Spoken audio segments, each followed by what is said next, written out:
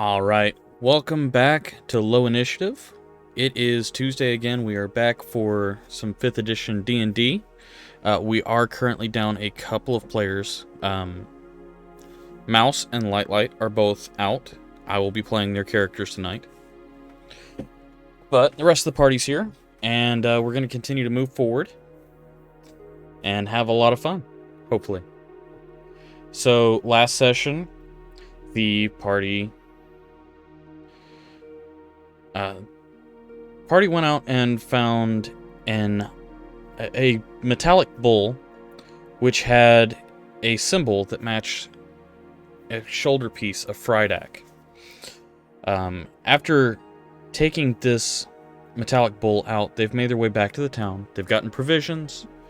They had a little bit too much to drink the night before, slept it off, and have met back in the morning for breakfast. Light and Mouse have rejoined them. And with that, I'm going to open it up to you guys. What would you like to do?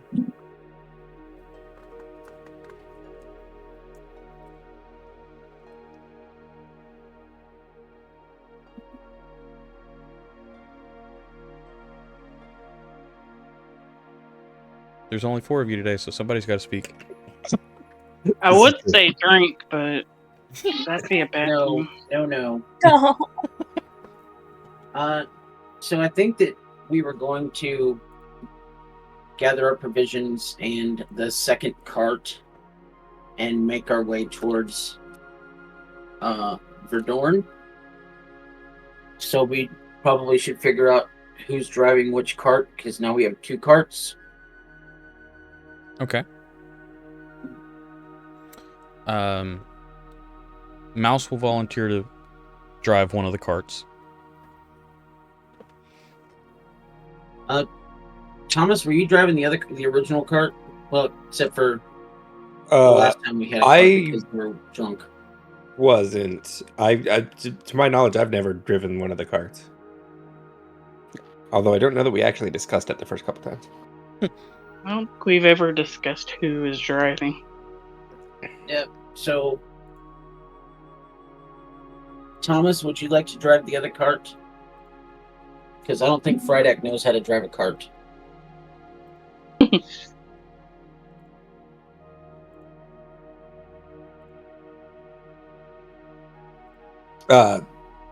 Sorry, was that Thomas? Yes, I was asking Thomas if you would like to drive one of the carts. Yeah, I could do that. So I guess with Thomas and Mouse driving the carts, we'll load everything up and start heading towards Verdorn. Sounds like a plan. Okay. So, as you're loading the carts up, Adram comes back up to wish you a fond farewell.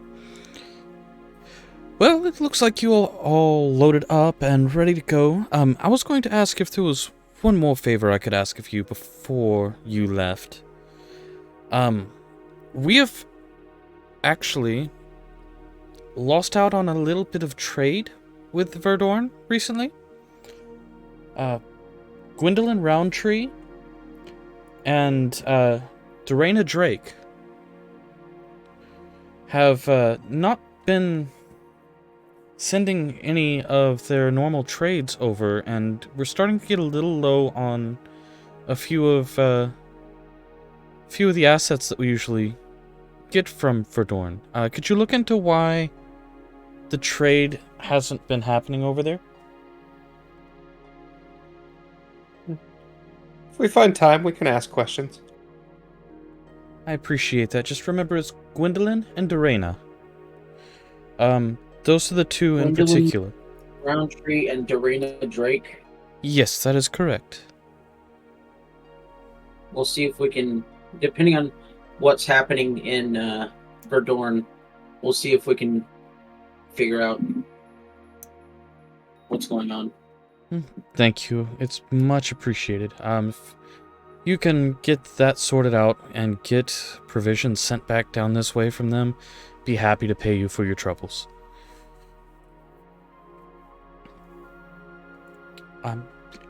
Other than that, I hope you have a safe trip. Verdorn is due northwest of here. Just follow the road along, and you shouldn't have any real problems on your trip.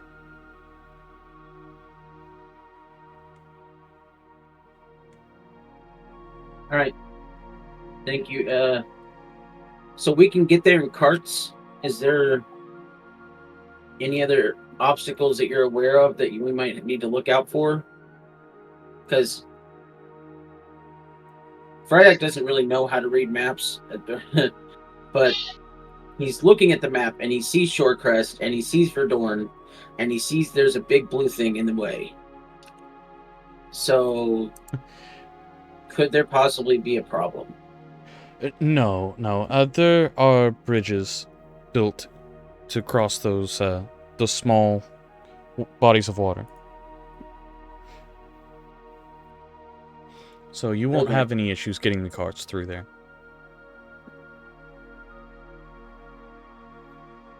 Any other questions I can answer for you before you leave?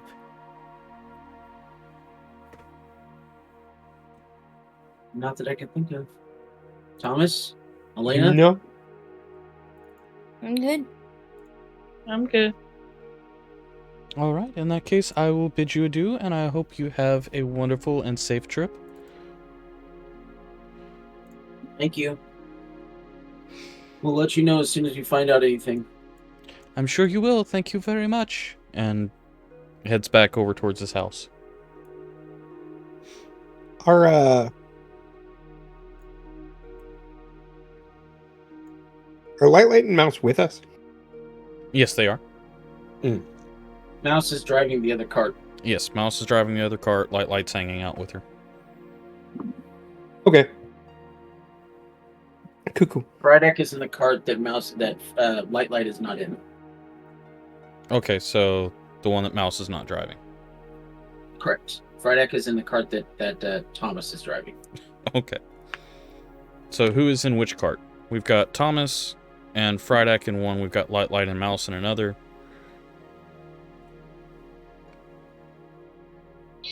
I'll ride with Light now. Okay. Then I'll ride with Thomas and Fryedeck. All right. Split it down the middle. Perfect. 3 and 3. I'm all alone. Oh. No, you have 2 characters. They just have a similar personality right now. Anyway. They're not talkative right now. I expect to hear their voices. That Well, is D-Wild's what just talking in your DM does, stream. isn't it? D-Wild's is talking in your stream, Trap. That's true. All right. So, you all load up and make your way out. Traveling along the road, I need a D4 for the weather, please.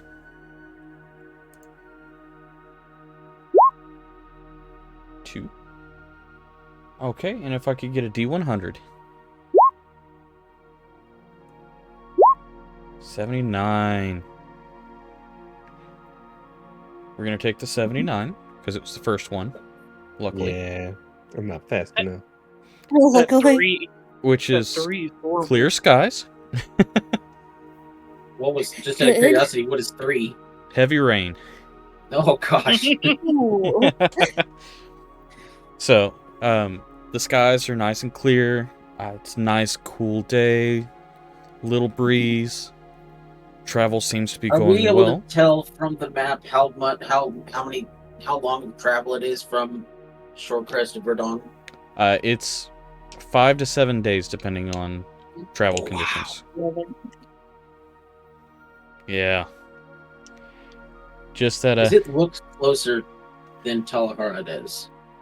Right. However, the conditions of travel are a little bit more harsh because Oh, Verdorn yeah. is on the outside of a swamp. Yep. Oh, fun. Awesome. All right. If I could get 2 D20s. Just straight D20s. These aren't like Yeah, just straight D20s. skilled. Oh gosh, there's 3 D20s. Okay. Thomas and Alina. 16 and 12.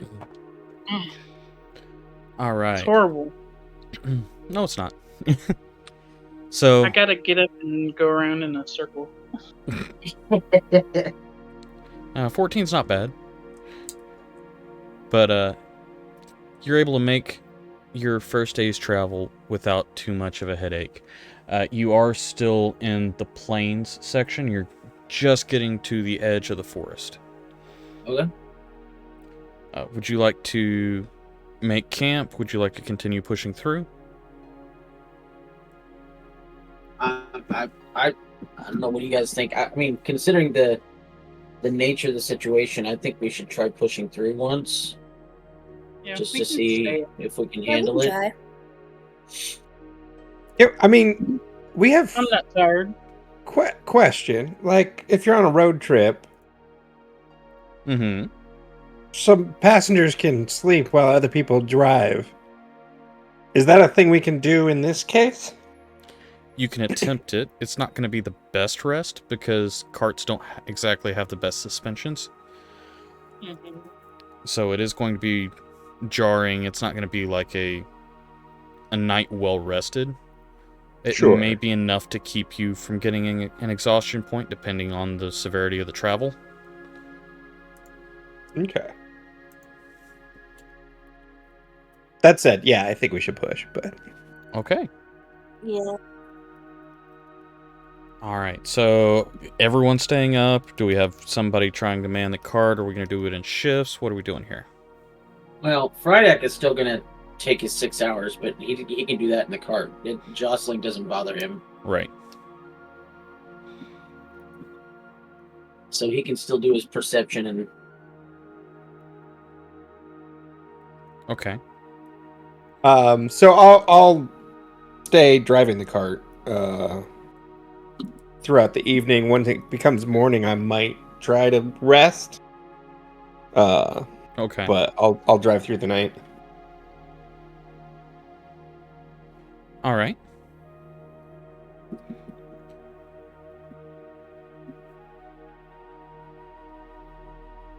All right, partway through the night.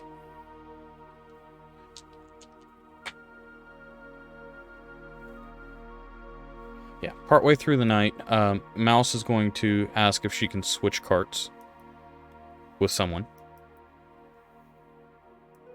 Light is currently driving. Mouse is wanting to get over and rest in the other cart.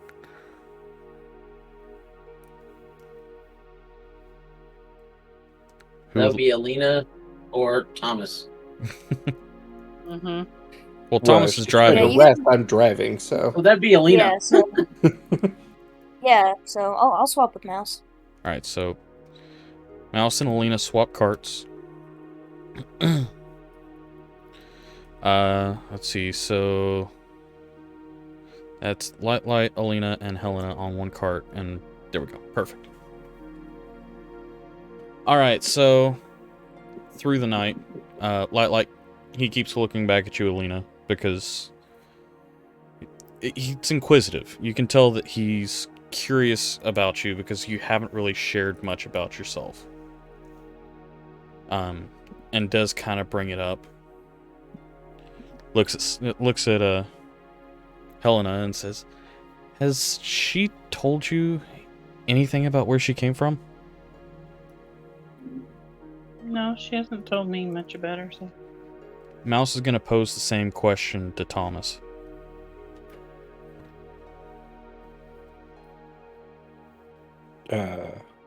No.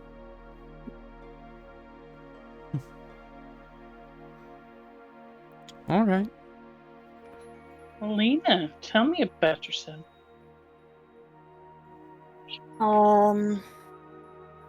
I've got curly red hair, green eyes. Like, what do you want to know?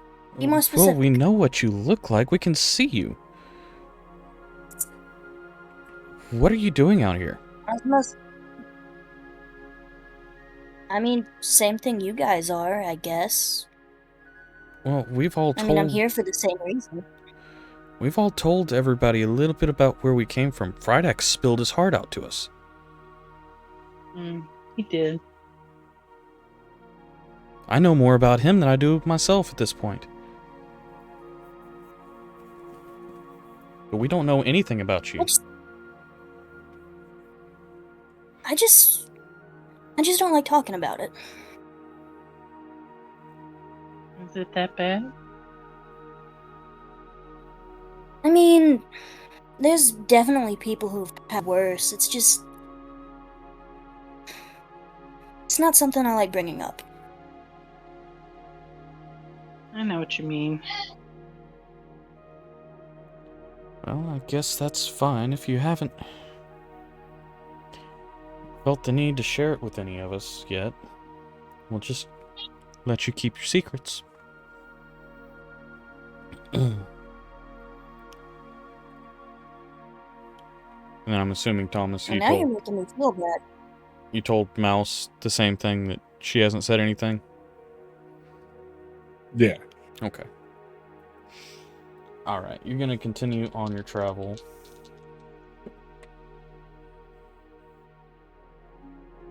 Let me get another d20 roll from somebody. Let's get it from Alina this time. I gotcha. Alright. Wyvern's attack. Now, who is resting right now? Is there anybody actually resting besides Frydek? I think you said that Light had somebody take over so that he could rest. Or no, Mouse I is thought you coming said over Mouse rest. was resting. Yeah, Mouse so- swapped cards. I meant any of the ones that I'm not controlling. Then no, I don't think so. No? Okay, so just Mouse and Frydek resting. Alright. Let me see how well it's going for Mouse. Not great. Okay. So, you make it through a 2-hour shift with no issues, continuing to travel well. Anyone going to swap out for another shift, or are you going to continue on the way you Or are? when is it now? It's 2 hours into the night shift. Oh, got it. Yeah, no, I'll keep going. Okay. Are you just gonna power through all night?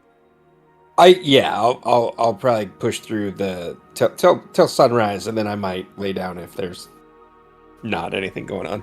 Okay. Anyone else going to take the opportunity to try and rest? I will. Okay. Roll a d20 for me. I need you to beat a 14 to be able to get a successful 2-hour rest. Oh, no! Uh-oh. Well, you attempt, but you get very jostled, and your armor Fall off the cart. makes a lot of noise, which keeps Mouse up. I was expecting the exact opposite, honestly. I was expecting you slept so well, you didn't even realize you fell out of the cart. No, you definitely did not get your 2-hour shift in there. Alright, so let's go to the next shift. We've got Thomas and Light driving. Helena, are you gonna rest, or are you just powering through? I'm just gonna power through. Okay. Light awake. Alina, you gonna try again? Not after last time. Okay. So in that case, we're just My gonna... armor's so loud. My armor was so loud, Mouse could hear me from the other cart. Yes. It was That's like having crazy. pots and pans. The other cart's only like 20 feet away, but it's like pots and pans banging together in the middle of the night. It's like having a toddler in the house while you're trying to sleep. I'm gonna ask Light if he wants to try to make a beat out of it and sing. He looks back and laughs and wiggles his wings a little bit. Alright. Well, if everybody's gonna just power through, then Frydek, you get your full rest, because your stasis does not require you to actually sleep. It just requires you to power down. So you get your full rest. Everyone else has a point of exhaustion. Oh, crap. How do I do that? So that'll be Get on your... On your character sheet, there's a section just below your hit points that says conditions. And if you click on that box, it'll say add active conditions. And down towards the very bottom, you'll see a little guy that looks like he's kneeling, laying on the ground that says exhaustion. And click to level 1. And so the rest of you know, at level 1, you have a disadvantage on all ability checks. So ability checks is like your skill checks. So like if you have to do an investigation, perception, stuff like that, you have to roll 2 and keep the lower number. Yep. Okay. That Alright is in then. fact how that works. Okay. So Thomas, you said you were going to attempt to rest through the night, through the morning? Yeah, so if someone else can take over driving this cart, I'd like to If you want to try to get teach some me rest. how, I'm rather exhausted. All right. I need you to make 4 d20 rolls. Beat a Dang. 15 on each of them to... you need to make 3 successes for it to work. Beat a 15 3 times out of the 4. Well, that didn't happen. No, No. it did not. So you guys have learned your lesson about traveling through the night at this point. Rest is not a thing that happens in these carts. Apparently the suspensions are terrible.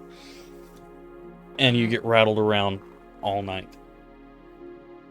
I need somebody to roll a d4 for me for the weather. And then a d100. I got the 100. Oh, Never mind. same. Gosh, okay. Alright, gosh, so... and the D4s are 4 and 1. Alright. The 4 came first. And then... That's not good. The 37 came first. On my end, mine came first. Okay. So, 37, light cloud cover, luckily for you guys. It's a very easy trip. I do need a d20, though. I'm not gonna roll this one. I got it, guys. I don't want your D20. Okay, never Ooh, mind. 19. Okay. You can I roll might good be for good. the group. You can roll good for the group, but not yourself? Okay. Noted. Alright, so you continue to power on through the day. You are exhausted. Your senses are a bit ill for wear, but you do make it through without too much of an issue. You've made your way into the forest, and you are starting to get into the swamp region. I would say at this point...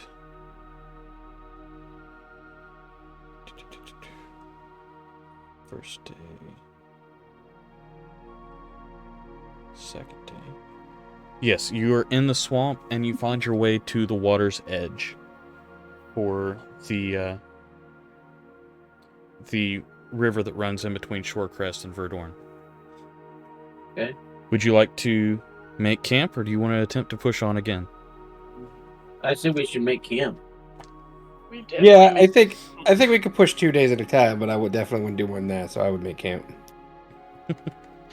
All right, I need somebody to make a perception check or a survival check for camp. How about I do that since I don't have disadvantage? That's a Wouldn't it pretty be more good fun idea. if we did it? And I get a plus 12 to perception, so I say Fred 27. does it. Goodness. Okay.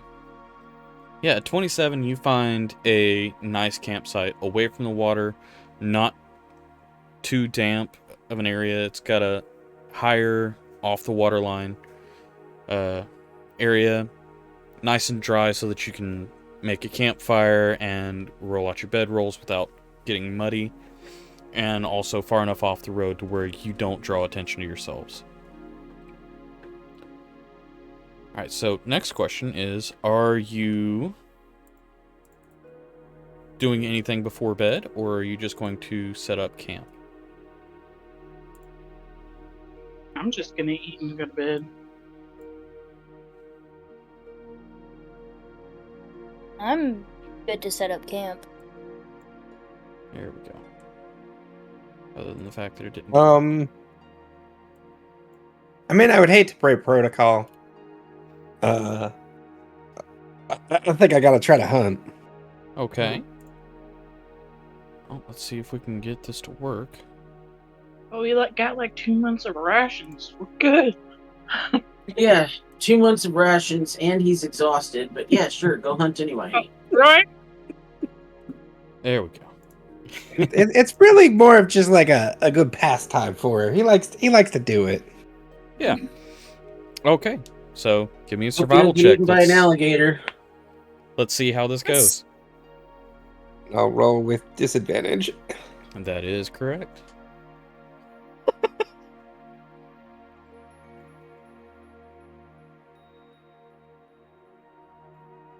Oh, why did that not come over? Oh, it did. Okay. Okay, so you got a 5. Wandering through the woods and the swamplands, you could have sworn you saw something moving through the brush, and you follow it. And you make a dexterity check for me. Or dexterity saving throw.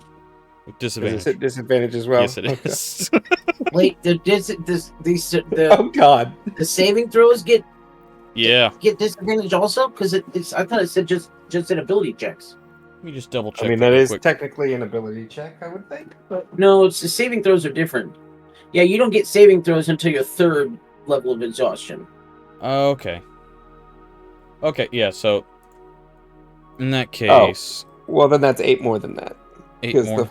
Oh wait, which one was first?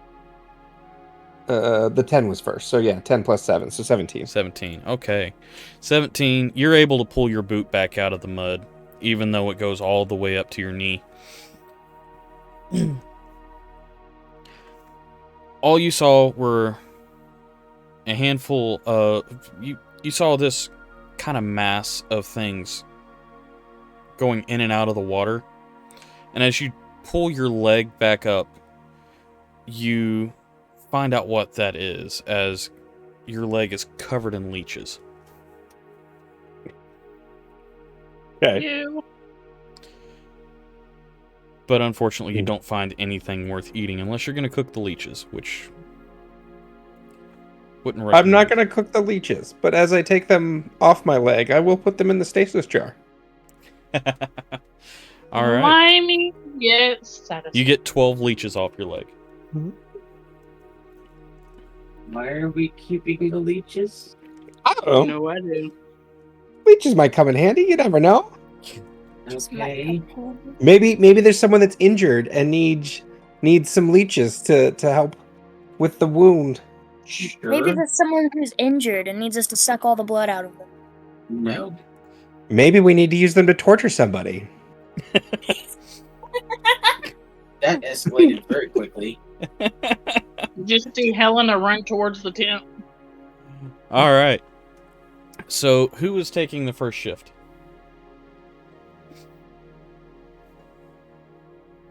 I will.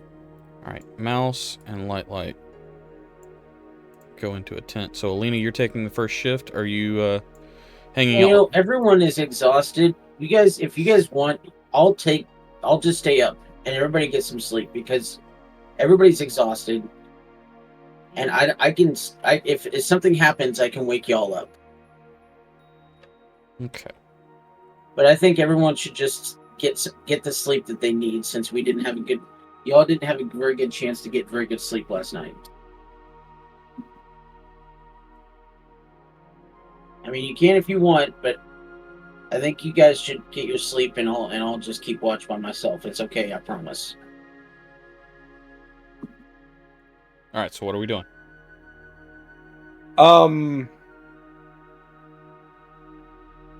I mean, if Rydak thinks he can handle it, I'll let him Yeah, handle it. I guess I normally would like sleep for the first 6 hours and then get up. Would that be enough to get a long rest, or would I still need to Yes. do? Okay, so I would probably do that like normal, because to be honest, Thomas wakes up early just naturally anyway. So I could join for the last of the 4, but Okay. if everybody else wants to sleep through, that's fine by them. All right. Okay, Alina, I got this. I promise. All right, I'll leave you to it.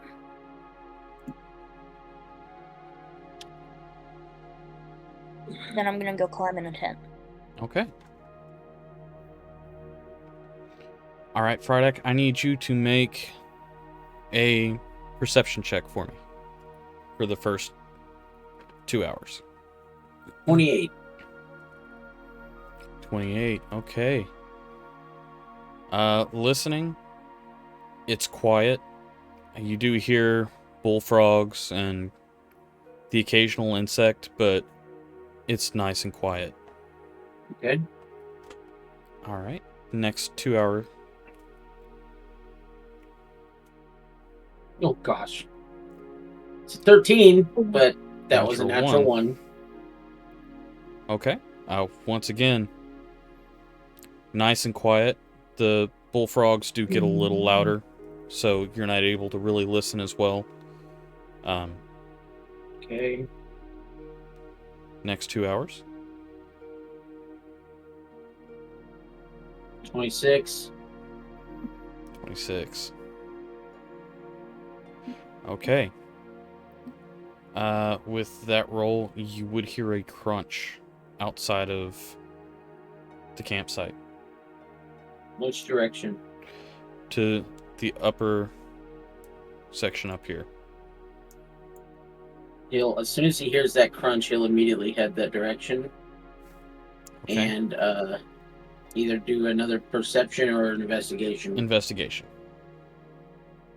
Oh, I only get a +3. 9. 9. You don't really see much out there. Let me just double check real quick.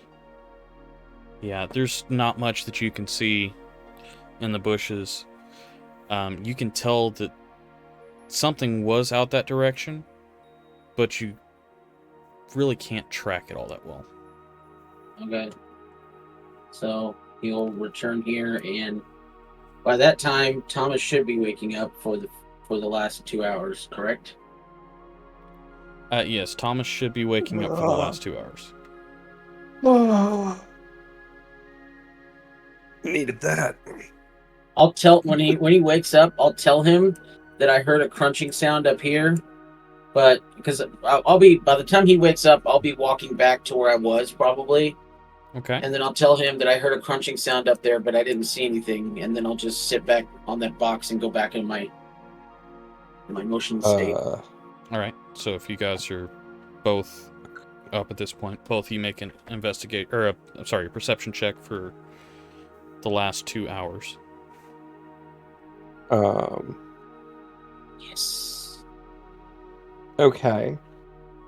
a 32. You can see the air. And a 19. Oh, 19.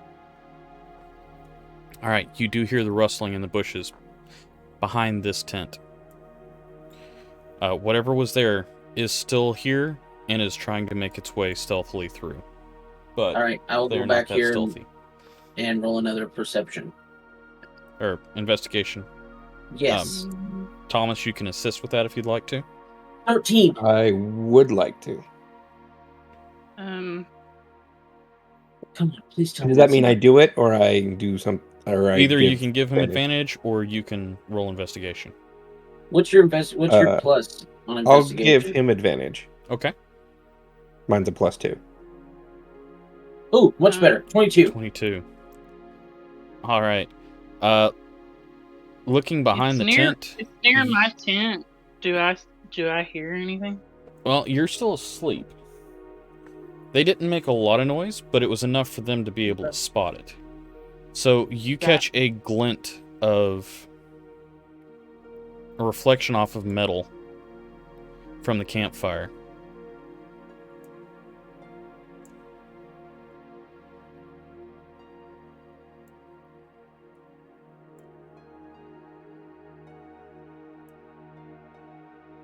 Right, and they notice as well. So I need you. Who are you? We're here for the girl. Uh-oh. You're here for the girl? I don't think so. And then immediately he just lets out this really loud, echoing scream. Wake up! All right, everybody, roll initiative. Anybody who is within earshot. Oh, I forgot to click my person when I rolled that. Do I still have exhaustion? No, you all have gotten the 6 hours of rest that it would take to eliminate that. Because you didn't have to take shifts, it's only 6 hours, and then technically you'll need another 2 hours of just low activity to complete your full rest. But yeah.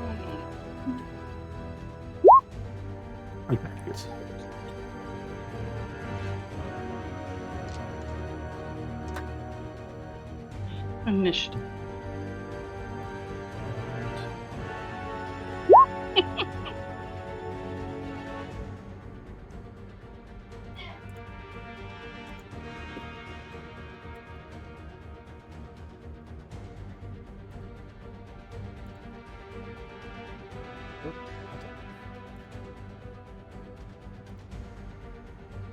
There we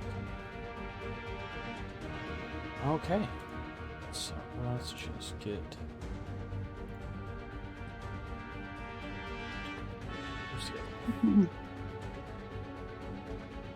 Real quick, is this supposed to be like a map or something on the screen? Yes, can you not see it? No. Can you guys see it? Yeah. You may need to refresh. I got you. Okay, so let's do this. Yeah, it's the normal campsite map, so. Yeah. We are very predictable in how we set up a camp. Yes, you are. It's like we set up the same camp the exact same way every time. Including the boulders.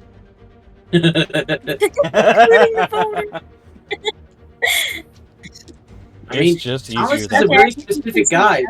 When we're setting up camp, he's like, all right, the tree's got to be over here, the boulder's got to be over there. No wonder it takes such high perception to find a good campsite.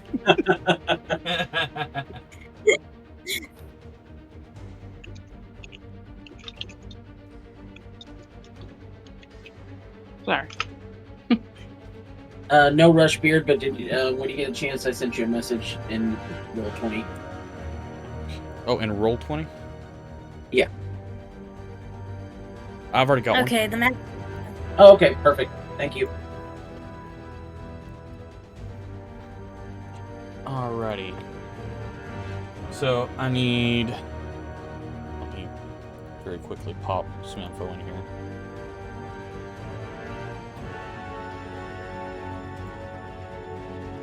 One.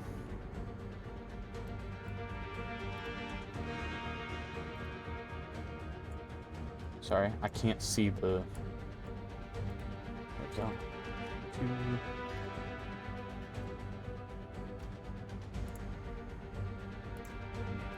G3.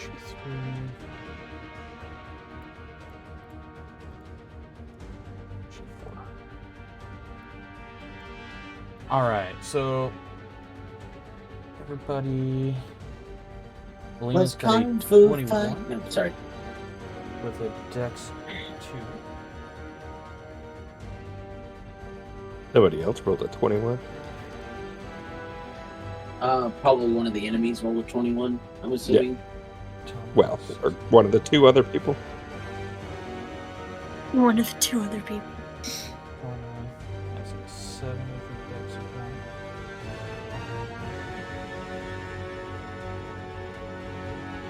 And where's Friday? 16. Dex at 3. Yes. Okay, so first up, we have this guard here,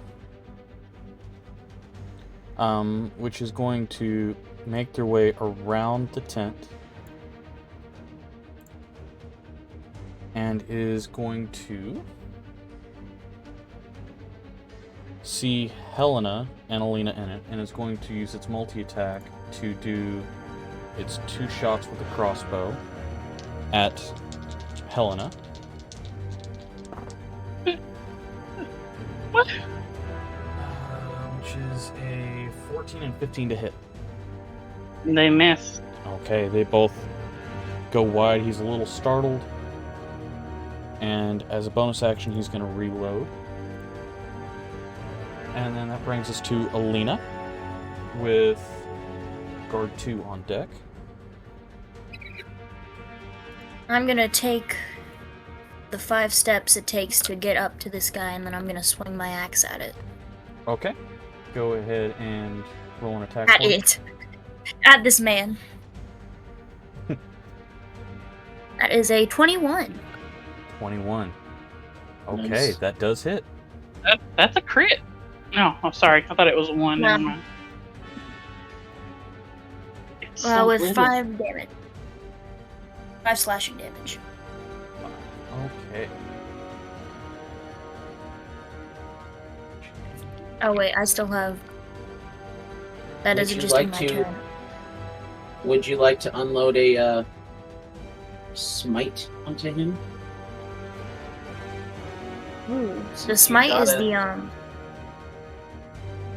Since you did hit, you can Yes, use it's a a spell bonus slot action. to Or unload so the you divine- can expend a divine spell slot to spell. do it. Whoa, what hold on, what did I just I'm looking through my spells and I've got one called Bane. What is this? Bane is basically does bad things to people when they try to attack you. I think. Let me look it up. I don't usually. It's one of the ones I can use, but I don't usually use it. Icky Uh, Okay. Up to 3 creatures of your choice within range must make charisma saving throws. The target must. Okay. So basically, you limit their ability to do attack rolls or saving throws by a D4. Yes.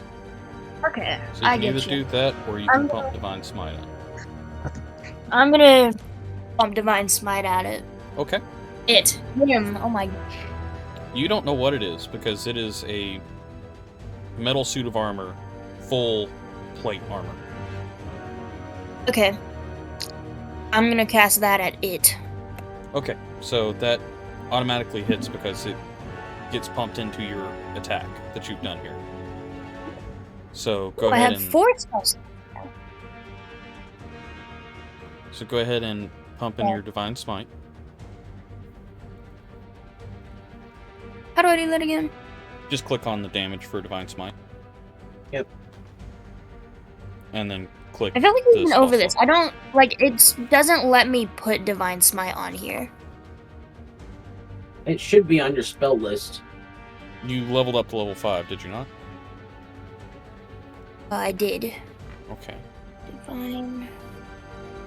It may be something that you had to add. Sometimes you have to edit your spell slots whenever you level up. Are you able to share your screen in voice chat? Yes. Hold on.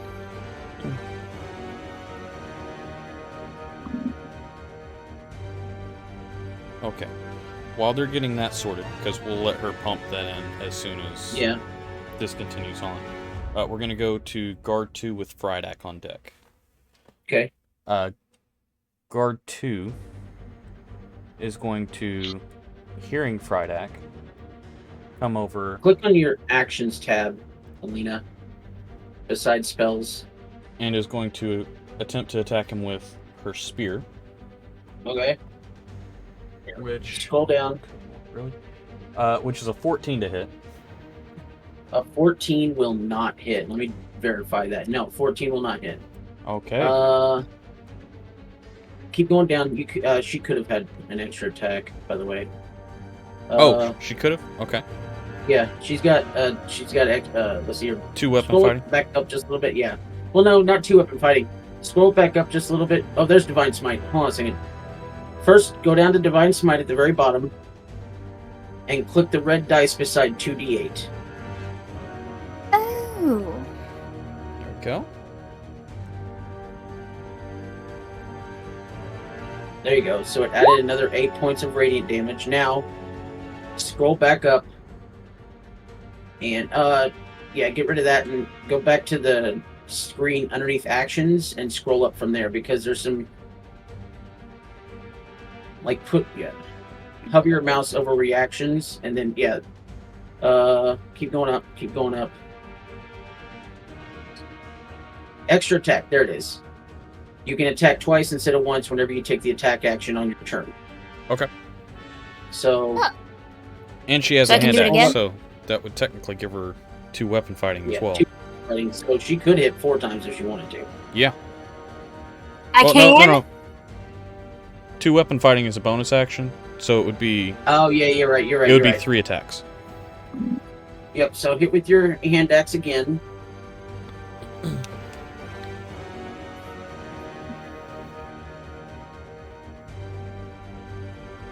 The 16. 16. 16 does not hit. I get to stop sharing. What's that? I asked if I was good to stop sharing. Yeah, you're good. Oh, yeah. Okay, so a 16 does not hit. And you should be able to attack one more time. I'm gonna do that then.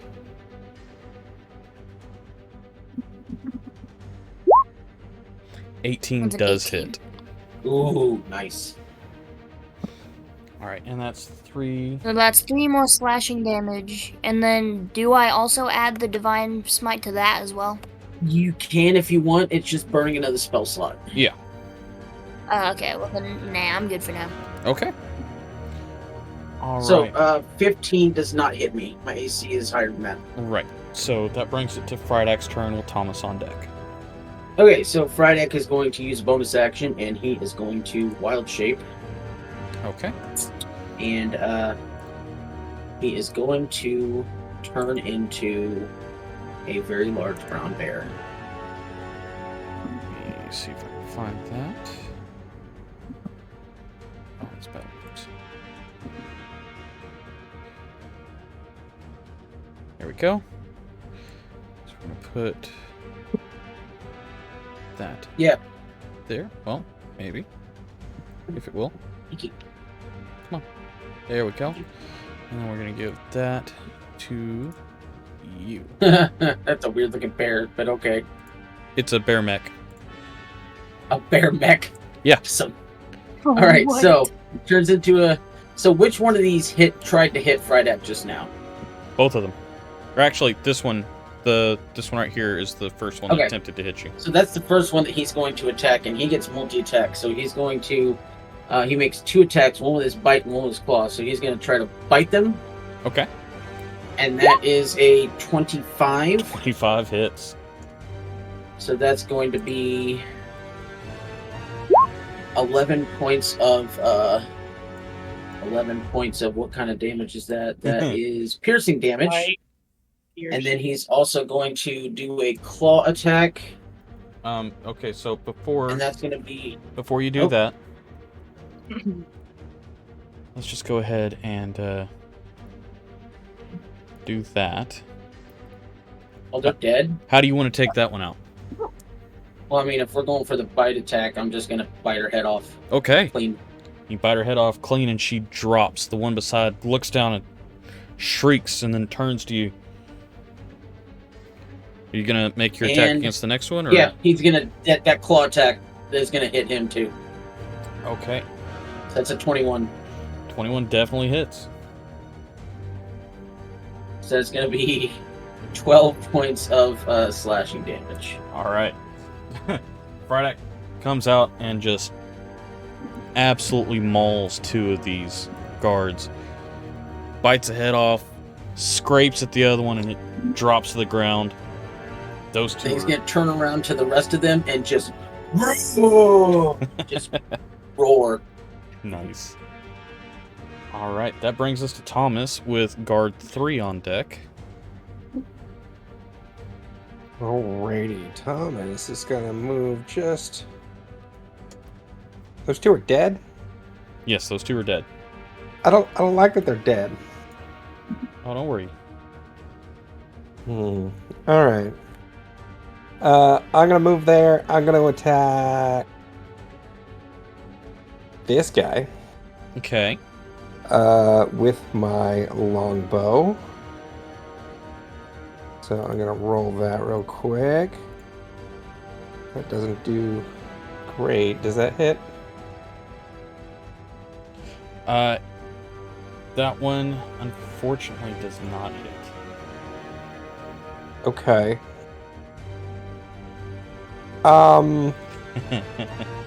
Question for you. Yes. Would I be able to, with the way you are doing things, run up and use my second attack as a melee attack, or would it want to be with? You can attempt it.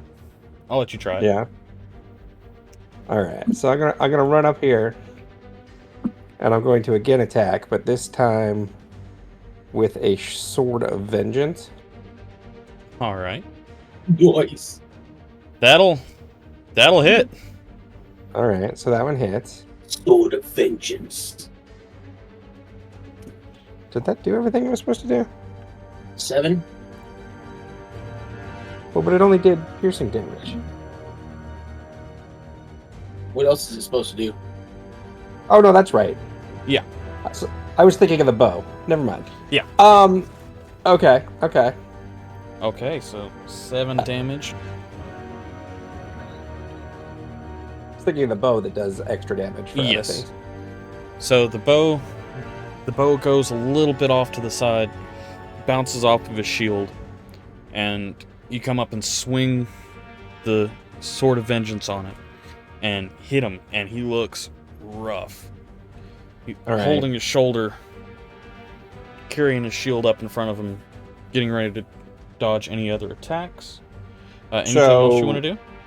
Can I use my bonus action and use my 2-weapon fighting? You can. It's sword of vengeance, 1 or 2-handed. Wait a minute. Sword of Vengeance is a one-handed short sword. So actually, you already did your first attack with the. Oh. I did an bow. attack, and then I did an attack, and then technically I have 2-weapon fighting too. Oh, So wait. I don't know You're if I a can do fighter, that or so not. you get 2 attacks at 5th level, right?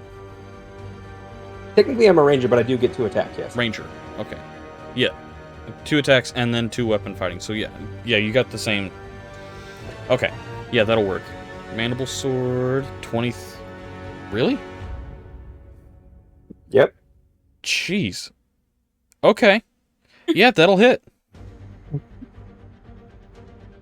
Just out of curiosity, why did you roll 2 twice for that one? 6 damage. All right, 6 damage. Oh, sorry, no, 11 damage. Oh, 11. Because it's +5. Yeah, that'll do it. So that one also drops. How do you take that one out?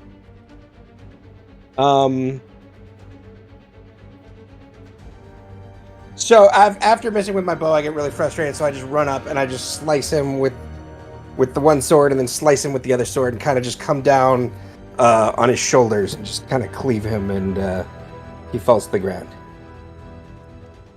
Awesome. So you watch Thomas come up and slice with one sword, slice with the other, and just kind of leave this X mark across this guard, and he flops over and pieces start to fall off of him. You're an X-Men now. Yeah. That'll end Thomas's turn.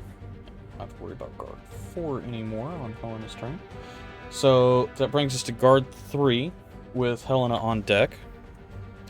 Guard 3, seeing that, is going to run over here and attempt to attack Thomas.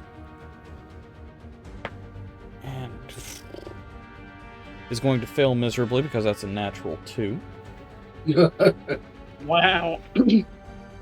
And going to use the rest of his movement to attempt to escape, which does trigger an attack of opportunity if you would like to do that.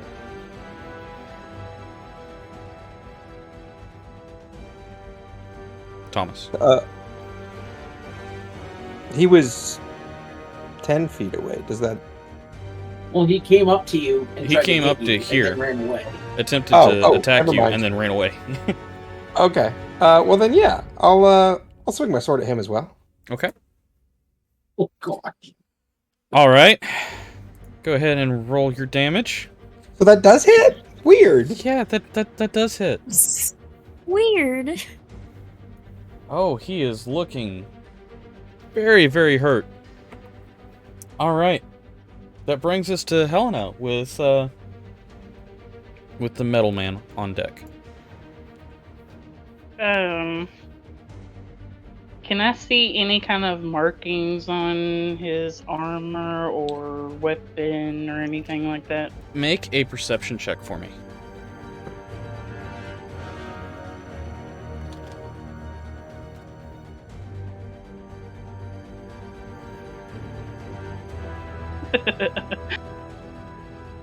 Yeah. So looking at his left shoulder, you see a red shield banner with a white tiger face on it.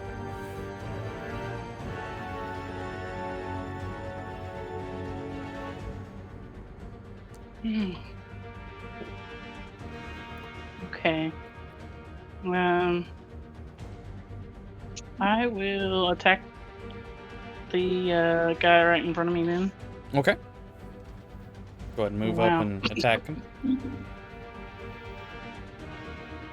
we go. 25 will definitely hit.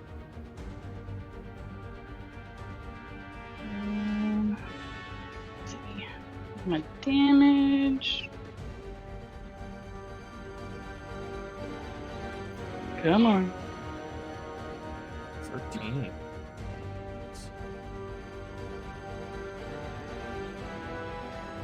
And I do get a second attack as well. Okay. Go ahead and roll your next attack. Choppy choppy. Yeah, I was gonna just do my great X. Does a 13 hit? 13 unfortunately does not hit. Never mind. All right. Wait, the 13 Wait. is damage. Oh yeah, yeah. Oh, yeah, It didn't come 17. over. 17. Sorry. 17 just hits. Yay. Well, she already rolled the damage. That was for my first. That was for the one, first so- one. Oh, 6. Okay, never mind.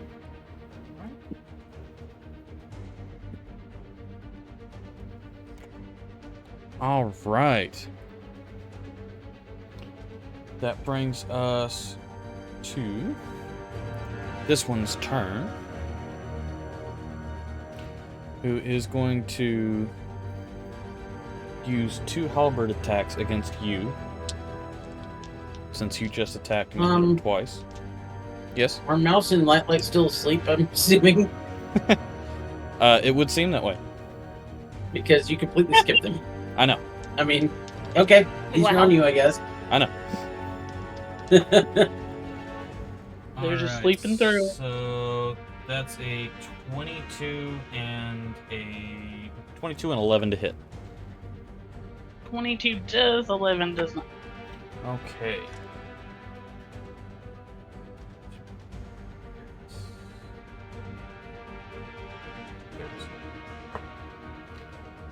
Okay.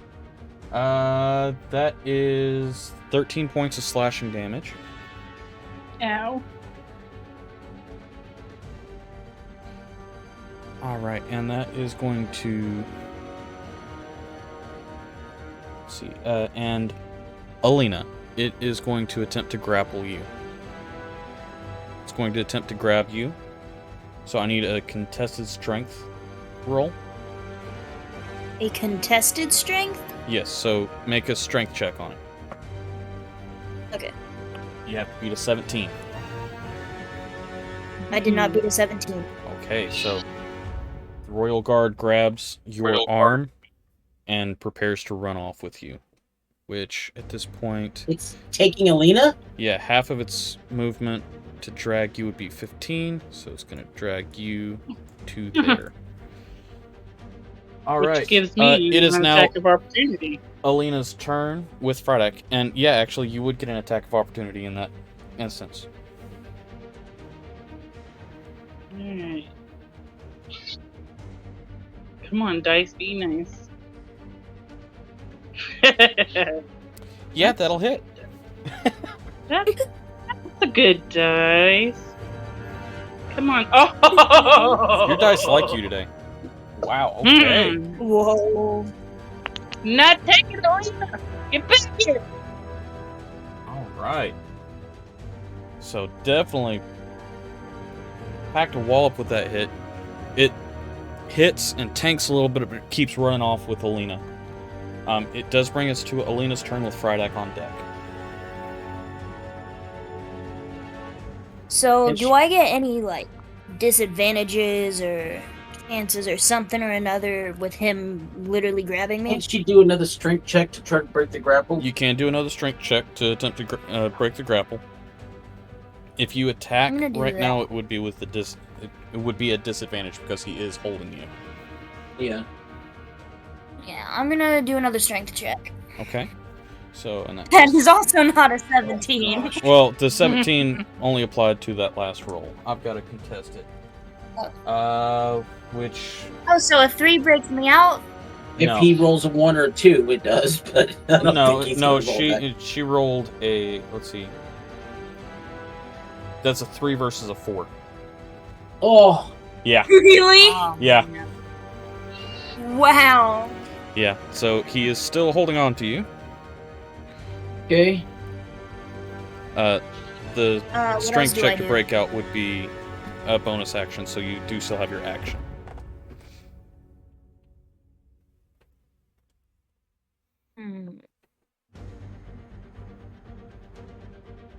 You have a grappler? Try to grapple me. I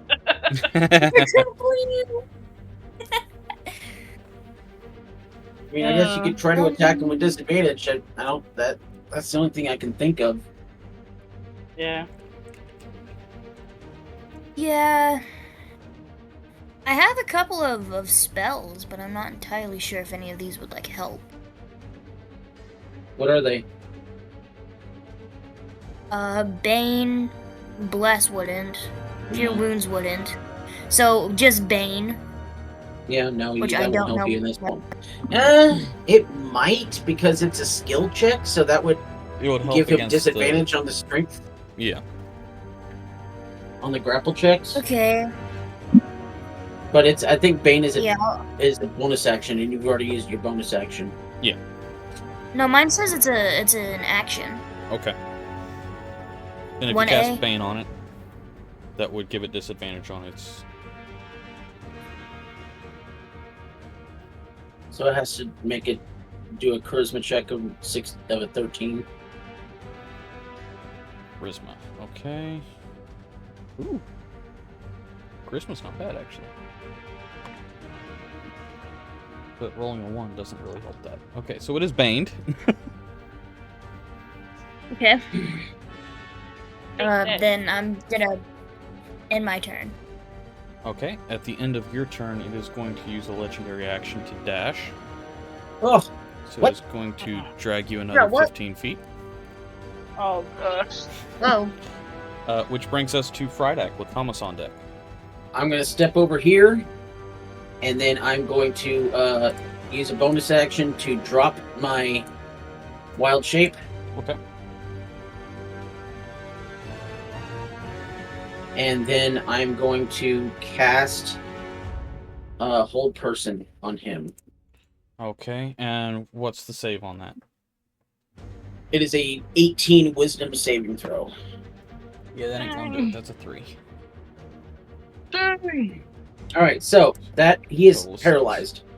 Choose a All human right. form that you can see within range. The target must succeed on a Wisdom saving throw. Will be paralyzed for the duration, which is up to a minute. At the end of each of its turns, the target can make another Wisdom saving throw. On a success. Blah, blah, blah. So it is paralyzed. Okay. for up to a minute, and that's the end of my turn. That's all I can do. Okay, that brings us to Thomas. All right. So Thomas, I feel like that might be too close. So I'll go to here, Okay. and then I'm gonna go ahead and try to shoot it with my longbow. Okay. Good.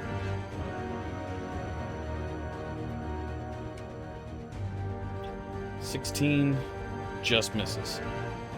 I'm gonna use my second attack to try to shoot it with my longbow. Oh. 22 does. Let me do something real quick. Get up and turn around. Yes. All right, yeah, that definitely hits. So go ahead and roll your damage.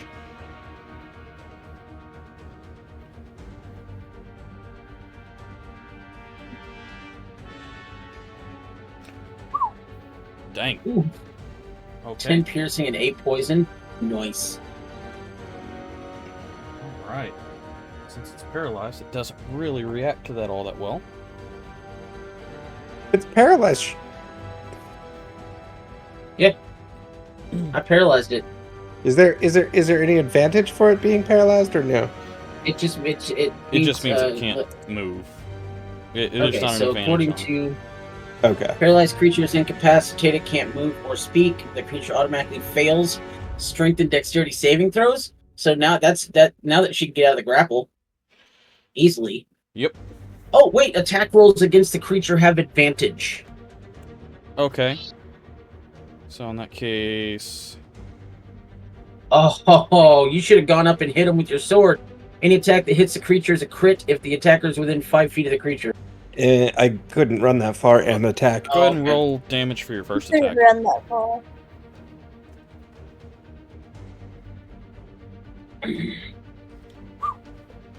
Okay.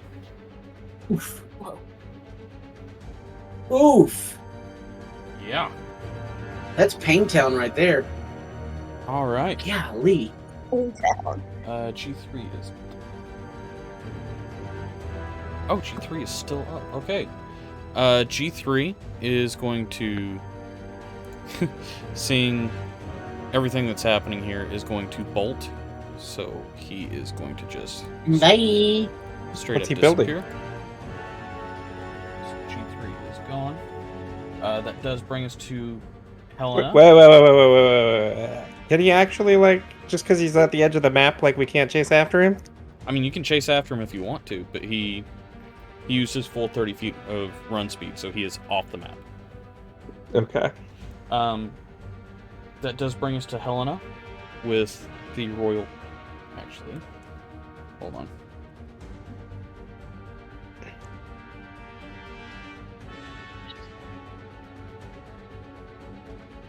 I guess if he's bolting, he actually gets the extra thing and does, like, Okay, so 60, right? he's going to use a He's going to use a legendary action to attempt to break this spell again. That's a charisma of what? 18. 18? Or no. Oh, to break the grapple? No, not the grapple. The Break the whole person. The the whole person. No, that's a wisdom saving throw of 18. Yeah. Wisdom. Okay. It's his turn already? It's his. He has legendary actions that can be used at the end of lame. people's turns, and that unfortunately does not do it. Okay. Aha! So that is now Helena's turn with him on deck.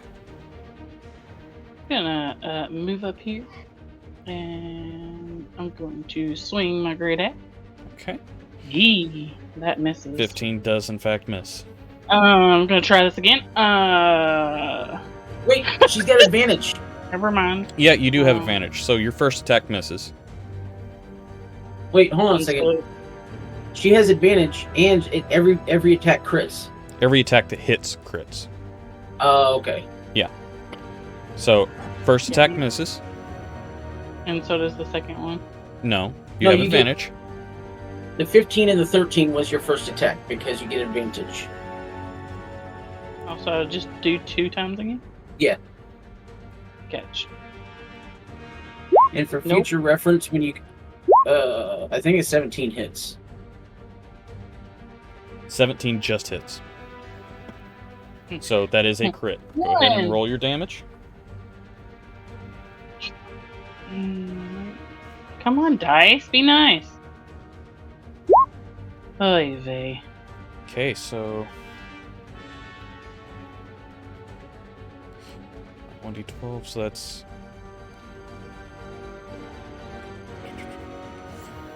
4 plus 4, so that's 12 slashing damage. Nice. All right, he is definitely looking rough. Anything else you want to do with your turn?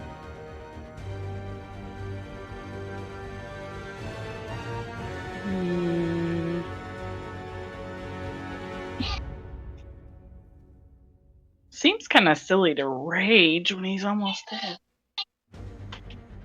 But I guess I could rage. Okay. He is trying to steal your friend. That is true. This is true.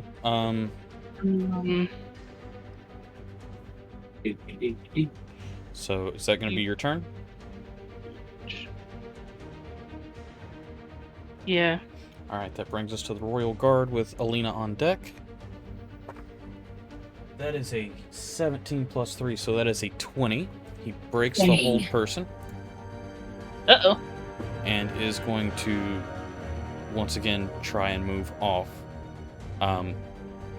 For the sake of this, we're going to say 15 feet past, because he is currently at the edge of the map. And Helena gets an attack of opportunity. Yes. Yep. Dice, don't fail me now. They failed me now. Yes. All right, so Uh, Helena swings and misses, narrowly going over the top of Alina's head. They're 15 feet out, still dragging Alina behind him. Okay. Alina, that does bring it to your turn, though. You got Bane on him. Okay. Break that I grapple. do have Bane on him. Yes. Wait. Do have Bane on him. That is a valid point.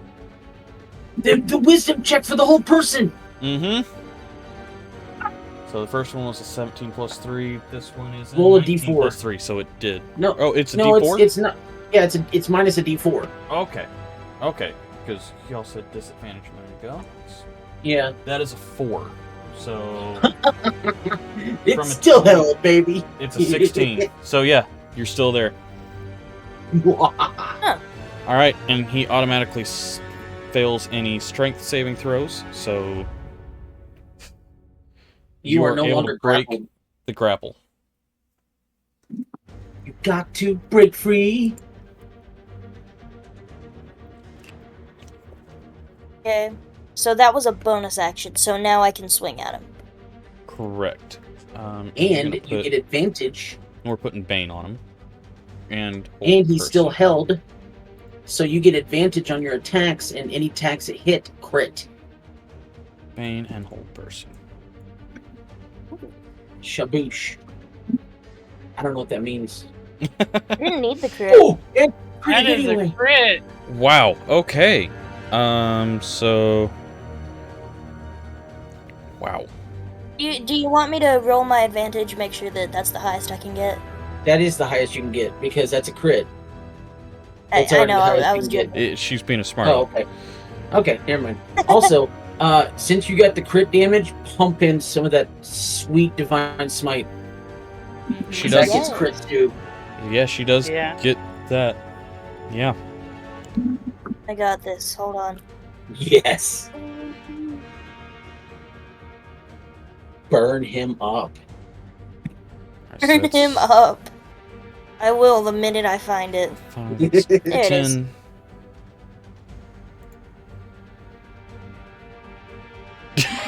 Smite me! Oh, my turn! All Alright, so that's 10 plus 20. That is 30 damage pumped into this guy. God. How do you want to do this?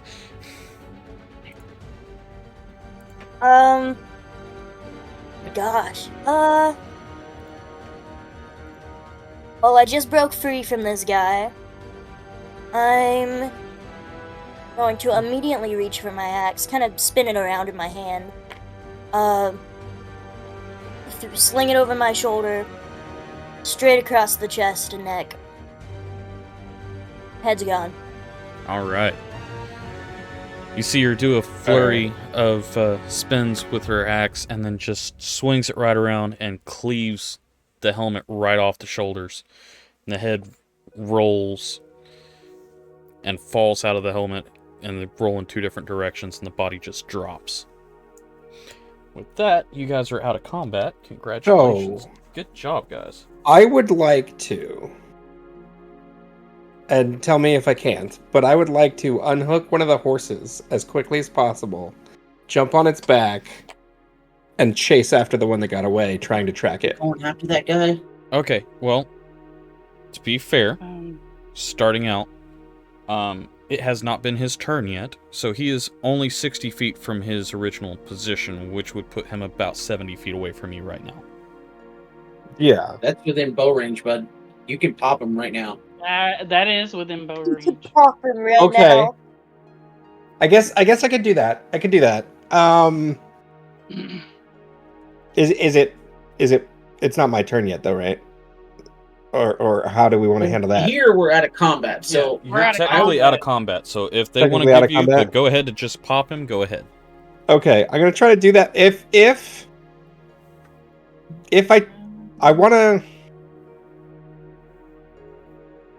I wanna use non-lethal damage. Okay. Oh, that didn't work anyway, so never mind. That one hits. Oh, it does hit. Oh, wait. No, that does not hit that Oh, particular. it doesn't hit. Sorry. Okay. But I do get 2 attacks, but that doesn't hit either. oh my gosh. Hmm. While he's Uh, doing that, can I? Actually, Thomas, look at how you rolled that. But still. Oh, I see. Okay. So, fix it. and Well, try that it one again. definitely doesn't hit. So I guess neither of my attacks hit. You said he's Oh, 70 you haven't feet seen away? it Oh, yeah, that definitely doesn't hit. yet. Yeah, that You said definitely. he's 70 feet away? Yeah, about 70 feet. All right. I'll do a guiding bolt on him. Okay. Go ahead and roll your attack. I'm gonna do a. Do I need to do a 3rd level, or can I just get away with a 2nd level? I'll do a 2nd level. 19. I think we should try to take him alive. That will hit. Are you trying to aim for a particular appendage, or are you trying to take him out? Can I do non-lethal damage with this much dice? I mean, it Cannot. entirely depends on what your... Oh, you did a higher level cast. I did a 2nd level. Mm. Upcasting it? Probably not. All right. Well, I mean.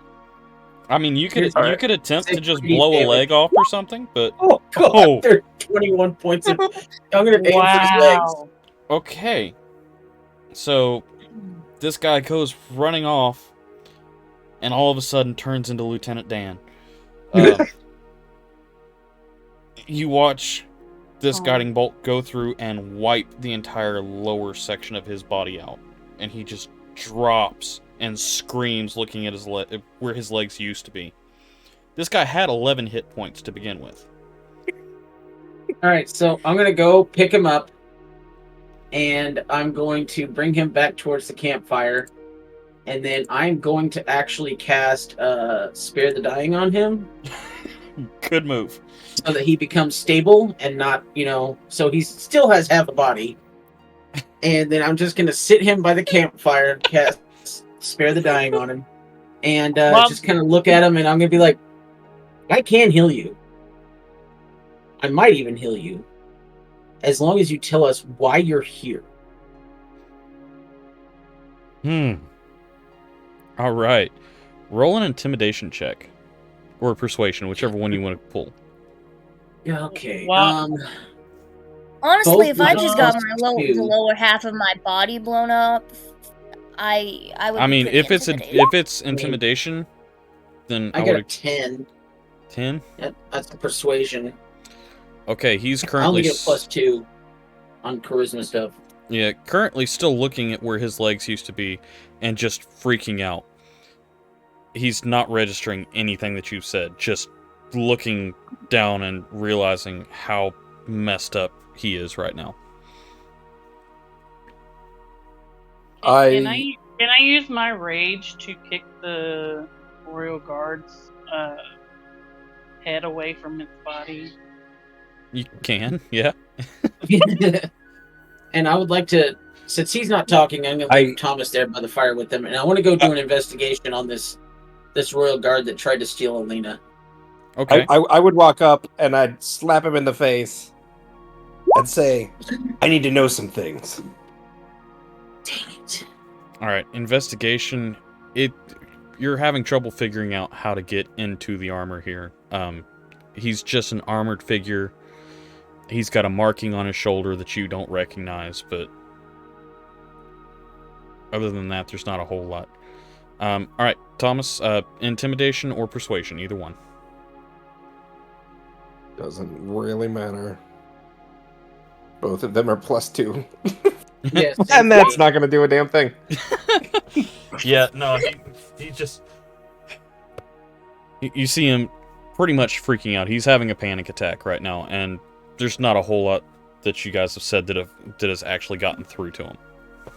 Alina, Can I try? you got charisma. Can you go try? Yeah, so Yeah. intimidation I'll try to or... intimidate him. Okay. Never mind. I mean, that's better than we've done so far, so. Yeah, it is a little bit better. You can kind of You said get it was his attention. intimidation or what? Or Oh, persuade. never mind. I get a +2 with all of them as well. Yeah. Does anybody else want to go Oh, attempt? okay. Ooh! There you go. Okay.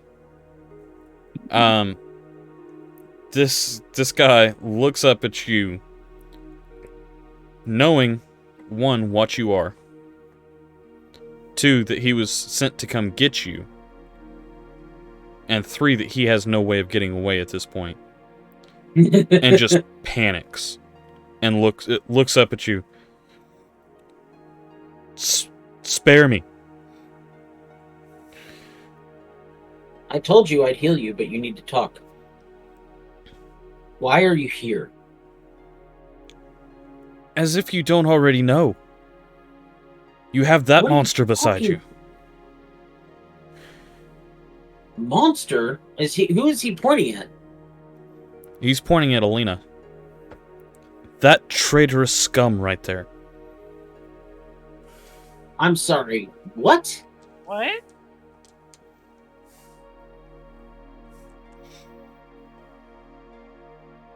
Have you not told them of your past?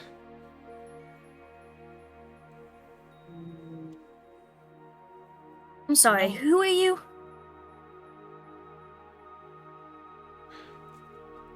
I am part of the Brown Cloaks. You My know eyes good are and gonna well who widen. I am. My eyes are gonna widen and I'm gonna stare down at him, clutching my axe.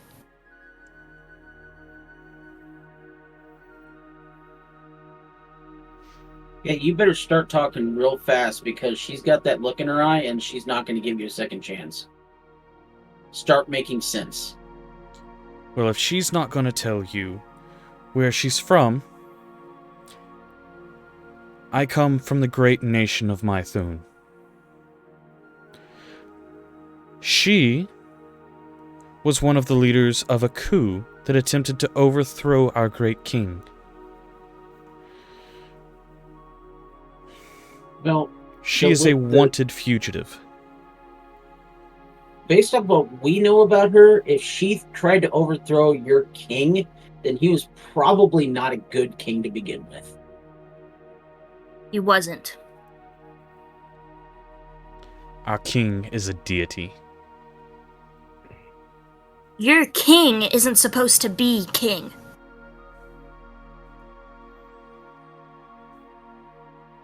Our king has made Mythun a better place.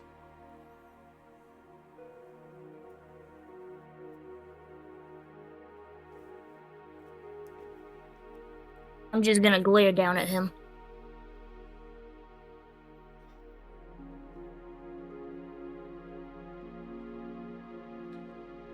You may want to find out more about who you're traveling with. This one may not be as innocent as she puts out to you. I'm going to tell you right now, buddy. We've known her for quite a long time, and she doesn't sneak up on people while they're sleeping and attempt to kidnap them in their sleep. She is a war criminal. She's dangerous, as you can tell from the state of our men. We did Actually, what we had to. I killed most of your men.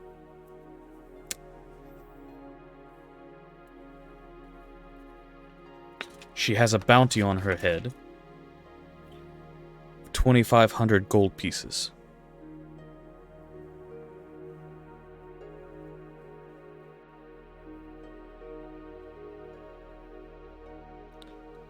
We came to take her in the night, because if we tried to take her in the day, well, obviously it didn't really matter now, did it? Yeah. She's protected.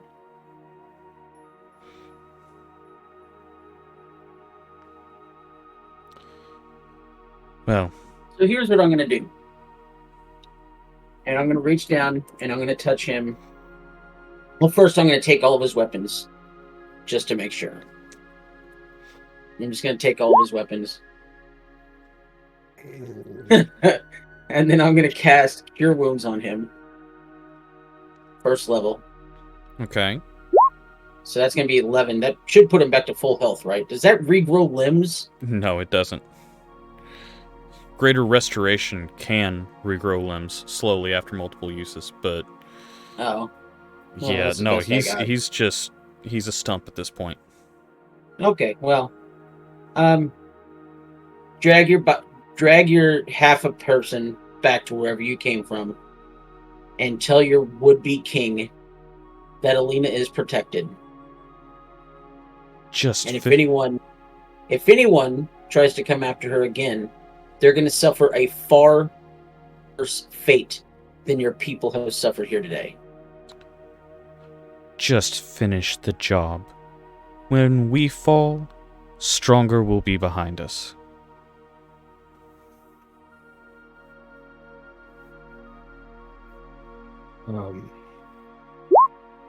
So, okay, never mind. That'll hit. Oh, God! All right. Oh, I mean, the first one gosh. hit, but Okay. she did say she was still raging, so... Yeah. Yeah. Okay, and for your second?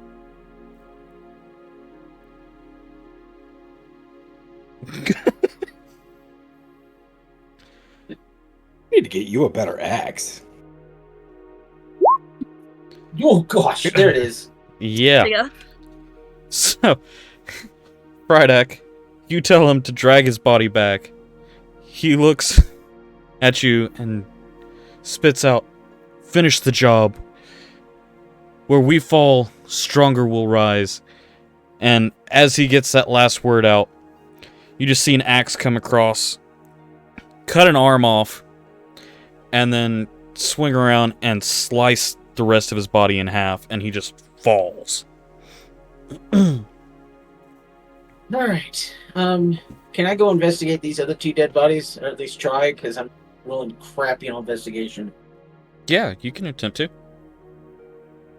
I mean, I would definitely try to loot everybody. 22. Yeah, that's what I'm trying to do. Okay. You find 50 gold, 15 silver, on that body, along with a spear and some very basic metal plate armor, like half plate. Okay. And do I have to do an investigation roll for each body, or could that be for the 2 bodies I'm standing next It's to? per body. Dang. Okay. Thomas, you Why don't is it so find much bad? on him.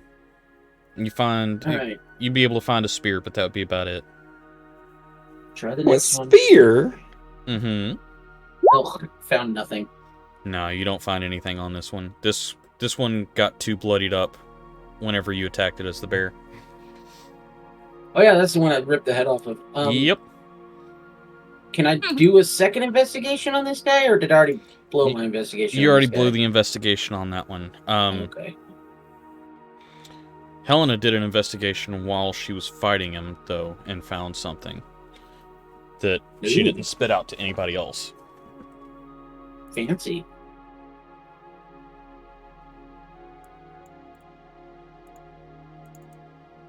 But she's also muted, so we can't hear her. I want to go give Mouse the stuff that I found from the dead body for the Oh. bag of holding. Well, this whole time I've been talking. That's funny. Well, that explains why we can't hear anything. The guy I just murdered, he was a dwarf, wasn't he?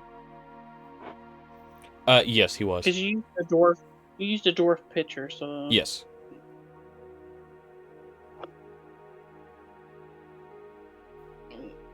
That might have something to do with Helena's rage. Just saying. So now that everyone's dead and we've kind of... Sorry, go ahead, Helena. I'm sorry. No, you're fine. The royal guard, he had a what was it? Tiger with a banner on his armor? It was a red banner with a white tiger face, Yeah. which Alina knows what that is. Mm-hmm. Let's see, trying to think of who might have traveled. Thomas, you could roll a history check. Helena, you could roll a history check, actually. I am kind of from here. I don't know how good of a roll I'll do. Thomas with a 12. Thomas, you would not recognize it. Helena, you would. This is a King's Guard from the nation of Mythun, which is between your hometown and your destination town. Uh-huh. It encompasses the peninsula that has Mythun, the 2 towns to the north of it, in the Kamchatka Peaks, and the entire island directly to the left of Mythun. So now that everyone's dead, and I'm gonna go talk to Alina. Okay. And what was the thing about Mouse? Oh, I just wanted to go to Mouse and give her the gold and silver and the spear and the plate armor that I took off of that one person to put in the bag of holding. Okay. She kind of rolls over and thanks you for it, and Goes back to sleep. Yep. Goes back to sleep. All right. Wow. So, Alina, we've been traveling for a little bit, and I said a lot of things to that guy, but I mean, I was just trying to intimidate him. I understand that you may not want to share your history, and that's fine. If there's things that you don't want to tell us, we're not going to force you. But we've gotten to a point now where our lives, our collective lives, now may be in danger. Because if they're sending people like this guy to try to kidnap you and bring you back, I don't buy for a second any of his war criminal, our king is a god bullcrap. I don't buy any of that for a second. But you have to tell us a little bit about what's going on. Because now our lives are in danger.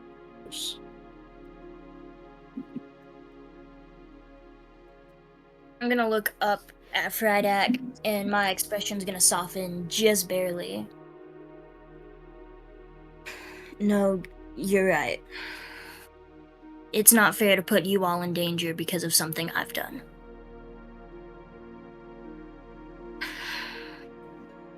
Question is where to start. The beginning's always a good place. Well,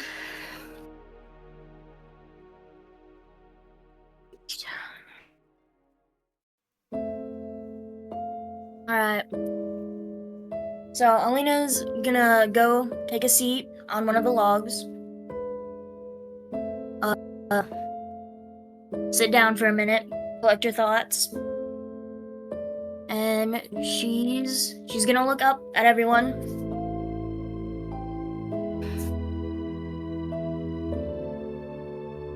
Well,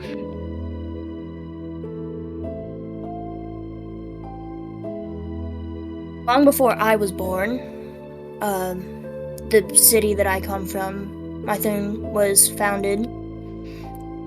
It was mostly just founded by one guy, who was the real king, Sorcius. And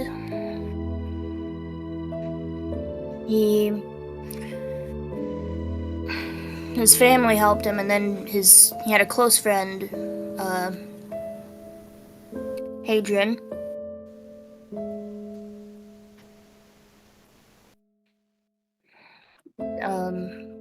Who he deemed his trusted advisor. Skipping a bit, the town grew, was a pretty big town,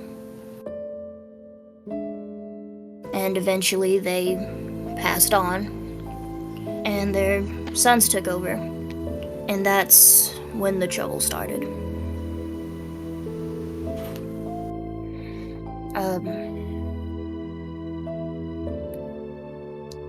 Zorcius' son, his name is Korzior. He took over as king, and Hatrin's son, Mishon, took over as the advisor. And of course, as time went on, Korzior he married, had a son, all that stuff. Normal stuff, king stuff.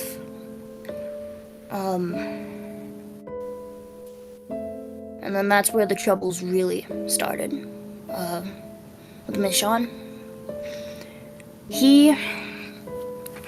I don't know if it was jealousy or just a longing for power. He started to throw out rumors. I don't remember which one started it all, but he slowly broke down the town and started to divide them and have them turn against the king. And of course, the king was unaware of who started them all and sent his guards out on patrols trying to figure it all out. One night, while all the guards were out, Mishon broke into the palace using his authority or whatever he had. He took down the king and his wife. And being honest, I'm not sure what happened to their son, Kosis. I'm not sure where he went, what happened there. He may have died. Anyways, Michonne took the throne. He's the so-called king that the soldier was talking about.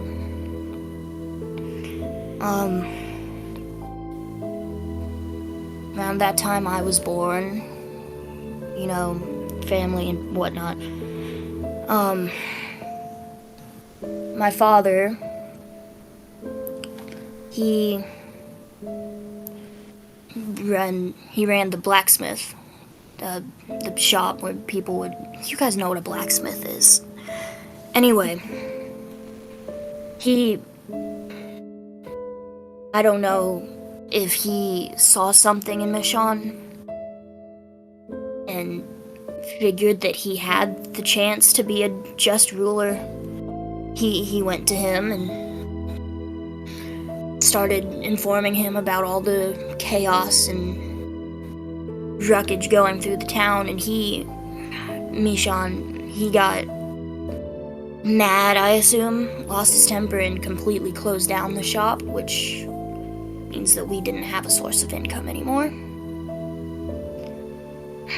And I, at my age, didn't know much about it, but I knew that it was his fault. About that time, a resistance started to form, and me, being the teenager I was, decided to join in an attempt to earn money for my family, but to also take down the self-proclaimed king. And that was fine for a bit, until one of our very trusted members was revealed to be a spy, and we got ambushed one night. So many deaths. I was lucky to make it out of there alive, and I haven't turned back. I wasn't aware that they knew I was still alive, and I didn't think that they'd come looking for me. Are your parents still alive? I don't know. My mother died whenever she gave birth to my younger brother, but as for my father and my brother, I have no idea. I haven't heard anything from them.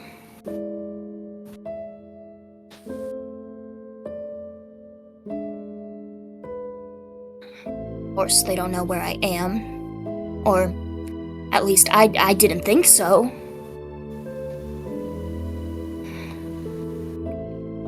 But apparently they do. Yeah. Or at least someone does.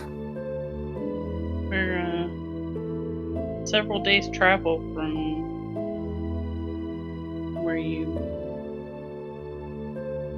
lived. I mean, based on the map, I'd say we're probably a couple of weeks travel, maybe. Yeah, if Short Crest of Verdorn is 5 days, And that's going to be that's from almost there a up month. to Mayathun is probably close to a month. That's pretty accurate. Well, now that we know what's Still happening, maybe once we figure out what this whole asteroid situation is, maybe that's something we can possibly look into doing, is helping you find your family. And if they're still alive, getting them out of that situation.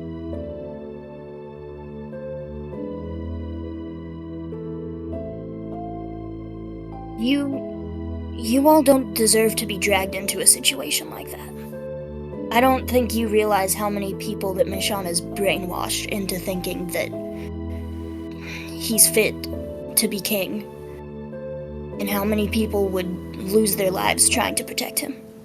If I step foot back in that city, I'm as good as dead.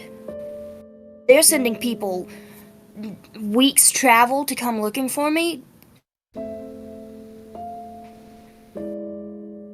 Well, I mean, we can stay away if we don't have to go. But I have a feeling the only way to stop them from sending more people is to go and confront that situation. Possibly rescue your family. We are all friends here. I mean, all we've done since we met up is help people. And I don't see this as any different than the bugbears that we helped, than the kobolds that we helped, than all the guards that we helped in Talahara. I mean, this is kind of our thing now, is helping people. And if I can help you get back to your family, then I want to do that.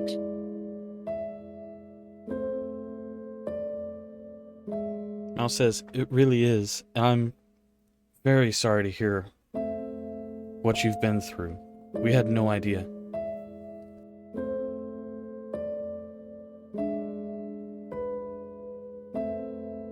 You guys would really put your lives on the line to help me? Like, We've done I it for some understand the- bugbears. Why not you?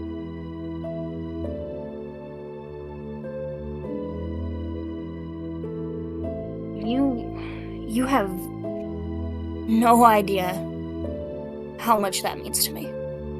Really. I mean, it's If- something that you do for your friends.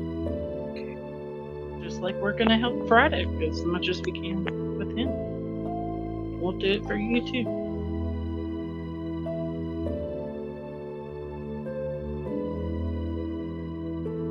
If that's the case, then after we sort out the asteroid, I wouldn't be opposed to going back. Just this once. So I have a DM question. Yes. So from what I understand, was that the final part of the long rest? Yes, as Was you when those all people can, attacked? as soon as she finishes telling her story, the sun rises, and that would have been a complete long rest. Okay.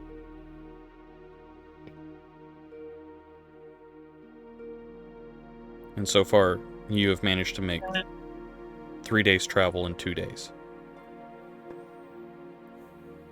Ew. We only, risked our lives.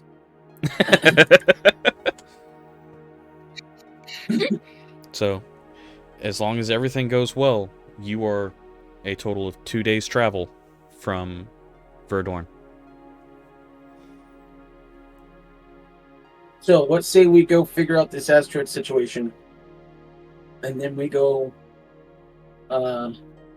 talk to these yahoos up in Mayathun.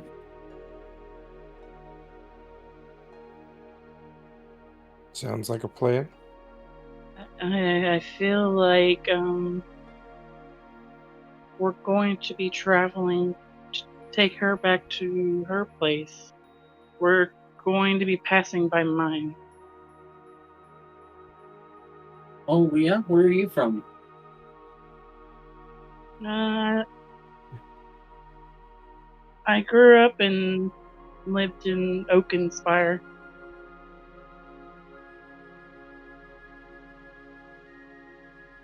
Well, maybe if you have family there, maybe you can see your family as we head up to Mayathun.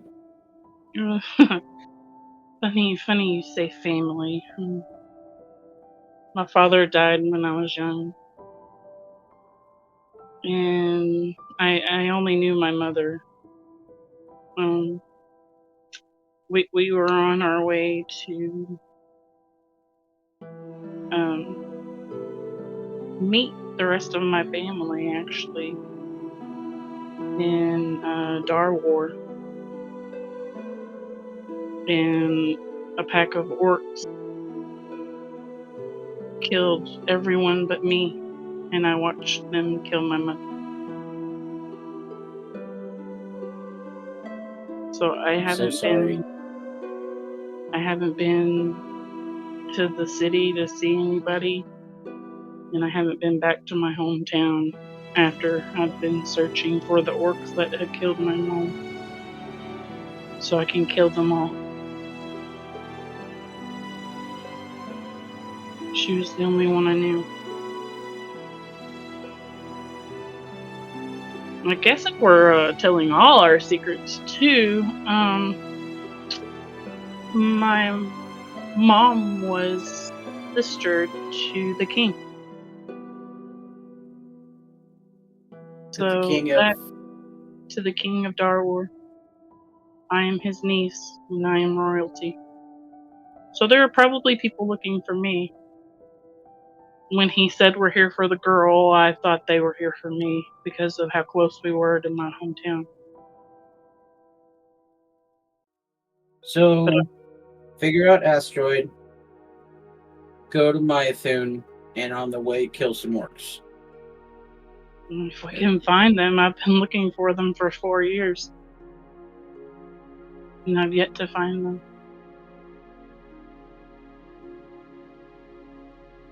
That sounds like a good plan.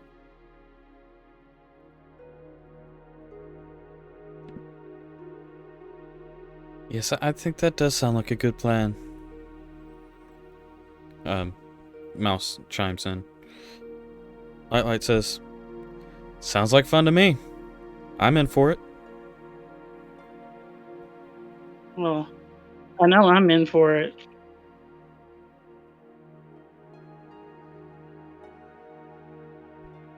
Let's do it. So should we pack up camp and head towards Verdorn now? Maybe we can push through and have as lucky a time the first half of our journey that we did the second half, as we do the second half. Hopefully we have better luck. Yeah. That's true. Alright, so are you Let's do it. all packing up? Let's pack up. Yeah.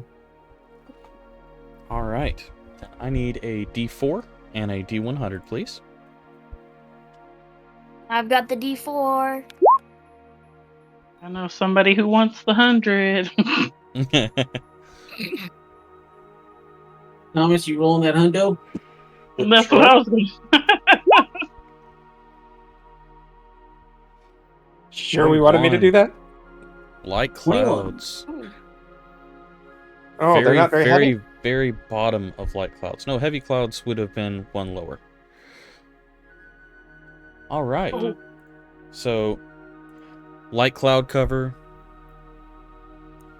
Nice day. So can we say that during the day that either Thomas or whoever taught Frydak how to drive the cart? I mean, yeah, it's a fairly easy thing. They can point you into pull this way, or pull back. Well, we know Mouse really loves to teach you things, so. So that way, whenever it comes time for us to push through, that Frydak can drive the cart and give people a chance to sleep. Okay. Mouse looks a little confused whenever you say that, but smiles and hops up in the driver's seat and shows you how to run the reins. Try to sleep anyway. Yeah. Didn't work very well last time. Alright, so I need 2 D20s, please. I'll roll one. Oh gosh. Remember, this is just a matchup. Yeah, it's a match game. I keep forgetting about that. Alright. You're able to make your way through the swamp without too many issues. it gets a little muddy in places, but nothing that the cart can't handle, and you're able to make your way through. At the end of the day, you make your way within sight of the bridge. Is this like the main bridge to Verdorn? The main bridge, let's see. You went from Shorecrest, you went through the first day, you went through the plains. Overnight, you went through the forest and got to the swamp. Next day, you made your way through the swamp and up. And then today, you made your way to the actual bridge, which crosses over, which will give you a day's travel to Verdorn. So do you guys want to try to push through again? Now that I can drive the cart, I'll it go may, for it. it I'll may do make it. things a little bit easier. Or Did you say or? I said sure. Oh, okay. I was like, or what? All right. So we're just attempting to push through. There's no attempts at rest or anything inside of the cart. I mean, it's up to you guys if you want to try to rest. It might be a good idea to try to get some sleep. Worst Okay. case scenario, we don't. Anyone Yeah. who is attempting to rest, go ahead and roll a d20. You need to beat a 15. Is there any way I can take my armor off? You can. So it It does take. It Lots takes of- a minute to take it off and a minute to put it back on. So if you do run into combat, you will be unarmored. For 10 Helena rounds. did not go well. And yes, 10 rounds to put your armor on. Oh gosh, Friday went. 10 rounds is Fried wild. act. I'm gonna sleep with it on. You don't have to roll these because it doesn't matter if you get rattled. You're just shut down. Oh yeah, that's right. Although, can he be shut down and run the cart? At the same time? Who's running Well, I the was cart? gonna. I guess Right? Who's running the carts? I'll run one of the carts. So actually, I won't roll for these. Okay. So So it'd be interesting. Thomas is running the cart. Alina. So far, nobody has succeeded. Frydak is resting because of his specific Yep, type of 6 rest. With I that roll. guess Light will run the other cart, and Mouse will attempt to sleep.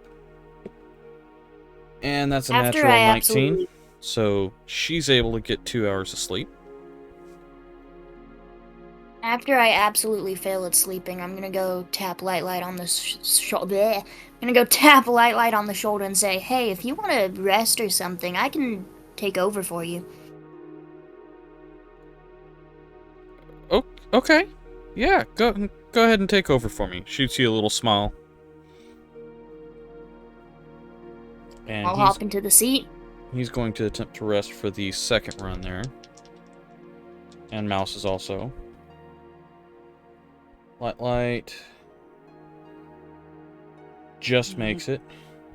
And then Mouse rolled a natural 18, so she makes it. Anybody else going to attempt to sleep for the second?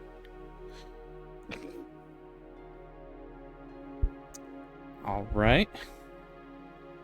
I'm gonna say light snoring just kept me up. Yep. Alright, so I'm going to attempt 1 more for Mouse and 2 more for Light.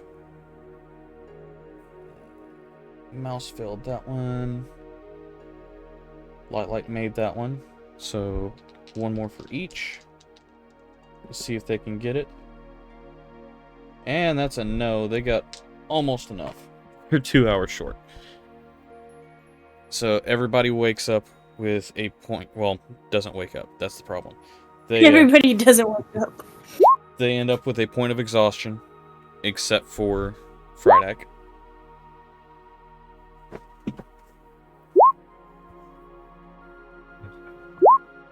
Helena just stares at Light like she wants to punch him. Light just looks back at you and smiles and waves. I'll wave, boys. I'll wave. Alright, so on top of that, I need 2 d20s and a d100. I want the 100.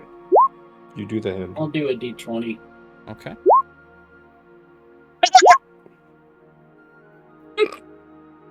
Or not. Really? This is when I use it? All right. Roll that crit footage. Well, another thing that did not help your resting is the fact that you are currently pulling the cart through heavy rain and lots of mud. So it does slow you down by about half a day. However, you're going through the night, so if you continue at this rate, you should be in town by noon. So if you are going to continue and not stop and rest, I mean, everybody's pretty much already exhausted anyway, so we might as well just continue. Yeah. The only thing being, if we stop and rest, we could be there by sundown and have not been exhausted. this is true. So you can either go into the town exhausted, or you can go into the town rested. But that might be meta. Like, to be honest, I think we probably should just push through. But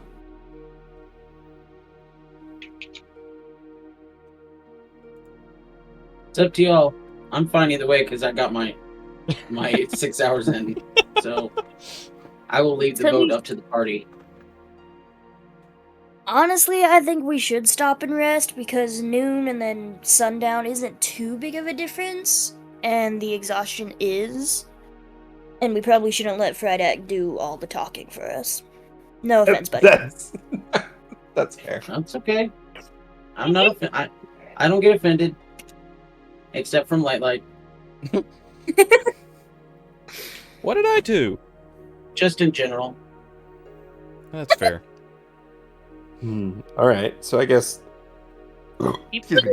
plays So we're gonna Wilds really good. He We're gonna- does.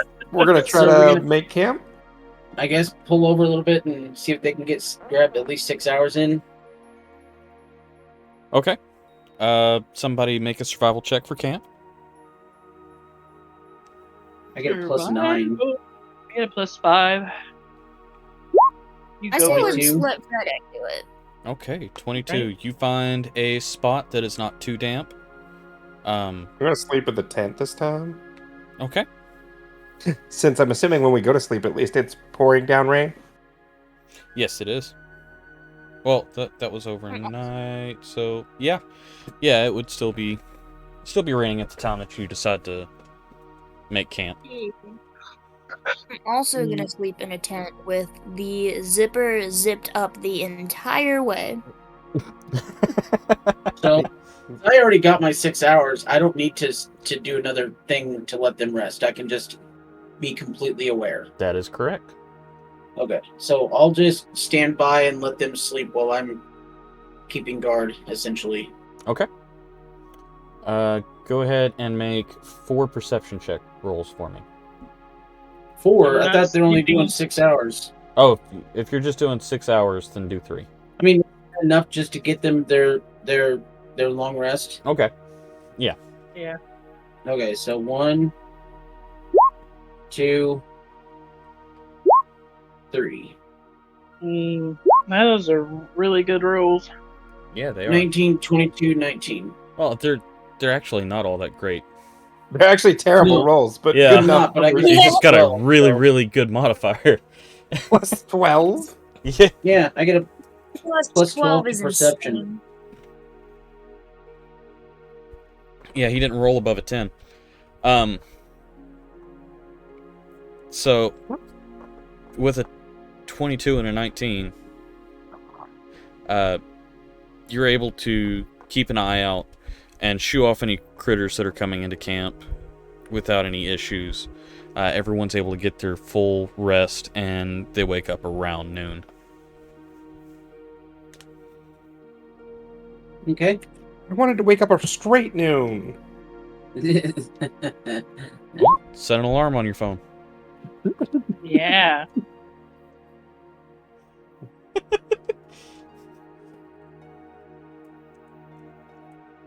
All right. Helena finds a straight stick and whacks him with it. There you go.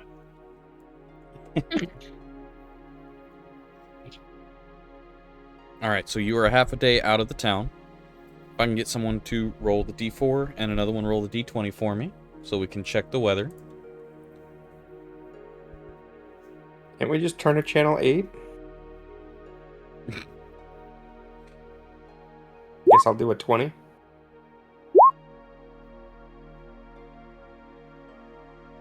Somebody else want to... What's the 24? Didn't you say... Oh, well, it was 100, wasn't Yeah, it? a d4 and a d100. I'm pretty sure you said a 20. Unless I'm drunk. Yeah, that's possible. Oh. Oh. Oh. No. Oh, but that does not sound good. Oh, no. All right. Well, it may take you a little longer to get into town, but Oh. actually, no, it won't take you any longer to get into town. What does this one do? This is when a plague of locusts come. No, it is scorching heat, so it is Oh, extremely hot. Blistering heat that is unpleasant to travel in. Creatures that attempt to travel during daylight hours will require twice the rational water. And creature that travels for 4 or more hours or engage in heavy activity for 1 or more hour during the day and do not immediately take a short or long rest must make a DC 10 Constitution saving throw, so I need that from all of you. A DC 10, what? Now, Constitution saving throw. Traveling. are we traveling? Because we're riding a cart. Yes, you are traveling. You are in the sunlight. But I didn't burn. And I died of sun exposure.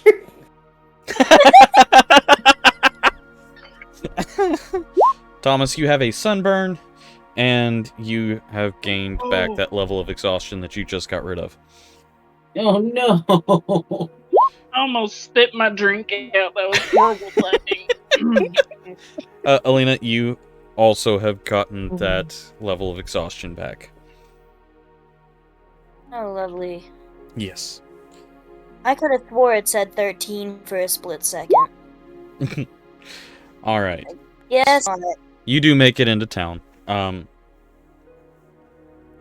It did not cause you to lose any time, but some of you are exhausted. Did not handle the heat well. So let's do this. However, at nightfall,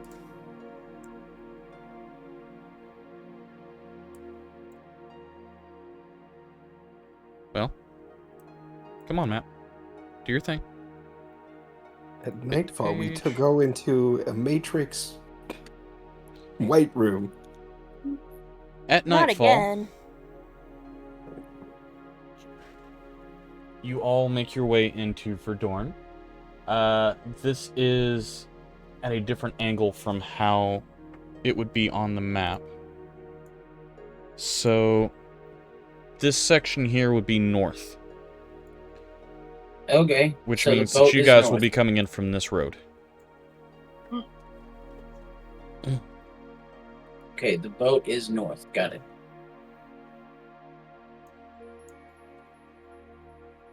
And we're coming in at nightfall? Yes, you're coming in at nightfall. Since you slept and then started at noon, you're coming in at nightfall. So, as we come into town, do we see any signs of anything having fallen from the sky? Let me get you to do a perception check for that. Him or anybody? Anybody. Thomas, you're exhausted. Oh. Nah. 20 is still pretty You good. still rolled So a 20. 20 and 22. You don't see any signs of anything falling from the sky in town. But you're welcome to ask around and see if anyone has seen anything. Of course, you do come So, I in guess- at nightfall, so there's not a whole lot going on at the moment. Do we see any like guards or anybody around? You do come past the barracks, so you would see one guard out. Let me get her pulled up here. Friday's just gonna walk up and talk to her. Okay. There she is. So, you walk up, you see a younger Azamar guard, extremely long, wavy, silver hair, golden eyes, soft black skin, lean build, and a fresh scar on her left arm.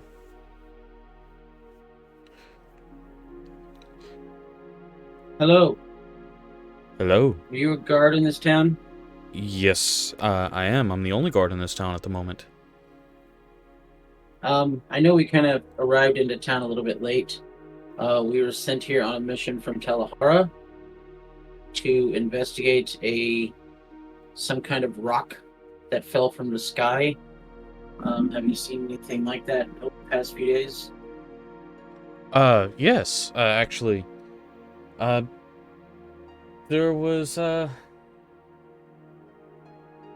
an impact to the west of us. It rattled the buildings pretty badly and caused a small, what looked like an explosion out in the distance. Has everyone anyone okay? gone to investigate it? No, no one Also, has he gone said- to investigate it yet. We were told by some of the nobles that there was a team being sent out to investigate it, so we've kind of left it for now. We may be that team. Does anybody live out that way? Investigate it. No, those are the wilds out that direction. Okay. Are any of the nobles still awake at this hour?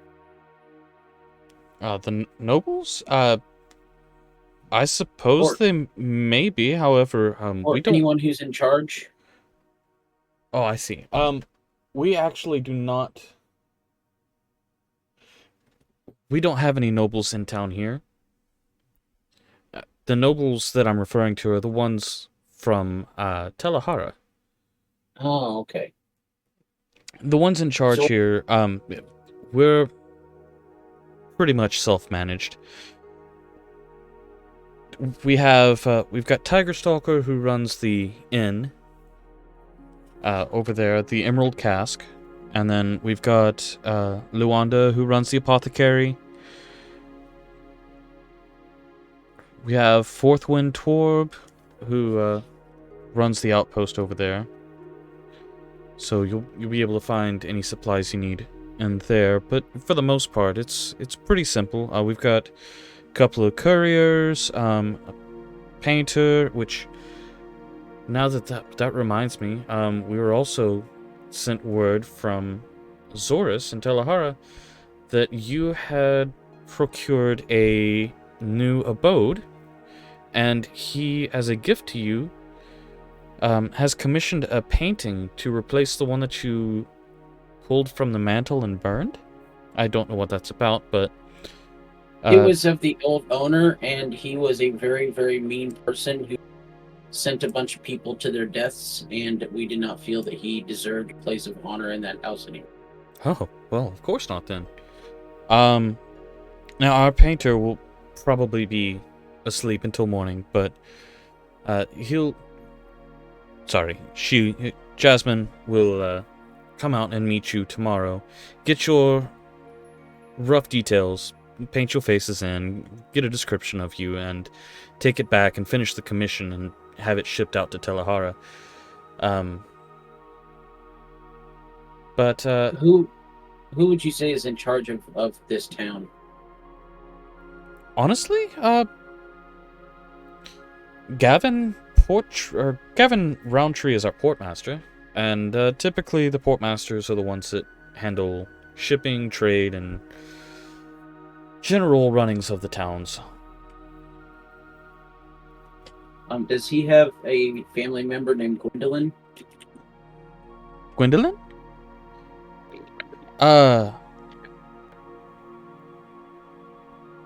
I'm not familiar with that name, actually. Gwendolyn Roundtree.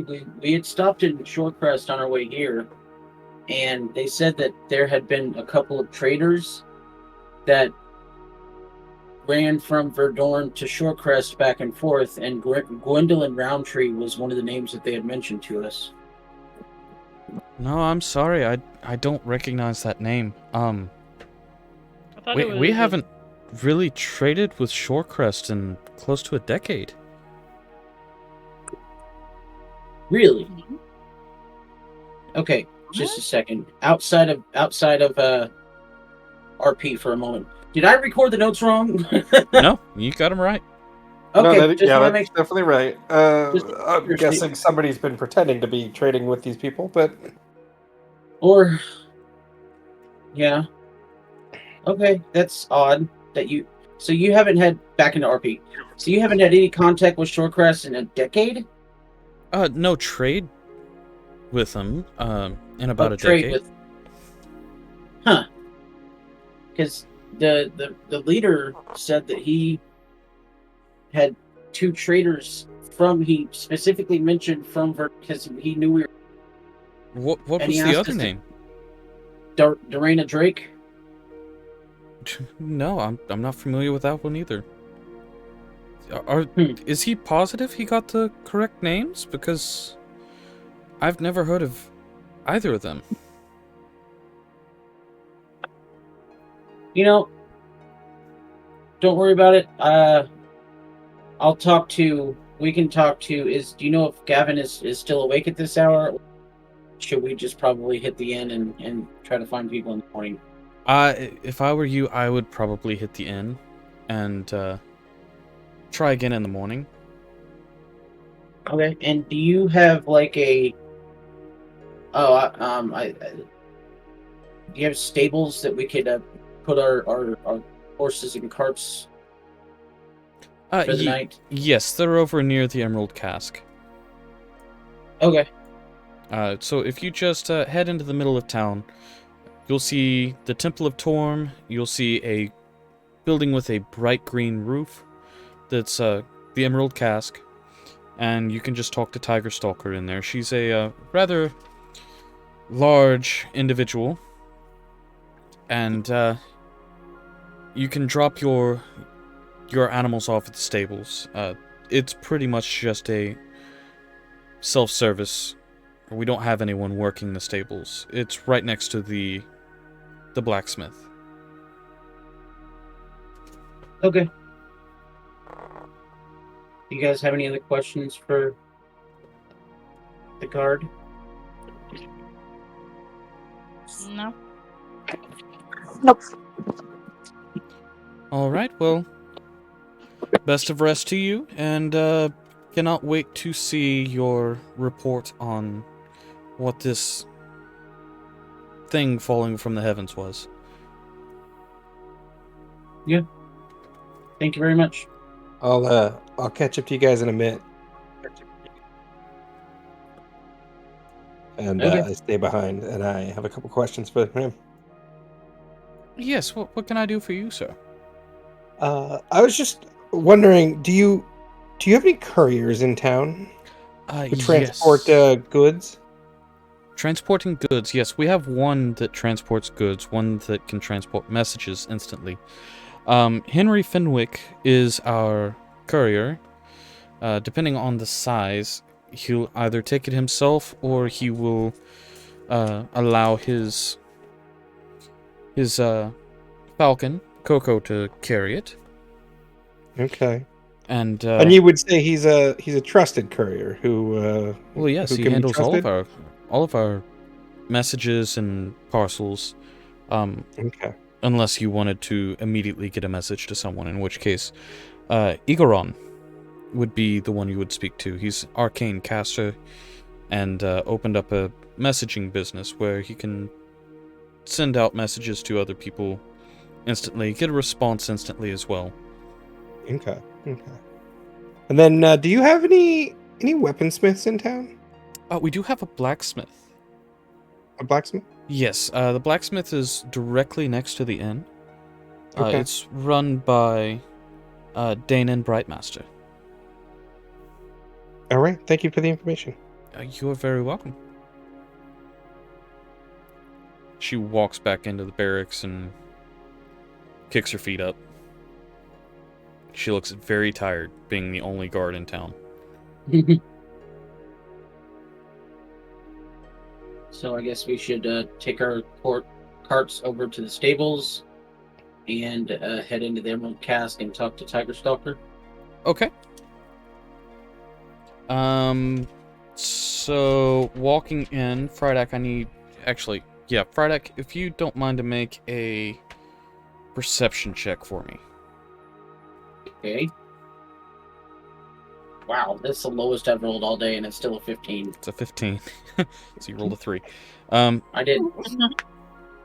So walking in, you do spot the Goliath female standing behind the counter. 6'11", Nice. and very fit, bald with brown eyes, and gorgeous tattoos of colors and fractals forming shapes of several beasts, missing 2 fingers from her left hand. And to her right, currently organizing the shelves, is something that looks very similar to you. To me? Yes, but in metal shape.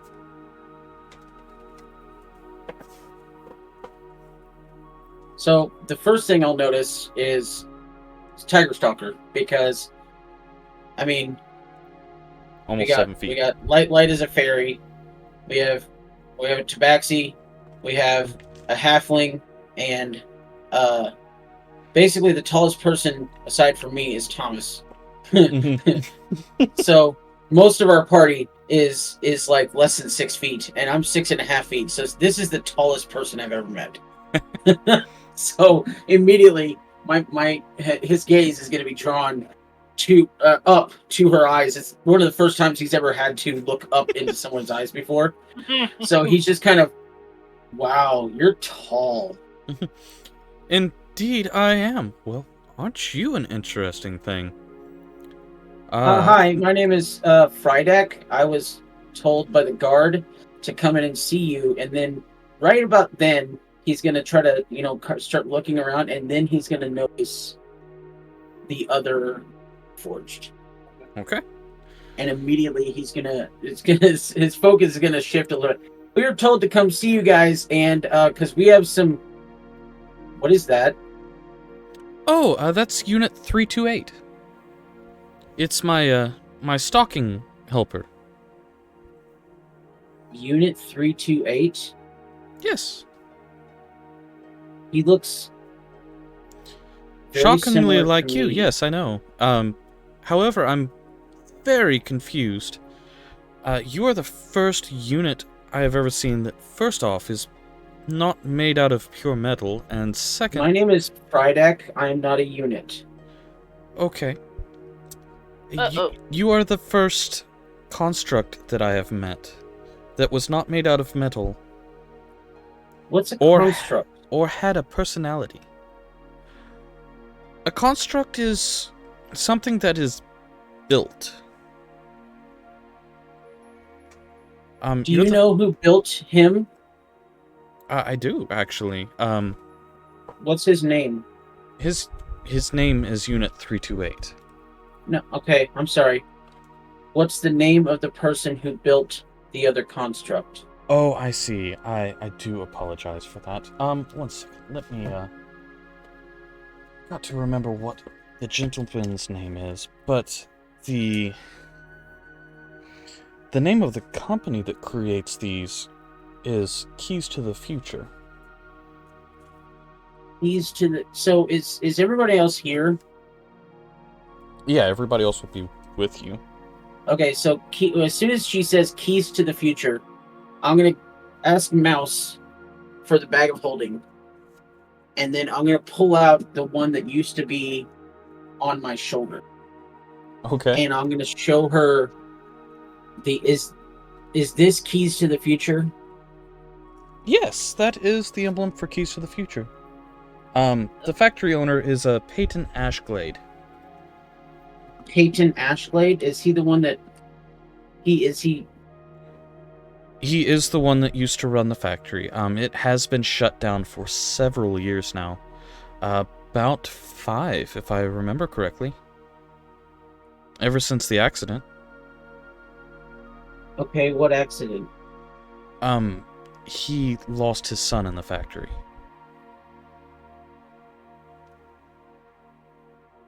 Do you know, have you ever heard the name Onyx Thistletoe? No, I can't say I have.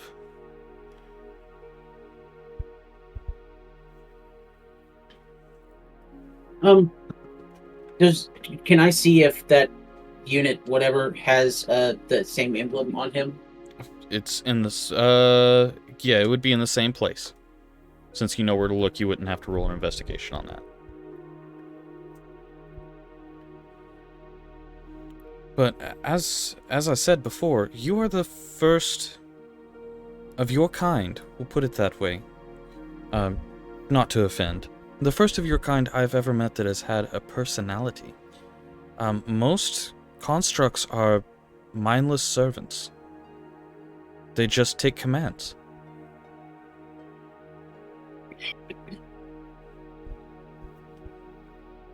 So, out of RP, you guys are gonna have to take over because Frydek's kind of having an existential crisis right now. So he's just kind of staring ahead, holding this piece of what used to be, and he keeps looking at it and then looking at the other one, and he's kind of zoned out. Helena hugs Frydek. Now, you say they're just constructs. Are you sure there's nothing else there? They're not They are... just being taken advantage of? No, these are mostly clockwork. There were 4 separate runs made. The 4 runs that were made, let me pull up my manual here. And digs through a little bit.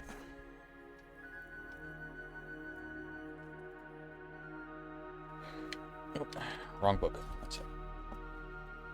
Does she have an actual like manual? Yeah, she has an actual manual. This is a construct. Let's see here. Mouse, he's speechless. I don't like this. He's never speechless. I know, it's... I'm worried about him right now. Alright, so... Weird how much Mouse sounds like the I know. person we're talking to. I only have one female voice, hush. Alright, so there were 4 runs. The first one are small clockwork drones meant for small job assistance. They were called modrons.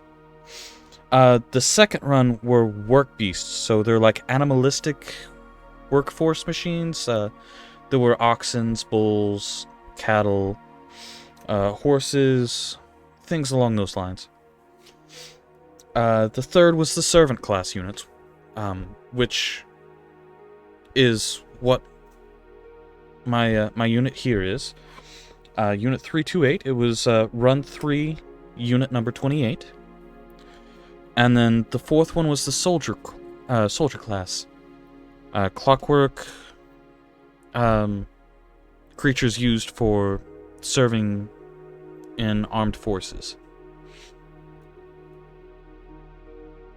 You see, I look like the servant class. You resemble the servant class. I have never seen one that has been made of anything other than metal.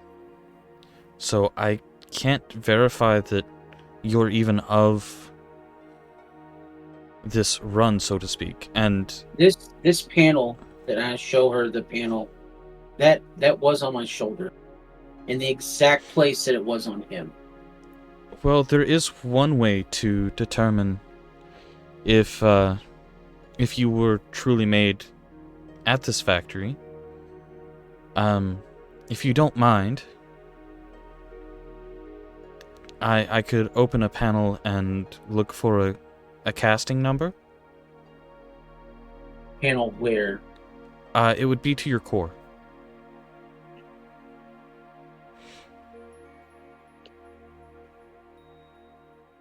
Okay. Okay. Okay. So she walks up and kind of pops a panel loose that goes to your core and looks across the metal core of you and says, "Oh, there it is. Number 396. So you would be machine number 6 in I'm round not- 3. Not a machine. I'm not.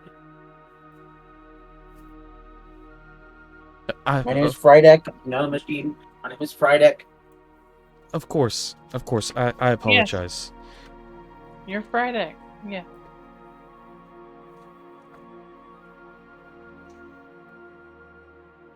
So, somehow, it would appear that you've gained sentience, which is something that is completely unheard of. My father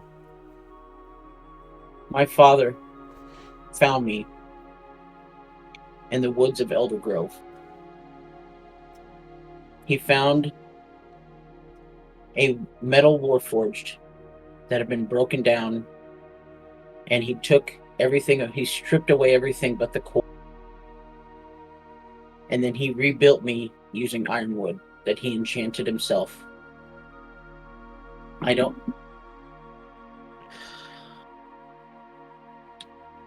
know. He must have gotten me from this factory before he rebuilt me. And then when he rebuilt me, he reprogrammed me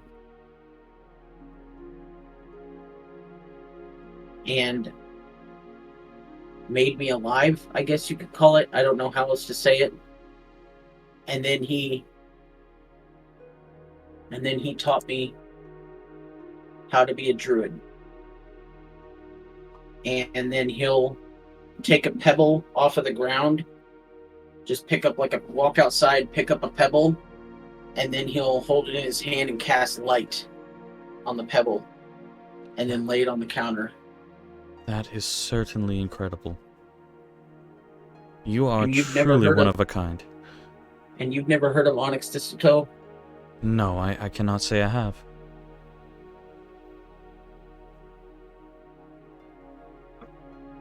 So apparently, this factory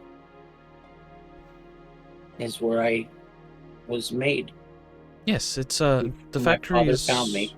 Yes, the factory's in Rockrun. Where did you say he found you? He told me that he found me in the Elder, which is far to the east, near the Darkened Domain, which looks like is right outside of Rockrun. Yes. Rockrun is to the far northeast of the Withered Basin, so that does make sense. So now on our way here, and then I pull out the metal piece. We found a bull. It was actually a gorgon that was petrifying people in Shorecrest. Oh, my. Inspects the piece and looks back at the little binder that she has.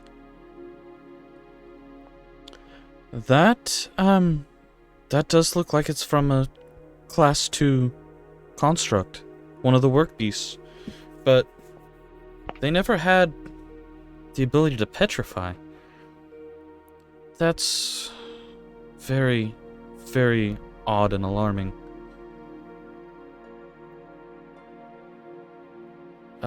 And at this point, Fred is going to take both the panels and then put them back in the bag of holding and give it to Mouse, and then just go outside, and he's going to sit out in front of the inn, and he's going to just keep chanting to himself, "I'm not a unit, I'm Frydek, I'm not a unit, I'm Frydek."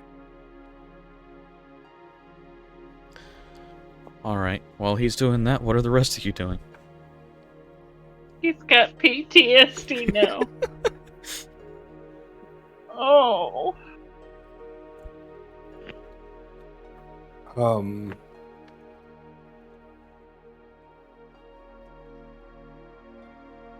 I feel heartless doing this, but I feel like it's what would happen. Thomas goes up to the innkeeper and asks, you got some rooms? Yes, of course I've got rooms. How many do you need? Were there any provisions made for us as we're here to investigate the thing, or was that just in Shorecrest? I haven't heard of any provisions being made. I did hear that there were supposed to be a group coming to investigate that thing that fell from the sky, but other than that, no other details have been given to me. Okay. In that case, probably 2 rooms? 2 rooms, okay. How big of a room do you need? How many beds are in a room? Well, for 2 silver pieces, we have the single rooms. For 4, we have the doubles. And for 6, we have the quadruple rooms. We have 3 of the singles, 2 of the doubles, and 1 of the quadruples. I guess... Just do a like, quadruple room?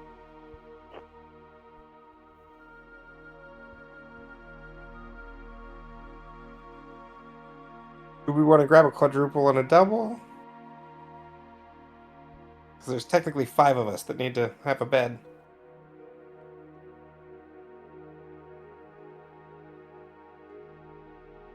It Or sounds do we like a want to get plan. 3 doubles? I don't know. 2 doubles and a single? I don't know. Whatever you guys want. Mouse pipes up and says, why don't we do 3 of the doubles? That works.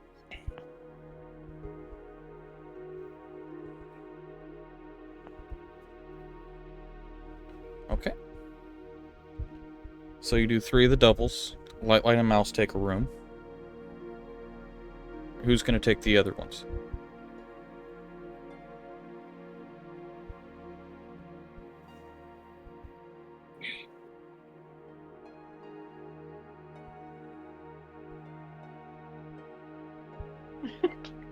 I'll stay in the first room. Whoever wants to bunk with me is welcome. And I'll bunk with you. I start heading that way, and I'll bunk with you, and I'll be there in a minute. I go out and check on Friday.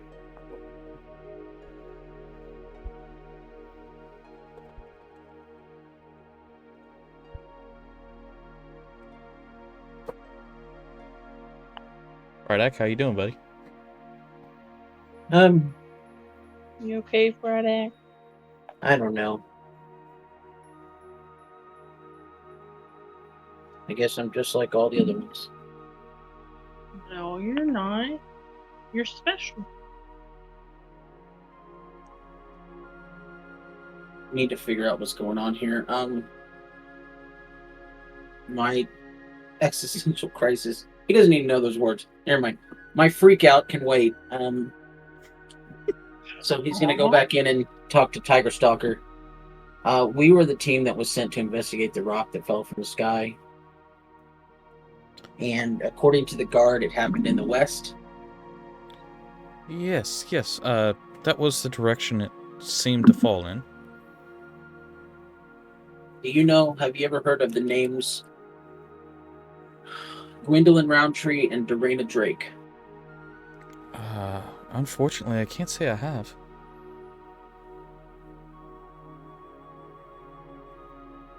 Okay. Are they from where you're at? Supposedly, we were told, so we stopped at Shorecrest and we talked to Ardrum, and he told us that there was a couple of traders that used to travel between Verdorn and Shorecrest on a regular basis, And those are the two names that he gave us of those two traders that traveled between Dorn and Shorecrest. But so far, you're the second person that we've talked to in this town, and so far he's heard either of them. And the last person that we talked to said that you guys haven't traded with Shorecrest in over a decade. Right. We haven't traded with Shorecrest since... Oh, goodness. Our last traveling merchant died about a decade ago, yes. Who was that? The last traveling merchant was Duvana Drake.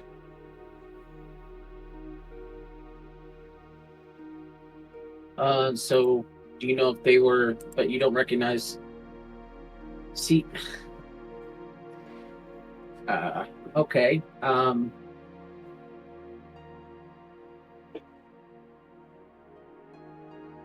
How well do you know Gavin Roundtree? Oh, I've known Gavin for years. He's, him and his wife have been portmaster and port worker for... And he's never had a daughter or a family friend or a cousin named Gwendolyn Roundtree? No. No, You they've know been Devonna childless. Drake, but you've never heard of Dorena Drake. That's correct. Okay. Okay. Goody. Mysteries. So that's exactly what we need. Okay.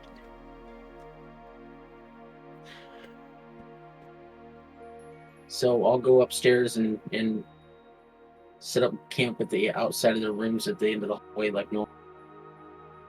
Thank you very much, Tiger Stalker. You're I welcome. apologize for my freak out. No, it's perfectly fine.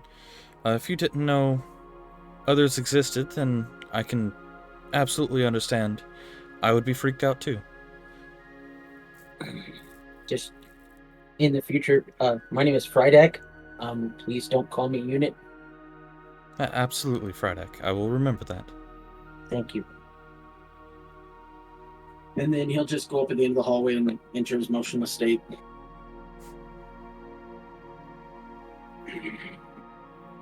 All right.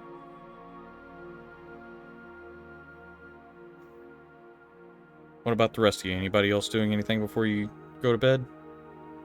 At this point, Thomas is already sound asleep. Okay. Alina?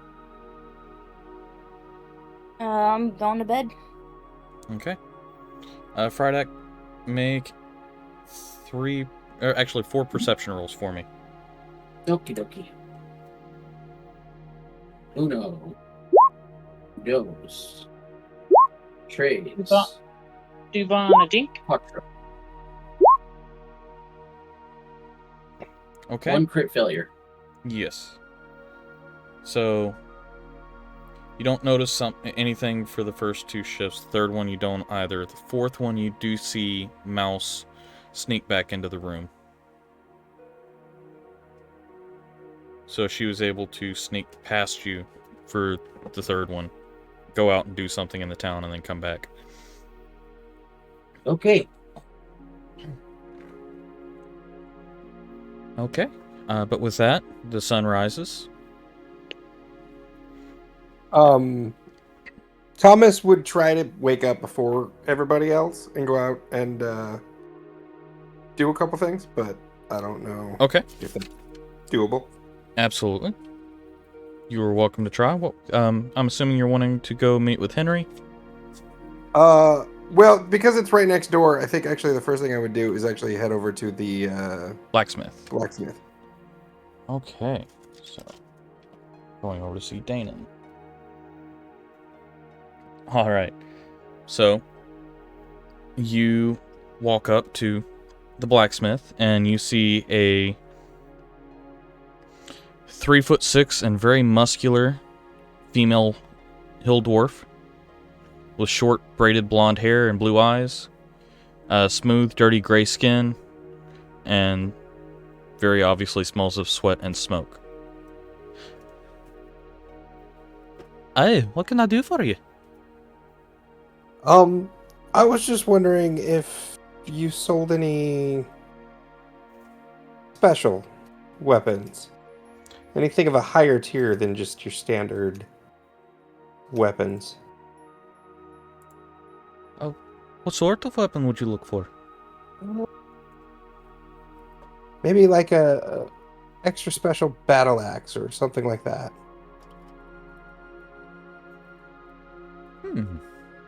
Let me check my inventory.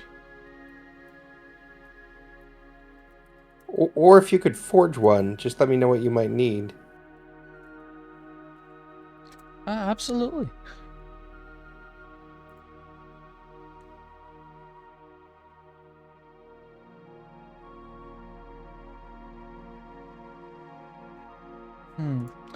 I do have one that I've been trying to get rid of, but I don't think you'd very much want it. It does have a slight curse and doesn't want to let go of whoever's holding it, but let me see if I have anything else.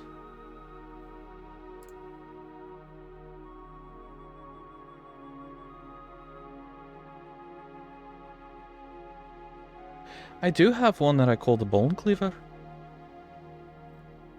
Bone cleaver, huh? Yes, it is a great axe. It's sculpted from ironstone and inscribed with dwarvish runes. It does give a little bit of ease into an attack, a +2. Okay. And whenever you deal a little bit more damage than you typically would, it does add a little bit of extra oomph into the push. So when you attack a creature with this weapon and roll a nat 20 on the attack roll, the target takes an extra 2d8 slashing damage. Then roll another d20. If you roll a 20, you lop off one of the target's limbs. Oh, sorry. Oh. How much would that bone cleaver run me? Bone Cleaver is it's a very special weapon. That would be about a 3,000 gold piece weapon. 3,000 gold. Sorry.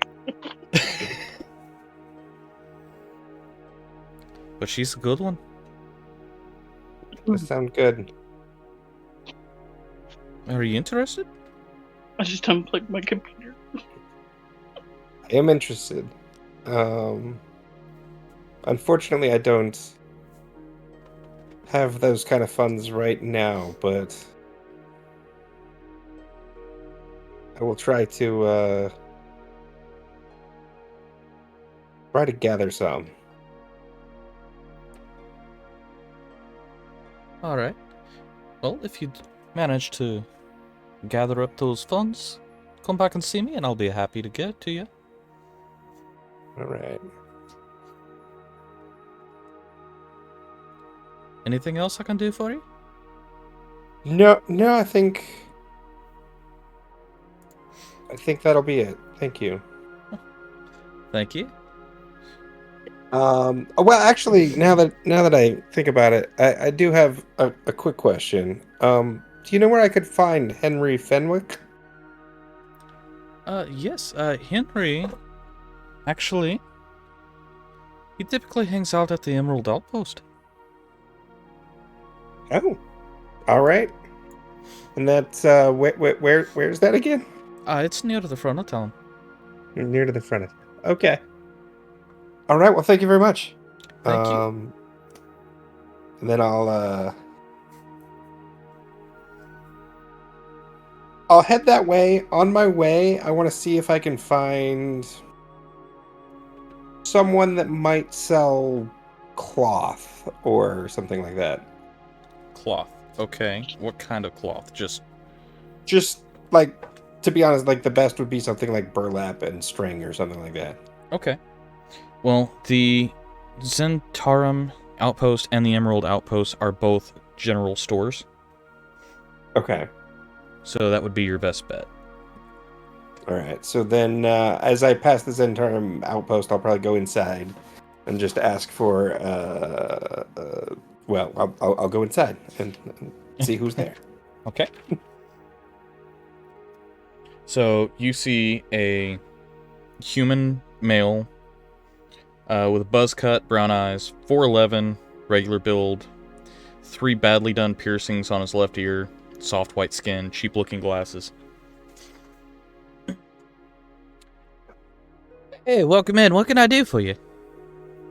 I'm looking for just a piece of fabric, maybe some twine of some sort, and maybe a paper to write on. Oh, okay. Yeah, we've got all that. That's really easy to come by. Let's see here. So for the paper, for the lot of it, we're only looking at about 5 silver pieces. Okay. For everything? For everything, yes. It's all All very right. simple. Sounds good. Here's your silver, and you know what? I'll throw in an extra. Oh, very generous. Come back and see us sometime. All right, will do. All right. So I give him 6 silver, and then I walk outside. I want to kind of go to a secluded area next to the shop if I can, like a corner outside somewhere. Okay. And I want to carefully lay down the fabric and pull out the artifact that I have and place it in the fabric and roll it up tightly and tie it. Okay. You're trying to nicely. do this stealthily? Stealthily, if I could, yeah. Okay, go ahead and roll a stealth check for me. That's perfectly fine. You're able to dip back into the stairwell behind the outpost and wrap it up without any issues. All right. And then I'm going to write a little note. I think I'll just write this to you if I could. Alright, while he's typing that up, what are the rest of you doing? As soon as Frydek reactivates, he's going to head down to the docks and see if he can find the quartermaster. Okay. That is easy enough to do. Is anyone coming with him? I'll come with you. Okay. What are we doing? Get Gavin pulled I up mean, here. I was told that he's the He is, leader of the town, so... He's the leader. Oh, yeah, I get you. Sorry, I thought you were talking about something else. Yeah, I'll come with you. Alright, I was so... like, what do you mean going down to the docks? You gonna go fish? Yep. No, I'm caught up. I know what we're talking about. So Okay. this Yes, is I'll come with you. Roundtree, correct? Yes. So you find Gavin, mid-30s, male, ASMR, 5'5" and very muscular, short curled blonde hair, deep emerald green eyes, veiny golden skin. Are you Gavin Roundtree? I am. Who's asking? My name is Frydek. I am part of a group of adventurers who was sent by Zorus to investigate the falling rock that came Yes. down west of town a few days ago. Yes, I remember being told about you. So there, so you got, from what I've heard around town, that it came down a couple days ago. Did anyone get hurt, or have you guys noticed anything odd since that thing came down? Can't say I've noticed anything odd. It's out in the wilds, so I don't think anyone got hurt. Okay. Not that we've noticed. It's probably a really dumb question, but do you know anyone by the name of Gwendolyn Roundtree? No, but it sounds like maybe a long-lost relative. Do you know anything about Shorecrest?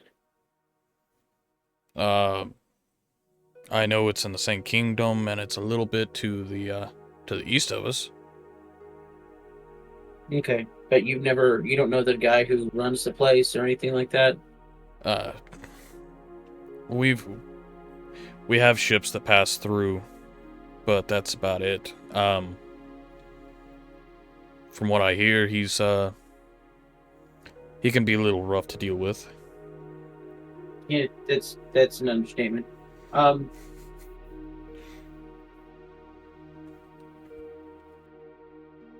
do I look familiar to you?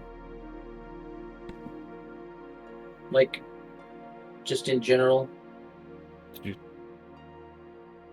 You mean, like, have I seen? I don't like the word, but have you seen any other constructs like me beside Tiger Stalker's helper? Not in this town, but there are several of them spaced out. I mean, there was about 100 units made. Of Well, the class 3. if he's, yeah, okay.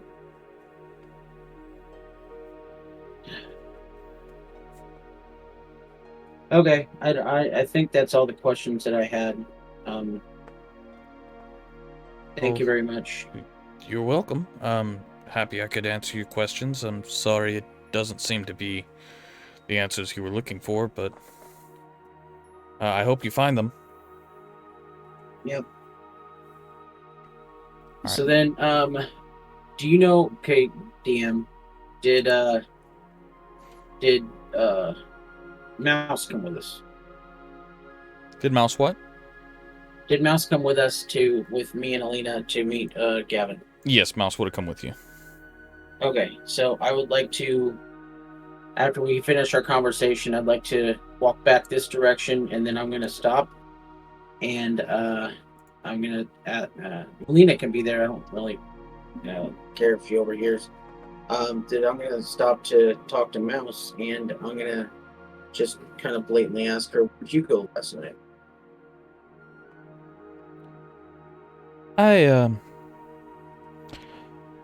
I went out looking for a couple of supplies, but everything was closed. So I made my way back in and went back to sleep. Can I insight check her? Yeah.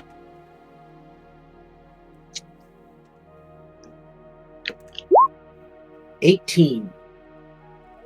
And she seems to be telling the truth. Okay. Then I guess I will go head back and find the rest of the party and see if they want to. Do you know, outside of RP, do you know how much travel it is from here to the crash site or whatever you call it? The impact site would probably be about a day's travel. Okay, so I'll go find the rest of the party and see if they want to mount up and start heading towards the impact site. Okay. As you find the party, you hear... actually, before that, I'm going to let Trap finish what he was doing since he got his letter written. Sorry. That's all right. No, we were doing this RP until he could get that hammered out, because he actually sent me a letter.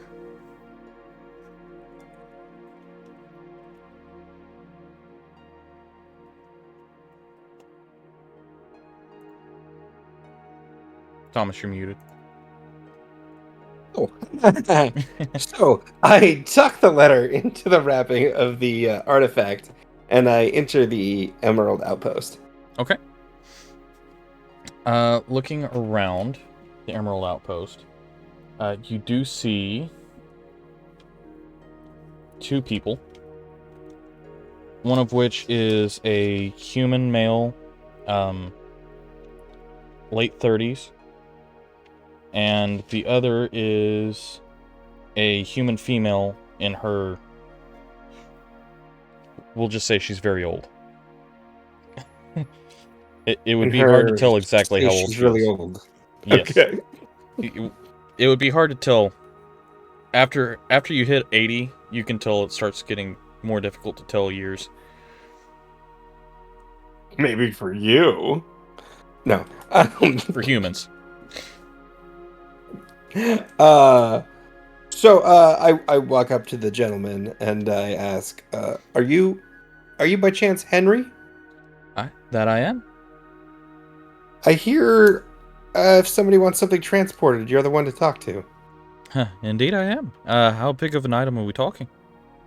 Oh, well, about this big. And I hold up the wrapped artifact. I see, so this one's gonna be personal travel. I was kind of hoping it could be Coco, because it would make the trip a little quicker, but, where's it going? I would like to send this down to Venor. Oh my, quite the trip. It is quite the trip. I'd say a trek like that's gonna cost you about 20 gold pieces. Can we work that? We can definitely work that. Now, I do need to make sure this actually gets to who it's supposed to get to. As such, I would like to be able to come back to you and get proof of receipt, a family crest, signed letter. And you'll be delivering this to Drake and Cindy Malroy in Venor. I see. Okay. For that, I do want to pay you for the extra trouble. So I could give you 60 gold for this trip. Absolutely, I can make sure that happens.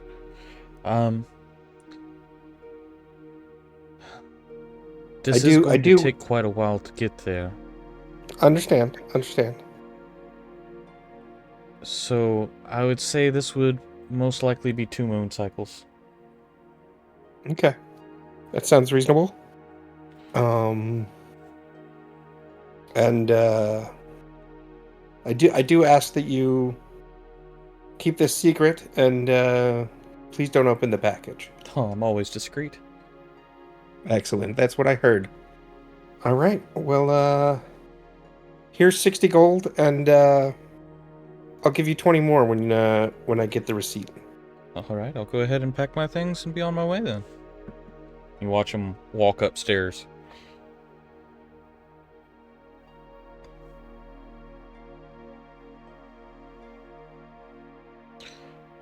All right.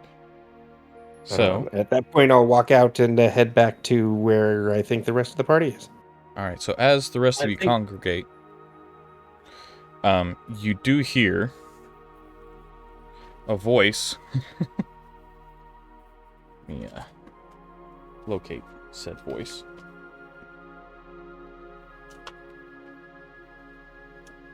Yelling out.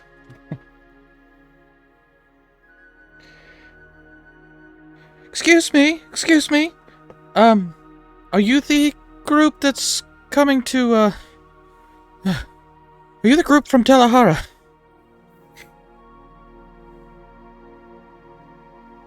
We are. My name is Jasmine Stonesworn. I've been running around town all day looking for you. Well, all morning. It's still early, but that's neither here nor there. I was commissioned to paint you by Zorus. So if you don't mind, can we find a nice place to pose so that I can get your basic features? And I'm sorry, 1 second. I've been running all day. Where I can get your features and just a brief rundown of what you all look like, so I know what I have to paint, so that I can work on this while you go on your trip, and then I can have it sent over to your home in Telahara. How long is this gonna take? It won't take terribly long. Just attempting to do my job. We should dogpile on Friday. Well, that sounds very entertaining. So, I mean, he's gonna go over here to this little area by trees and water and stuff. All right. I mean, we got stuff to do, but let's just get this over with. Frederick's not really having a good day today. Sorry. Yeah. We can tell. Sorry. All right, so everybody piles up. It doesn't take long. It's about 20 minutes of her getting all the details of your faces down and then just writing a quick description and going, "Okay, I'm sorry for the holdup, but thank you so much for your Wait. patience." Wait, what about Kyle and Terry? I'm sorry, who? They're don't worry about them. They're fine. They're safe. But you don't want them in the painting too? They're bugs that live in my head. It's fine. I can add them if you'd like. All right. And then he'll hold up his hands right below his eyes and say, "Kyle, Terry, come on out and say hi to the night." And you'll see a termite crawl out of one eye and a firefly fly out of the other eye. Well, that is the most interesting thing I have seen in a very long time. 1 second. And just very quickly doodles them on and gives a little bit of detail. Says, "All right, I've got all I need. Best of luck on your trip, and I will have this walk over to the sent home." Sorry, go ahead. As she finishes up, he'll walk over the tree nearby and just grab some branches and brush and then stuff them into his eye hole. Terry and Kevin go back inside. All right.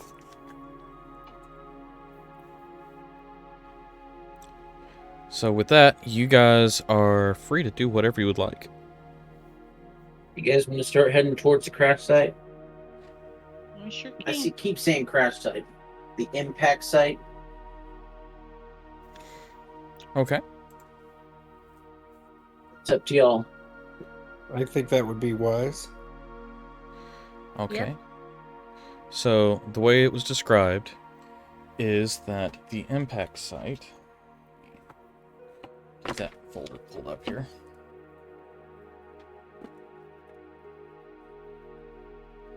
Come on. There we go.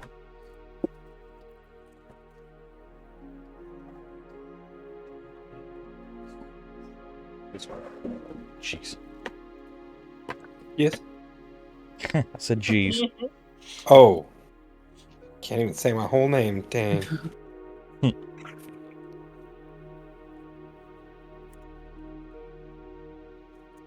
Where'd it go? Here somewhere. Oh, there they are. Alright, so...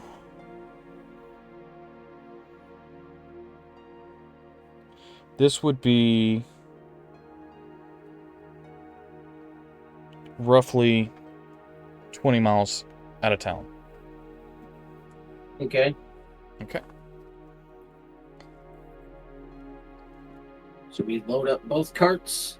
Brydek's driving one. We'll say that Mouse is driving the other. Okay. Alright. Travel out that direction is relatively simple. It's broad daylight. I need a perception check from someone. We know who that's gonna be. Yeah. Well, I mean, there you go. That's 26. That's not bad. Alright, 26. You look for a while. You do notice it is oddly quiet. It doesn't seem like there are many creatures out.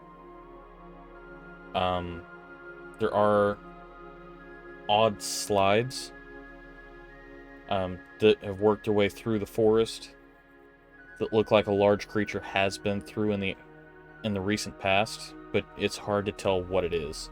The slides are about 7 feet wide, kind of like you would expect to see a crocodile slide, but Oh. much bigger. Okay. Oh no. It's hard to tell if it's going It's another in the direction you're going or coming from that direction. Cool. Right. Cool. Probably another dragon, knowing us. Yeah. Probably. Right. But We the thought it was a first crocodile last time. first 4 hours go through without incident. You do lose track of the slide, so it doesn't look like it's in the area anymore. Good. Oh. All right, another perception check, please.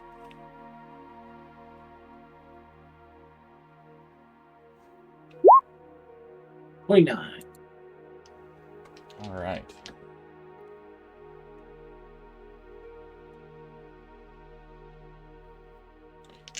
All right, looking around, once again, doesn't seem to be very many animals.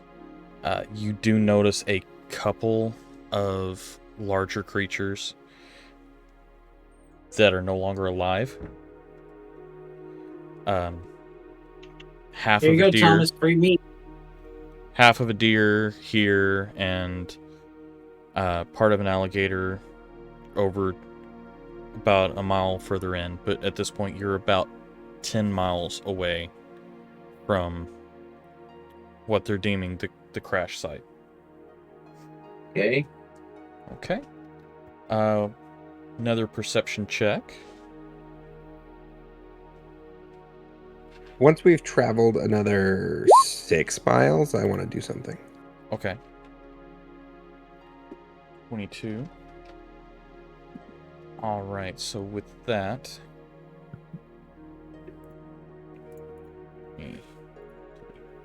Glad that all of that. There we go. Got it fixed. All right. So now we go back here. And I gotta go back to this.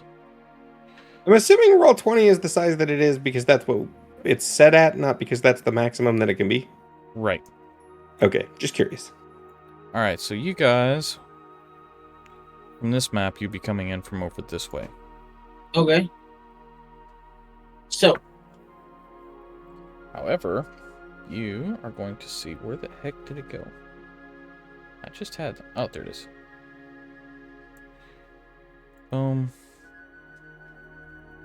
Like little tiny squares inside the big squares. Boom. Boom.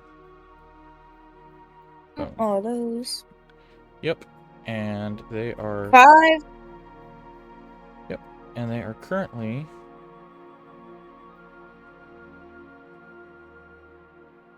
around one of these that is not moving. So we're going to go ahead and put the big dead marker on that. Do we recognize these creatures? Because I don't recognize these creatures.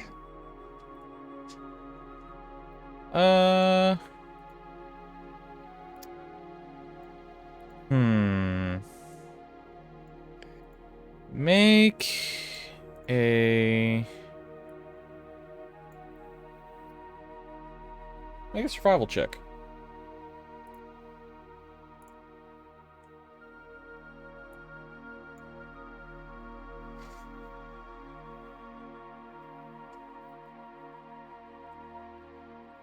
Oh. 19. Oh. 19 and Oh, it did 17. come over? Okay. Okay, so... the best you can tell, these appear to be mutated chickens.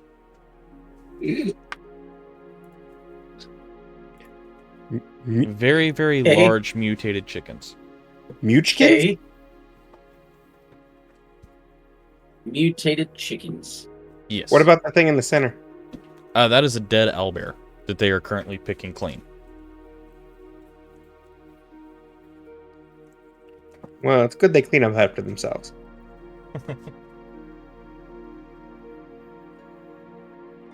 So,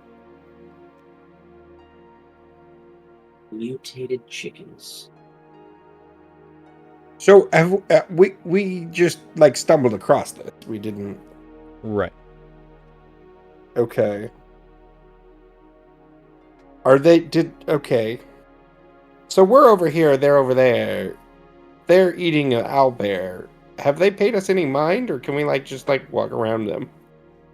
You can attempt to walk around them. You're currently at the top of a cliff. So can we tell if where they're at is that where the impact site was? That is not where the impact site was based off of what you're seeing. It does look like that is the direction that you need to be going, though. Oh, We'd have to jump down a waterfall anyway. I mean, we can go Yeah. around. You could wrap mean- around that direction, but you are currently towing 2 carts. You have horses. so we have to go in this direction? Yes, you would be continuing to go past these giant chicken But creatures. I assume we can't take the carts down this cliff anyway. No, you would have to go further towards the bottom, like over this direction. You'd be able to go around a slower decline. I mean, can we save the owlbear at all? No, it is dead. Like you were watching these things tear into it.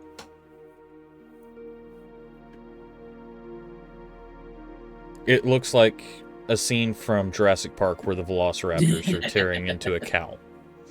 How large is the drop down this cliff? Down that cliff? 7 feet. Oh, okay. That's how tall I am. All right, everyone.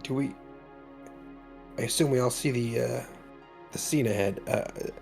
Do we want to get involved, or do we just want to try to get her out of here? I mean, I figured you would want to kill them for the meat.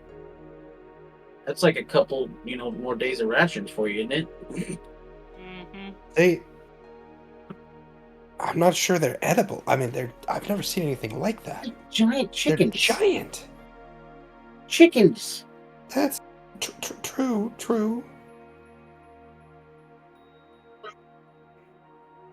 Can I try to cast animal friendship on? I'm gonna try to do 3rd level and try to cast it on 3 of them. This one, and this one. Okay. Read off to me the description of the spell. I will do this. Okay.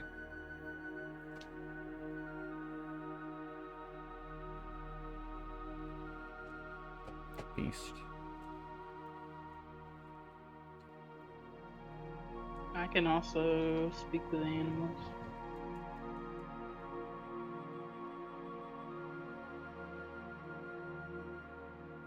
Okay. Does this... It doesn't say anything about the creature knowing that it has been cast at it. Verbal, somatic, material.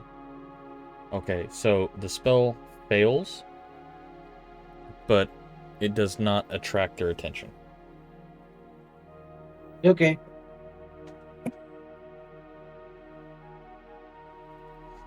Alright, if you would like to attempt to sneak around these things, I would need a group stealth check.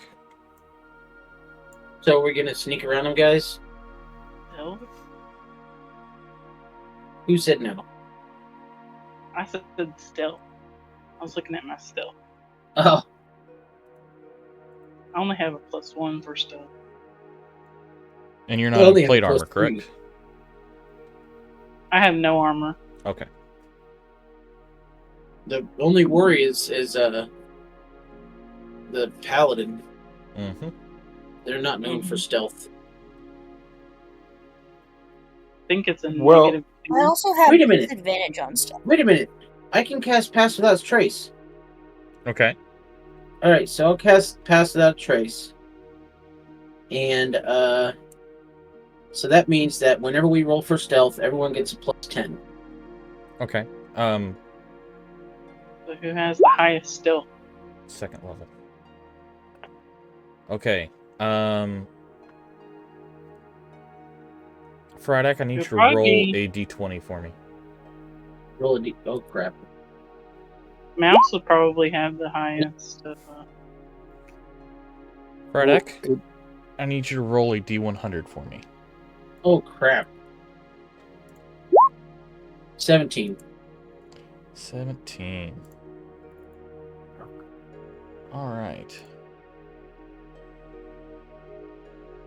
1 second while I get that pulled up.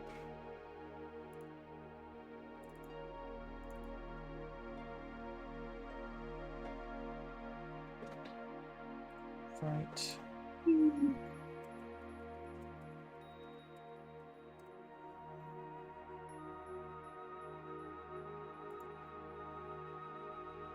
Is that a 17?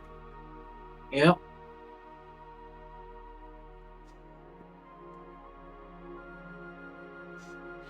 Okay, so for the next 10 minutes, you're going to speak in a stranger's unusual voice. The voice is disruptive, disruptive, but how it sounds is completely up to you.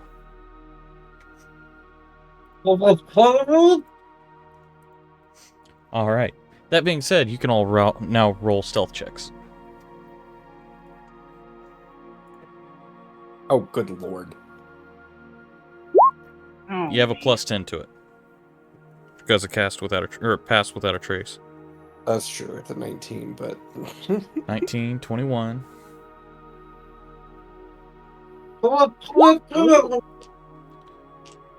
Okay, 28.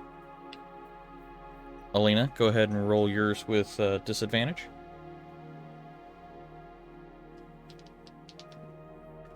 Where'd it go? There it is. Okay, so you rolled a 20 total. You are able to sneak down with the carts, even with Alina in her pots and pans. So you'd be able to sneak down. Let's see. Thomas, you do step on a twig and it snaps and makes a noise. This one turns and looks your direction, doesn't see anything, and goes back to eating the owlbear.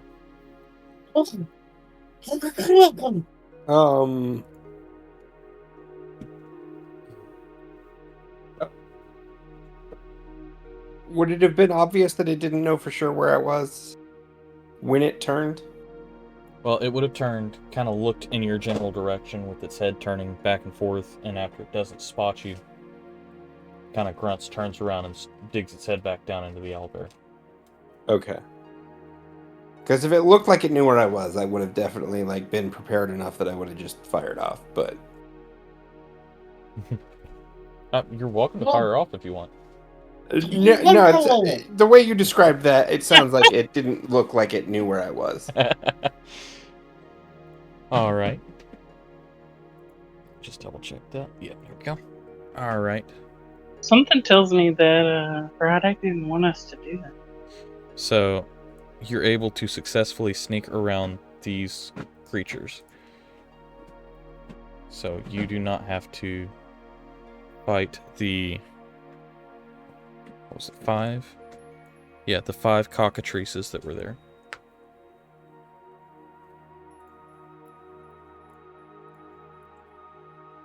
And you're able to continue on your trip.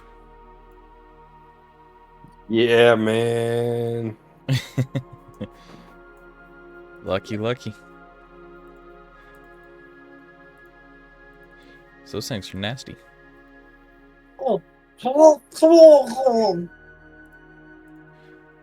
Alright, so I need another perception check.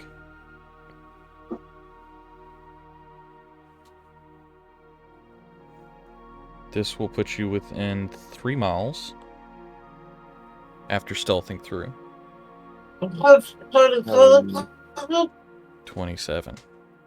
So at that point, I want to cast this. Primeval awareness.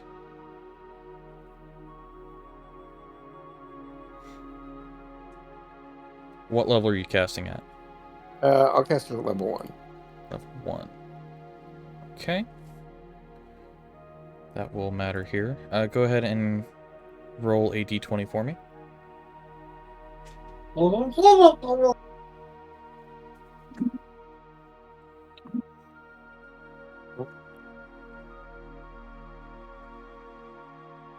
Okay. You cast it, and there's no issues. Yes, it has been 10 minutes. Oh my gosh. Oh, you speak English now. What was up with I was that? speaking English the whole time. Why didn't you guys understand me? Okay. No. Actually, I was speaking common the whole time. What is this English you speak of? Fallen creatures, aberrations, celestials, dragons, elementals, fae, fiends, and undead. I mean, technically that would go off. No, technically. Well, yeah, it would Because go off there's the a fae. faith party. Yeah. Well, I mean, I Actually- assume it would go up, but does it? Okay, so here's a question: does it alert me of every single version of everything in that, or does it just say there is one? Because if there is one, then I would never cast that because that would be pointless. Well, I mean, it tells you how many, and it gives you a direction. Okay, great. That I thought it would, but I just wanted to make sure. Okay. Nothing pings on it, so you're good. Nothing pings on it. Outside of this crazy fairy. All right, so you're able to get within 3 miles of it without any issues. Another perception check, please. Last one. Is this the last one? It should be. 30. All right. Dang. So you're able to complete your 30. journey, and you come across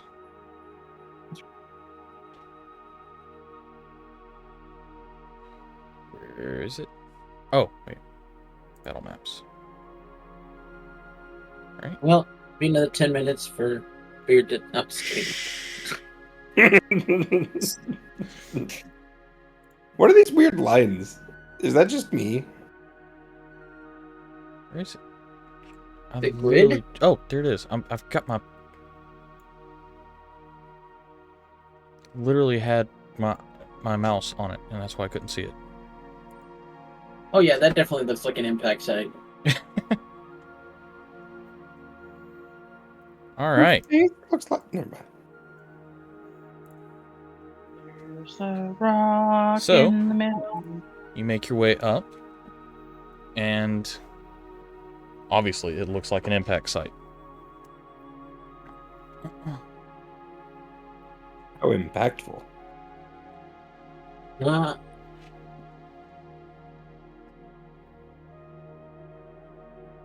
So should we grab the mining tools from the cart and head down and start investigating? What kind of drop are we? Is it like a gradual? Yes, it's a gradual drop. Okay, Is it look like this thing fell from the sky, but obviously it's been a little bit. Is there still like fire around? Is there anything we need to be worried about, or It can we looks just like like it's- approach it? It looks like it's cooled down, but if you want to investigate a little bit further, I'll grab the sack of mining equipment and then head down to the rock and What are you talking about? I'm already down here. crappy investigation. I definitely would do an investigation, just kind of looking around too.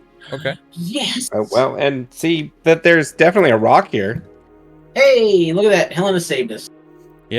There is definitely a rock there. Helena, looking at the rock, it does have an odd sheen to it. And you can... it feels... let's see, what's the best way to put this?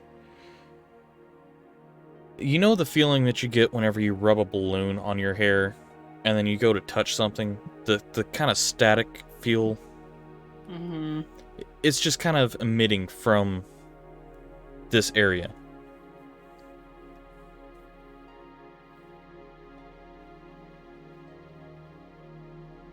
Adamantium? Frederick is just gonna grab a pick and start whacking. Okay. Very staticky charge down here. Make an attack roll. Just like unarmed strike or Yes, unarmed strike. that's a crit. That is a crit. Go ahead and roll damage on that. If you have, Well, I mean, unless it's just got a set damage. it's just one One. bludgeoning damage. Okay. So this would be an improvised weapon. Go ahead and roll a d4 for me to add to it. A D4. Okay, 2. so 3 damage total. You hit it, and you do chip off a small bit.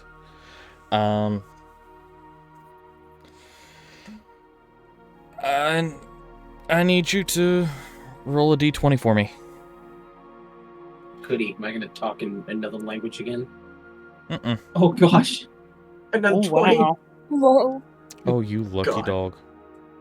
Back-to-back crit. Oh, you lucky dog.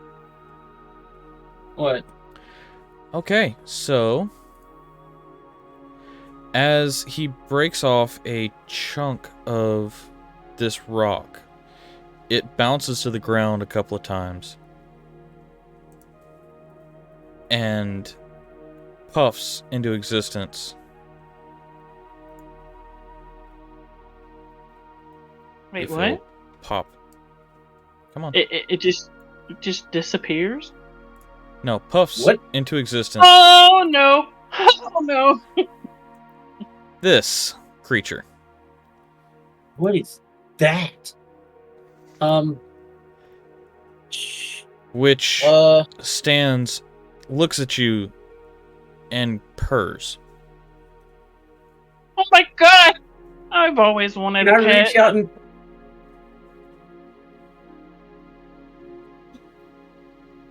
What's that? pet him? We want a petting. Make an animal handling check. 13? 13. You reach out and pet him. Yes! It's I mine. don't. Mine. His name is Fluffy. And Yeah. he's my friend. Uh, We should call him Fluffy. Helena, as you reach out to touch this creature, let me go ahead and get that pulled up here. Fluffy, be It nice. does not look fluffy. Just putting it out there. It's gonna bite me, ain't it? It's going to do a little bit more than that. Uh-oh. Fluffy, be nice. Oh. Let's see. Oh, That no. is a... Ooh, you are also very lucky. That's a 10 to hit. As it 17. swings... Yeah, as it swings the tentacle out your direction, it swings a little Fluffy. wide and misses. Take back. Nice. Seeing that, Thomas will knock an arrow. Hey, no. Fluffy's nice. I'm not gonna shoot, but I'm gonna knock an arrow. Helena jumps back and goes, not nice. I'll go over and I'll pet Fluffy. It's okay. You're okay.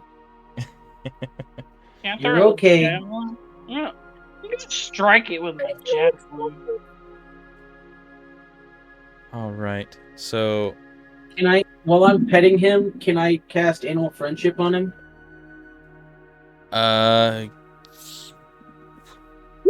Make a nature check. Just straight nature. Mm-hmm. 19. Okay, you would gather that this is not considered an animal.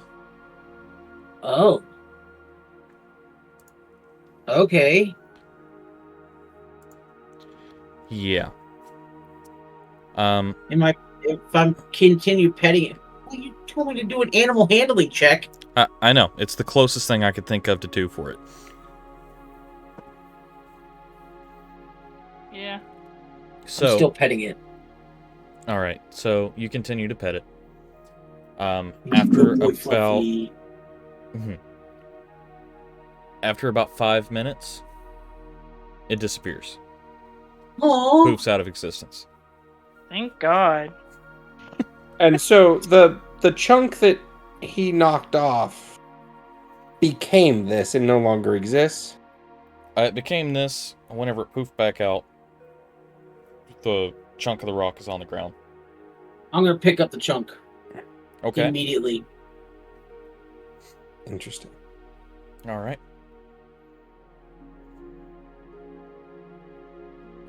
So let me go ahead It's and okay, get Fluffy. this thing off here. You'll be my friend again. Oh, you have no idea how lucky you were there.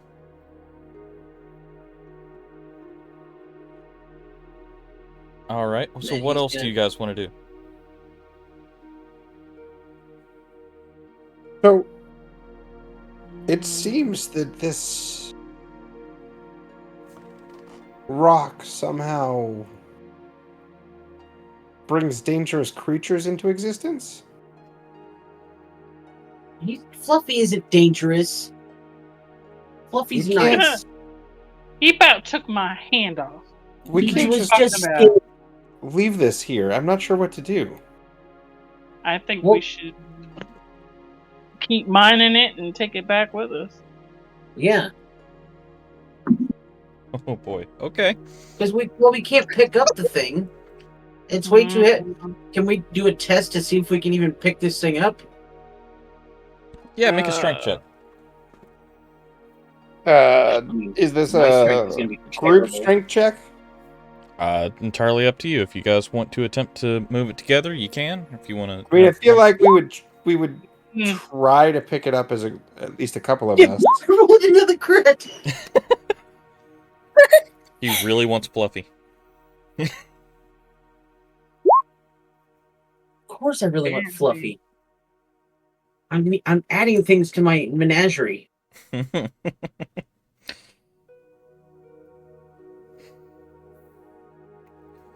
Okay. We're missing Alina. Strength, right? That's Yes. crit on Mouse's behalf. And a 15 on Yeah, Light that's Light. right. That's right, crit. That's right, mouse crit. I slipped on a rock. Alina, you still here? There we go. Oh, Okay, me and Alina I- slipped on the rock. I slip on 2 rocks. Yeah. okay. So this is a rather heavy stone. You're able to get it to budge, but it's going to take a lot of effort to carry this. See, we Got can't it. pick it up, so we should just mine it down to make it smaller Yeah. so that we can get it onto the cart. This sounds dangerous. I mean, I don't see what other choice we have. If you're sure, Oh, I guess gosh. we can do that. I'm I'm gonna take a post here, and I'm gonna actually pull a knock an arrow and be ready. Okay. Helena got a crit I on the crit- unarmed strike too. I crit hit it with an unarmed strike. Okay. So. Oof. Okay. And since you're using a pickaxe, go ahead and roll a d4 and double the dice. D4, And then roll a d20 for me. D4, D20. You guys are so freaking lucky. You only knew how this mechanic worked. We probably stopped doing it. I like that the DM is warning us, so we're continuing forward. Alright, so another big chunk falls off. And this thing pops up. Well, if it'll... There we go. My Fluffy! Ooh, What kind of Pokemon is that? Who's that Pokemon? that's a sharp Fluffy. Okay. Short Fluffy. How Eh. big is that thing? Let me pull up the stat block on this sucker. This is a large creature.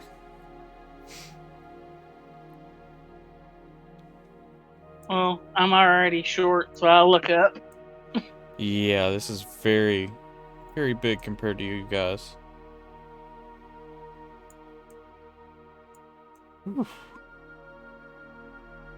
So I just smile at it and wave. Hi. It holds up one of You're its pretty. giant scythe arms and waves back.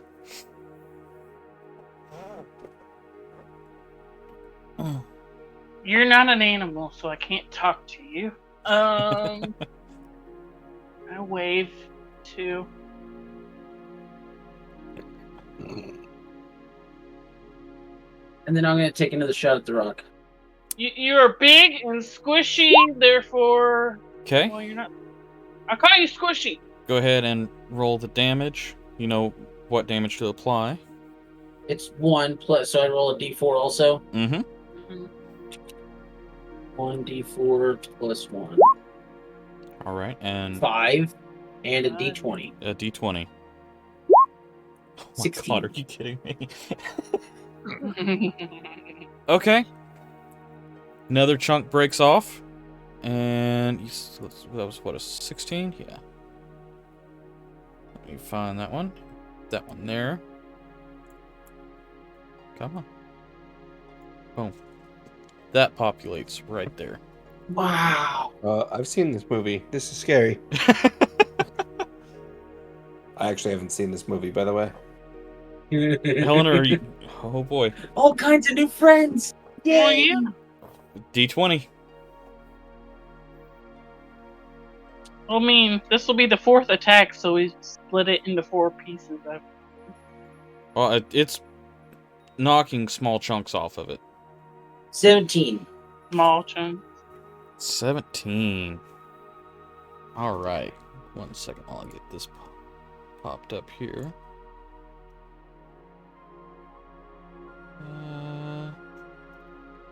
There it is. Your best friend. Of course, that's the... Oh, good lord. Of course, that's the one that pops up here. Okay. We might want to take this a little slower. This pops up They're our here. friends. Holy. No. Yeah. Cool. Alright, so let's,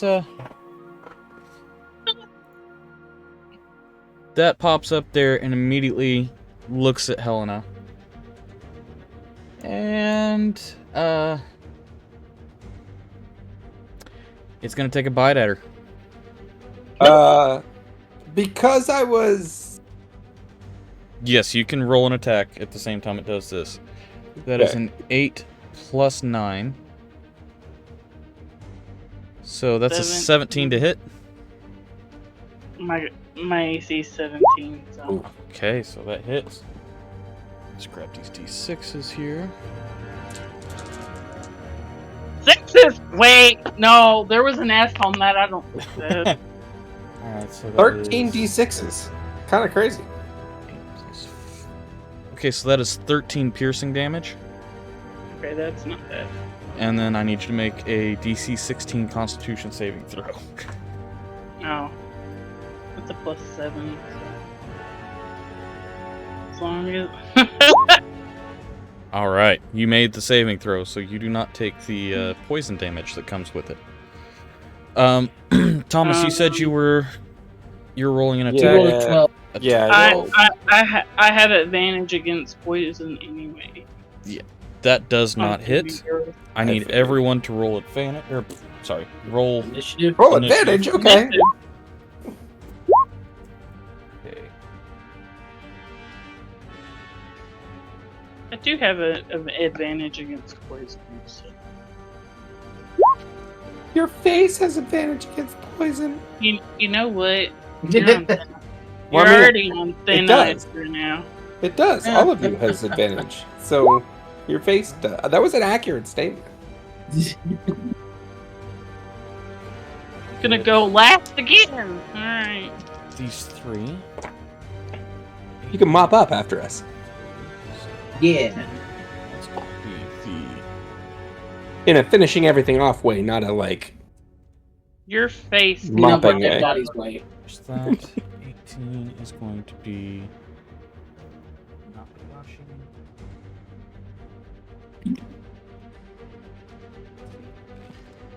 $13 is going to be...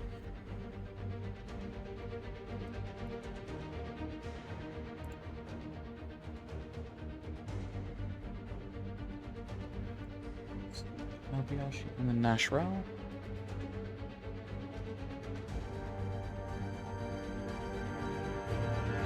And then we've got Mouse 18 and oh wow, okay. Right, is 1.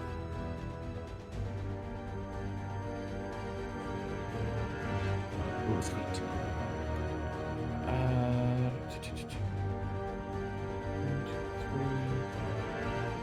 Okay, cool. Everybody's in. Alright, so we're going to start with Light with Thomas on deck. Light is going to roll to attack with his crossbow. And that is going to be a... Let's see, 21 to hit. That does.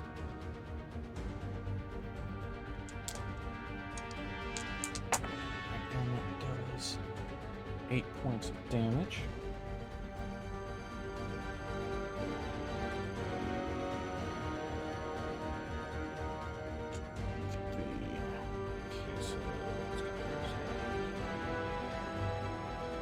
Alright, that brings us to Thomas with the Nabayashi on deck. The what now? Alright, I move into here. And I will attack it with my short sword. And I will miss. And I will attack it again with my short sword, and I'm guessing I'll hit.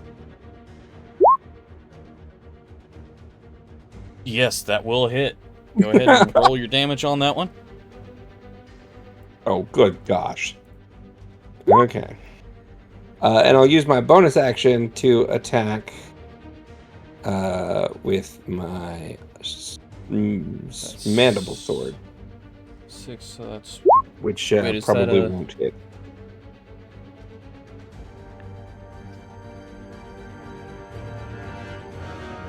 Six piercing damage was the one. Okay, 6. And that, how much of that was the dice? 1? So, 7. Yeah, one was. Okay. Keep rounds as well. Okay. I'm assuming the 12 doesn't hit either. 12 does not hit. Alright. Whew. Okay. Okay. Anything else you want to do? Unfortunately, no. I'm about to die. Alright, so this is going to bring us to the Nabayashi. That is going to run up, stand on top of the stone, and is going to roll an attack. Let's see here. Multi-attack is going to do its Flurry of Claws attack, which is 6 precision attacks. Let's see. So that is 1, 2, 3. Okay, so 2 or 1. One of them hits. 3 more. Oh, those definitely. Okay, so 4 hits. And get my D12 out. Wait, did my spiky new friend go over and attack him too? Mm-hmm. Jerk. What? What? What do you mean? I thought he was gonna be my friend, and they always going He's over attacking and the attacking one of my spider. other friends. He's attacking the spider. Never mind. Good. Good job, buddy. Yay! So that's 19. That is 28. 34 plus 12, that is 46 points of damage. Wow. Yeah. Like I said, you have no idea how lucky you guys rolled the first few times. Okay, that's going to end the Napayashi's turn. It's going to bring us to Mouse, which is going to roll with her rapier, which rolls a natural 18. So she's going to do...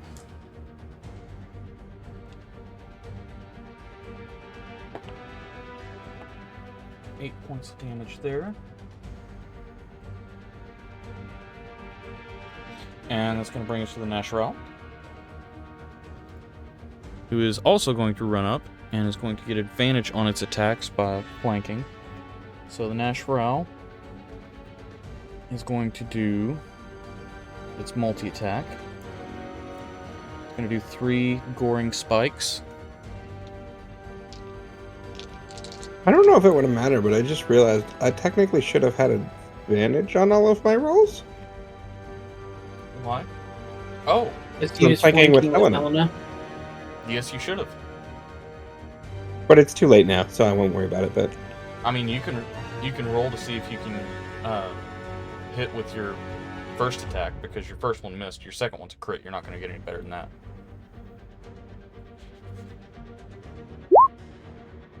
That'll hit. So go ahead and roll your damage on that. Let's see, what's the plus on this? Plus 6. Nice. 9 piercing damage.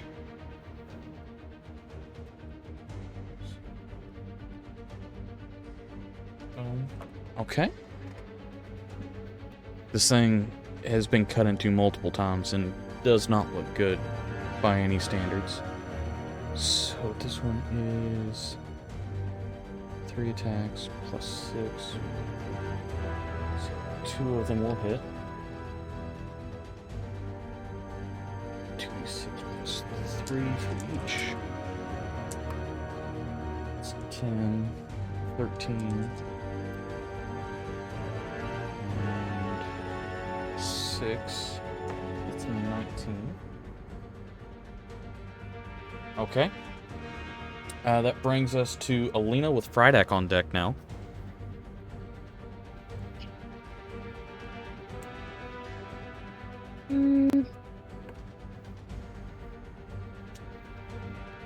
I know that button. This button. My thing keeps pushing buttons for me. I'm gonna move up here. Okay. I'm gonna swing at it.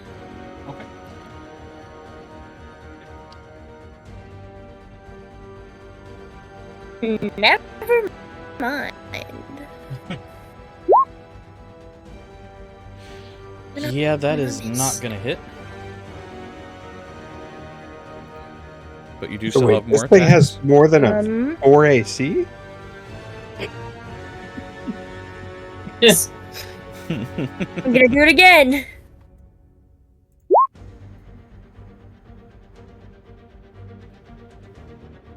Okay, 14 also misses, unfortunately. This thing is very solid. Again.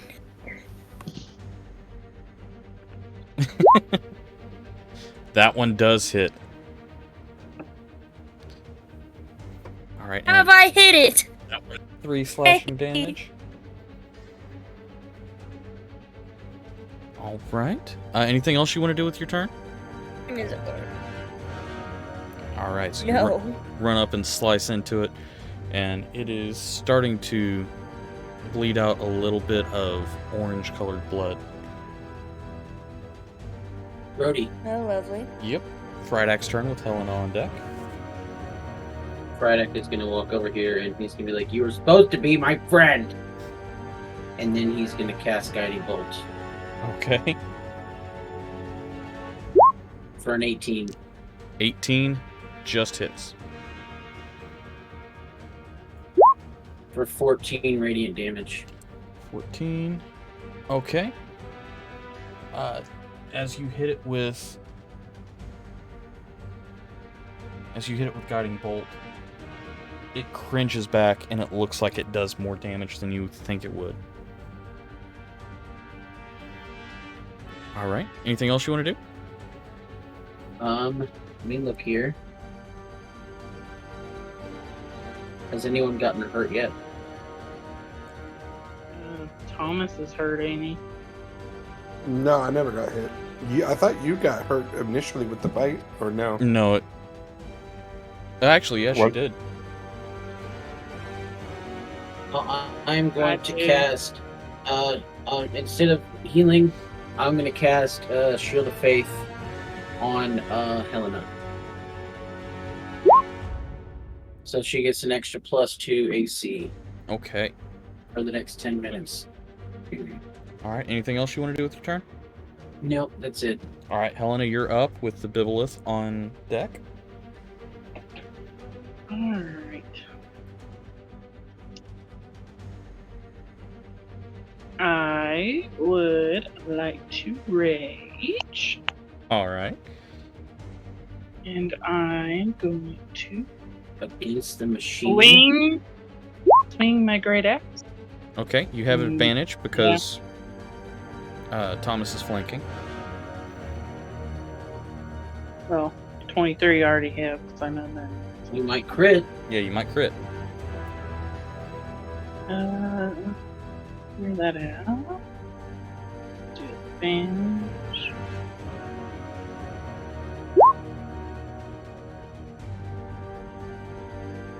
Okay, and then roll your. Go ahead and roll your damage on that one.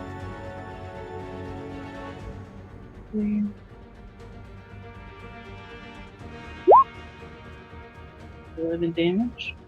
Okay. Plus 2 because I'm raging. Okay. So 13 damage.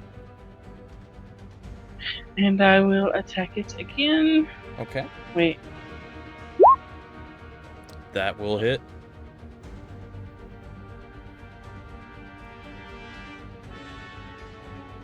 Come on.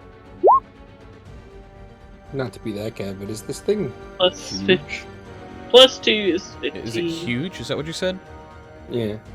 Technically, yes, it is considered huge. I did not stretch it out, but Okay. yes, it is huge. That being said, how do you want to finish this thing off? So it's a spider, right? It is a giant flaming spider.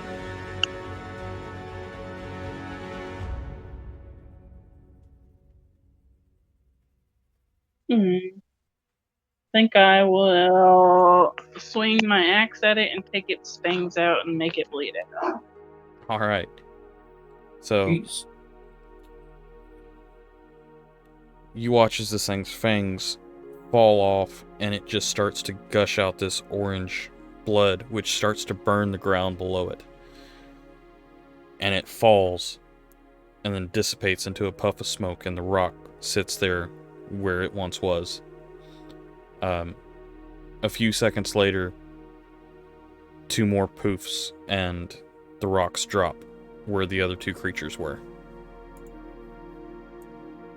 Aw, we're friends. All right. I don't know that we should continue in this path. We need to come up with a better plan. Is there a spell that can, I don't know, banish something from existence? I mean, not at our level. Could we maybe go back to town and find a magic user that would have the capability to just get rid of this thing? So, I have a question. You said that thing did it. It seemed like my radiant damage did more damage to that thing, Mhm. right? So what if I stand back and just do a full bolt, highest level I can, guiding bolt on the rock? You can Because it's radiant damage. attempt it. Are you sure you want to attempt it?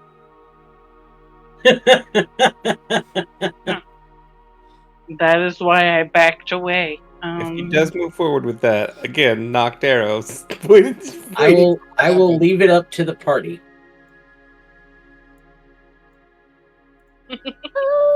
Look at everybody moving. I will leave it up to the party. Party vote. Should I attempt a full level 3 guiding bolt on this rock? Alina, you better move. Light says absolutely. Of course, that says absolutely. Alina, what do you think? Back it up. Light would probably be down for continuing to pick it. Probably would. You'd be Well, like, yeah, I don't let's know go. how that works. I don't think so. Everybody backed away, so I'm assuming that everyone is me going with this plan. I mean, Oh I'm my mostly gosh. fearful that you're going Do to it. anyway, but Do it. Do it. All right, here we go.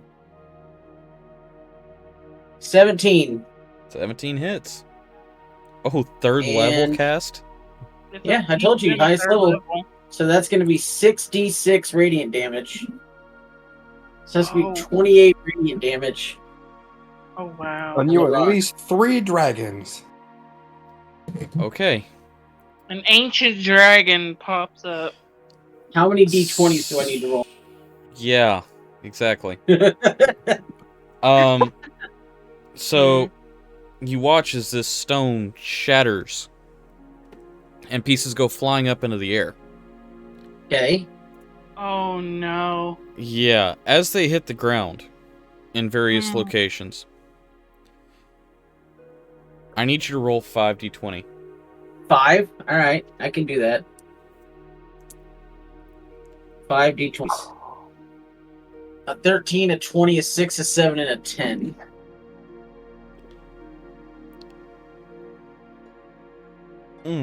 Okay. So, first one, the 13. Oh, dear God, really? Okay. You don't want your DM to say.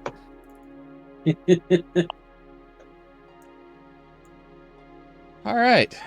So, first one pops, and in the sky, before it In the even hits sky? the ground.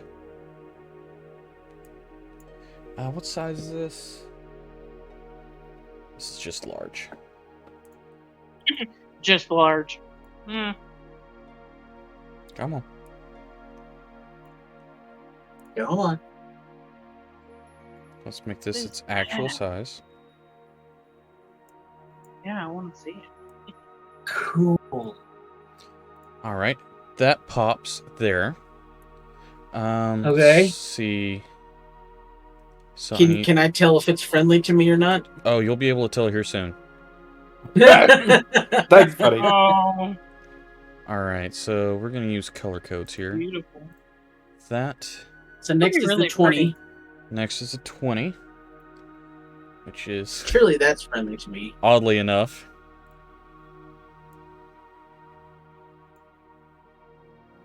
Yay! Fluffy's Hey. back! Fluffy's bag. All right, It might be on our side this time. He He was, was last on our time. side the first time. He was. He is also technically large. Doesn't mean he is this time. Whew. go. Scenes from a hat. Words you don't want a DM to say. Let's see. So that's 13, 20, 6. Okay. Where you at? There you are. And what size is this one? This one is also large. I'm out.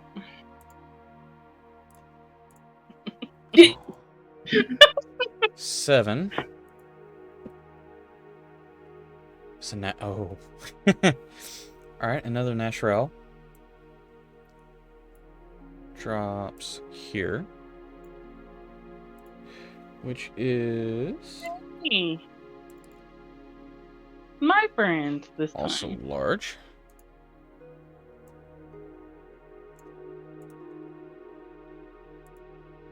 So many new friends. Uh-oh. I think 2 of them are and 2 of them And aren't. 10. Mm. Oh, really? Oh, that's gonna be fun. Oh, words, Yep. words you don't want your DM to say. I have a feeling I'm going to be using my backup character. There we go. Oh gosh. We do have the ability to fully die, by the way. Just putting it out there. And Yeah, I this know. one is a medium humanoid. I'm already down 13 points, just so you know. All right.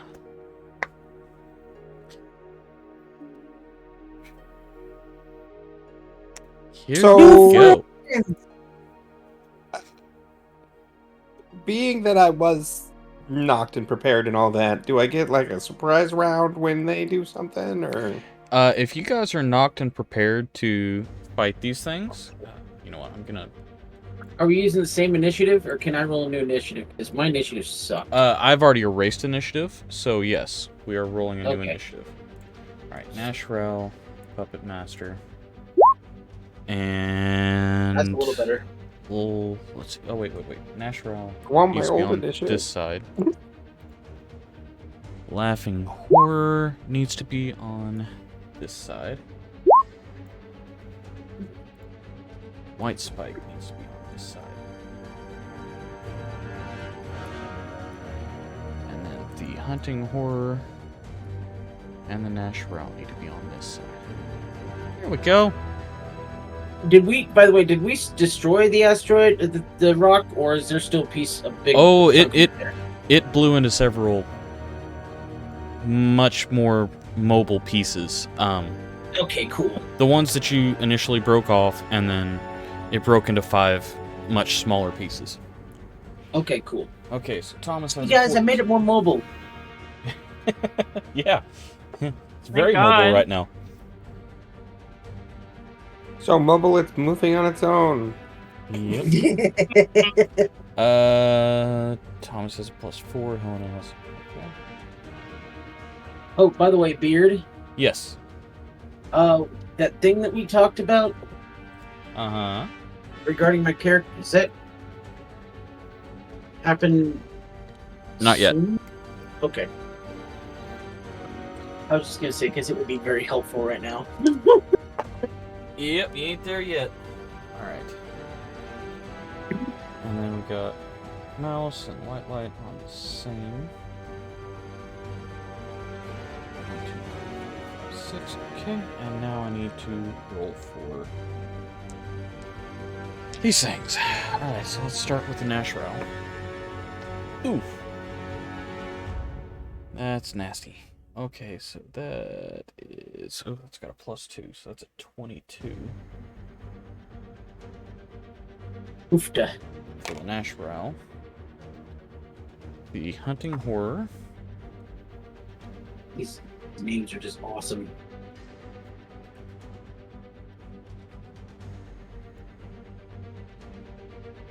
Or is it 12? The Puppet Master. As Hey, is that our old friend, the Puppet Master? the same initiative as Friday. Oh no, it's a very different one. First off, friend? White Spike. 6 plus 4, so 10. Kidnapper and And then the Laughing Horror as a +2.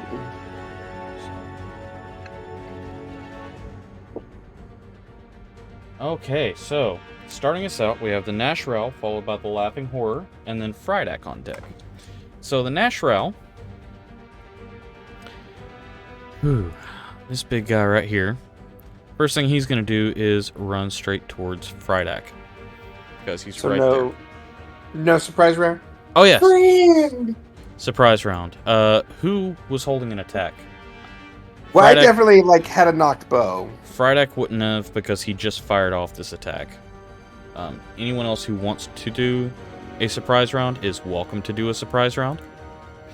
Now the only question is, do I know what are any of these on our side? With them just popping, you wouldn't be able to tell which one. So I guess, can I hold my attack until it looks like one of them is aggressively moving towards my allies? Yes, you can do that. Okay, then I'll do that. Okay. Anyone want to take a lucky shot?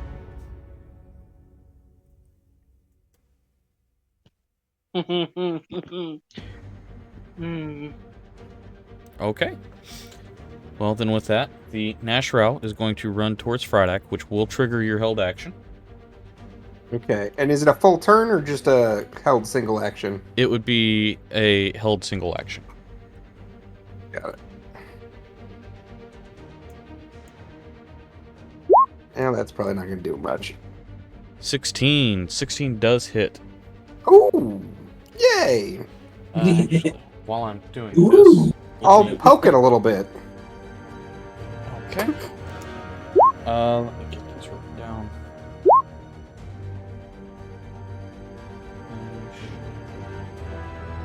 Right.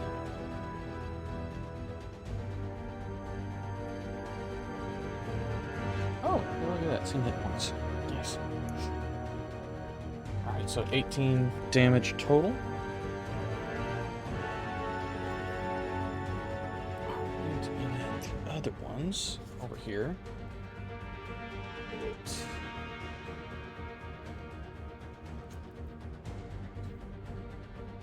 Man, you really let this one loose.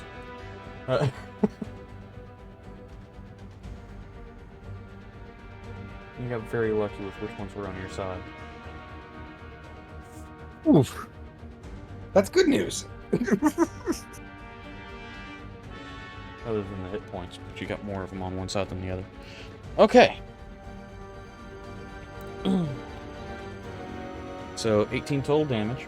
Now it brings us to the... Huh? To me?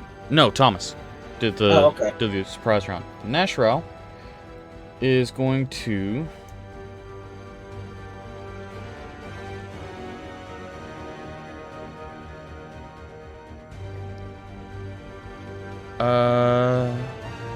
you hit it with a 16. Helena, I don't know if you said anything, but if you did, then we can't hear you. So 24 on the Nashral. Oh, yeah. Okay, so that will hit.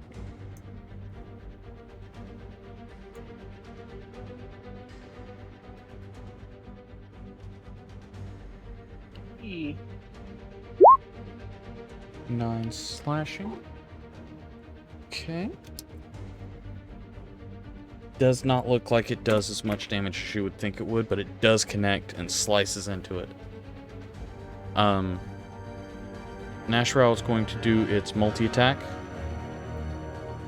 Okay. It's going to do its 3 attacks with scoring spikes. Okay. Frydak goes down. Ooh, okay. Scoring spikes is plus 6 to hit. So that's a 24, an 18, and a 15. The first two hit, the second does, the last does not. Okay. 2d6 plus 3. It's 13 on the first one. Okay. And 7 on the second. Okay. Alright, and that is going to end its turn. That brings us to the Laughing Horror, which, seeing one of its comrades attacked, is going to make its way over. And it is going to use its charge attack. So it's going to do the ram attack. 7 to hit. That does hit. Takes an extra 3d6.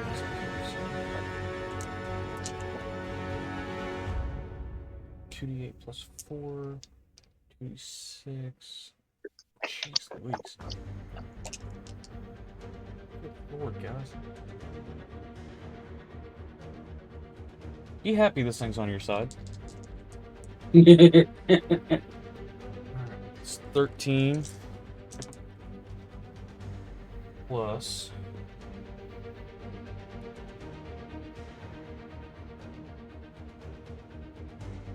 21.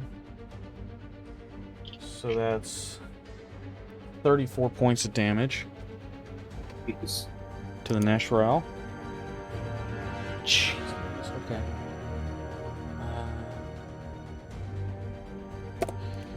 Alright, and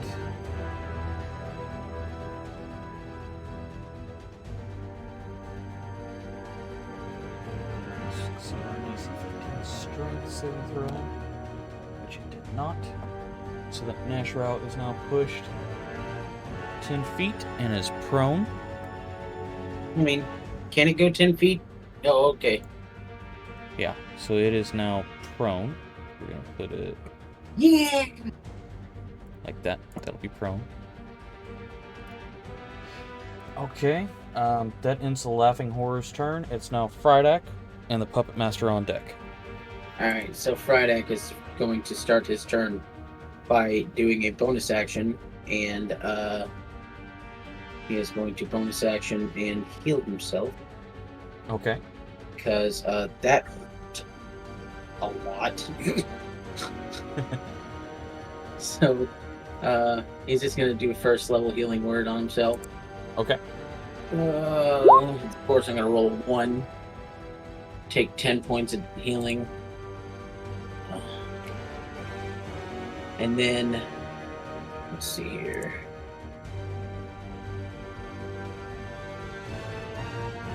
And then he's going to cast another guiding bolt. He's going to cast it at this guy that just tried to stab his face 1,000 times. Okay. 12! That's going to miss, because I hate my life. Yes, 12 does unfortunately miss.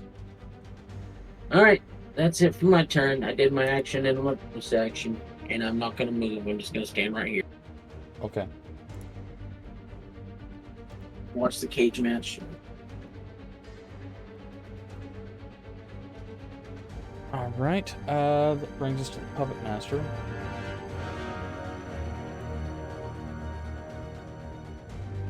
It is... Okay. Puppet Master is going to cast...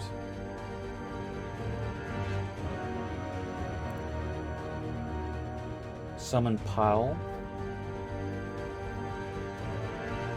So it is going to...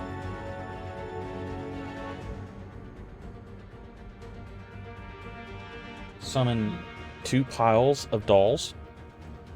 Oh gosh.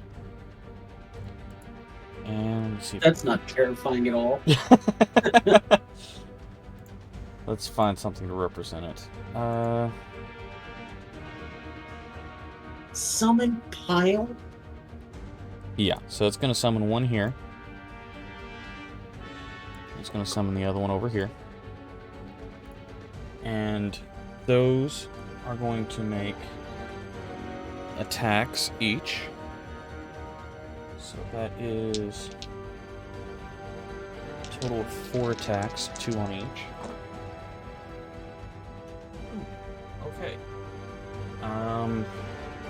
1 attack on this one whiffs, 1 attack on this one whiffs. The other ones, nasty. That one got a natural 17, and this one got a crit. So against the Hunting Horror, we have 46 plus 5. So that is 17 damage. That's that one. And then against the Nashral. Oh, missing one. There we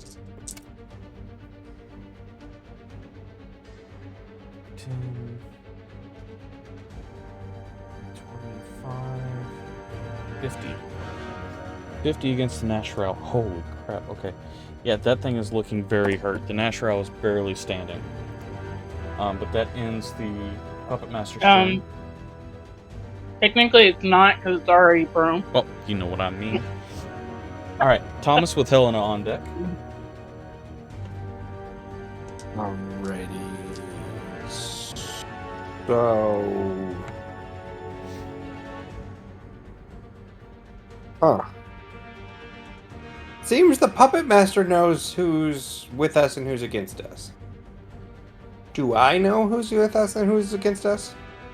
You could probably gather from what's happened so far. Okay. This might not be the best idea, but I'm gonna go over here Okay. Good. Orange bad. and shoot this guy and probably miss. A 13 does miss, unfortunately. And I'll shoot him again.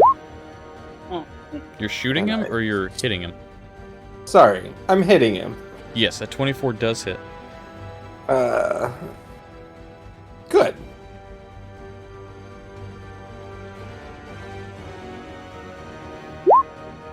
And then I'll use my 2-weapon attack to Okay. hit him again.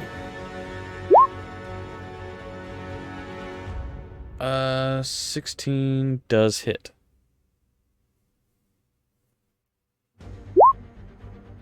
Nine.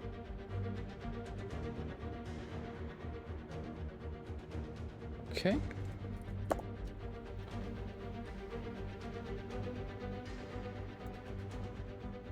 Oh, Alright. oh. Can I retroactively do something? What is it? I should have marked him as a hunter's mark. Yes, you can do that.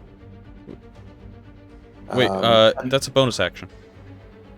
Well, it is, but I should have done it before I did that, which would have given me a 1d6. Right, that's a bonus action and you use 2-weapon fighting. You're right. Fighting I didn't is do that. bonus I can't do action. that. Never mind. Okay, well, I did 2-weapon fighting. Great. Alright, it's Helena's turn with Alina on deck.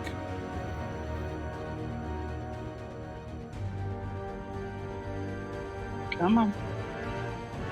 I'm gonna move up here. And going to attack him. Okay. Maybe. The Nashra.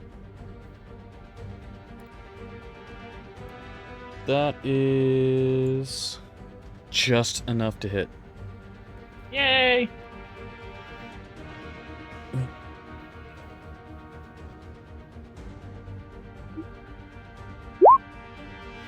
Alright, 13 slashing. How do you want to take out the Nashra? Nice.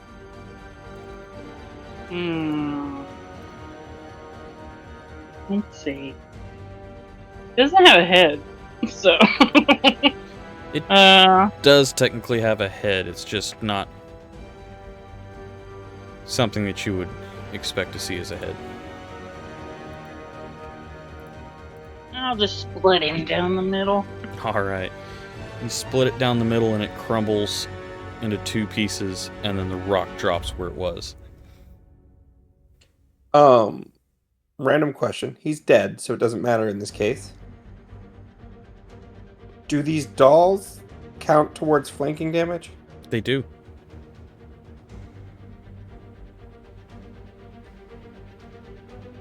Or flanking attack, rather, not damage. Yes. But, you know what I Yeah, mean. they count as flanking. They are considered allies whenever the Puppet Master is your ally.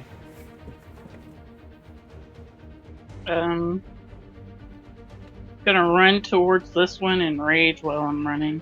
Okay. Not as far, but it's as far as I can get. So I will throw a javelin at it. Okay. That will hit. Thank you. Yay.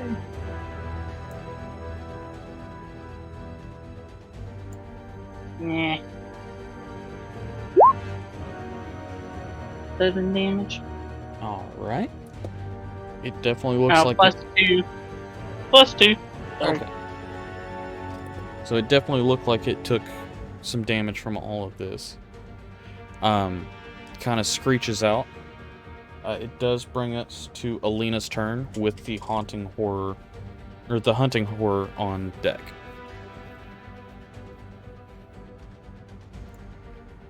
Okay. You gotta give me a quick reminder. Who's helping us? Green Orange is guys. good. Yes, That's what good. I was thinking. green is good, orange is opposing. Orange is really good.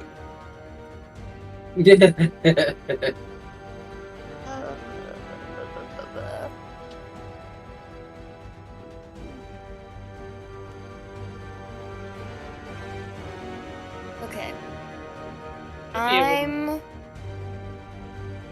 I can throw something at that. Okay, you can throw javelin or your rapier. I don't- No, it's just 5-foot reach, but I can throw my axe. Mm.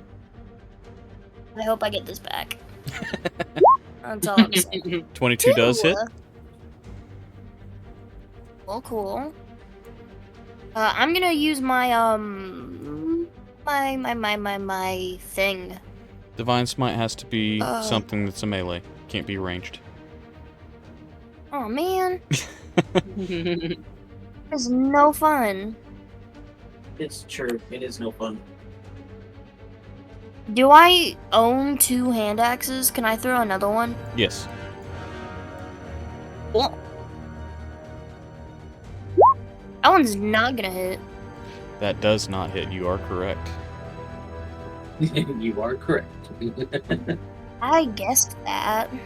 Just saying, guys. All right. Is there anything else you want to do? Ooh, hold on. You choose a creature you can see within range and mystically mark it as your quarry. What is that? Oh, until the spell ends, you deal an extra 1d6 damage. Oh, cool, cool. That sounds like Hunter's Mark. It is Hunter's Mark. I didn't know I had that. I'm assuming that doesn't count for what I've already done. So I'm gonna save that. Unless he allows you to, what's the word? Backtrack back a little bit and say, hey, I cast this Hunter's Mark before that last attack. You can always try. Yeah, I can't. Some DMs will let you. I cast it. Oh, okay. Go I ahead and cast roll it your extra Hunter's Mark d6. before that. Woohoo! Some DMs will let you, some won't. You're It learning, helps that the so DM It helps that the DM is your brother. well, it helps Yeah. that you guys are all still. A lot of you are still learning, so I do have a little bit more leniency right now. All right, with that. I now know that I have Hunter's Mark, and I'm keeping that in mind. With that, it's now the hunting horror's turn. And No, Hunter's Mark, not hunting. No,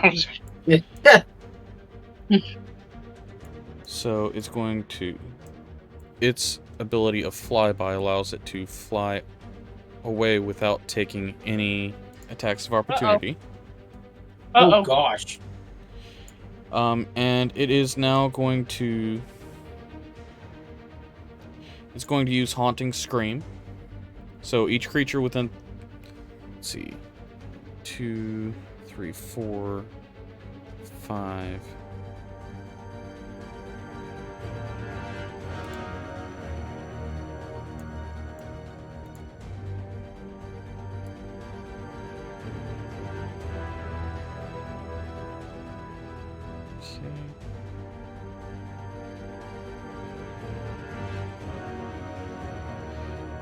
Okay, so I need Thomas, Helena, Alina, and Frydak to make a Wisdom saving throw, DC 15, and then these creatures that are also in range have to.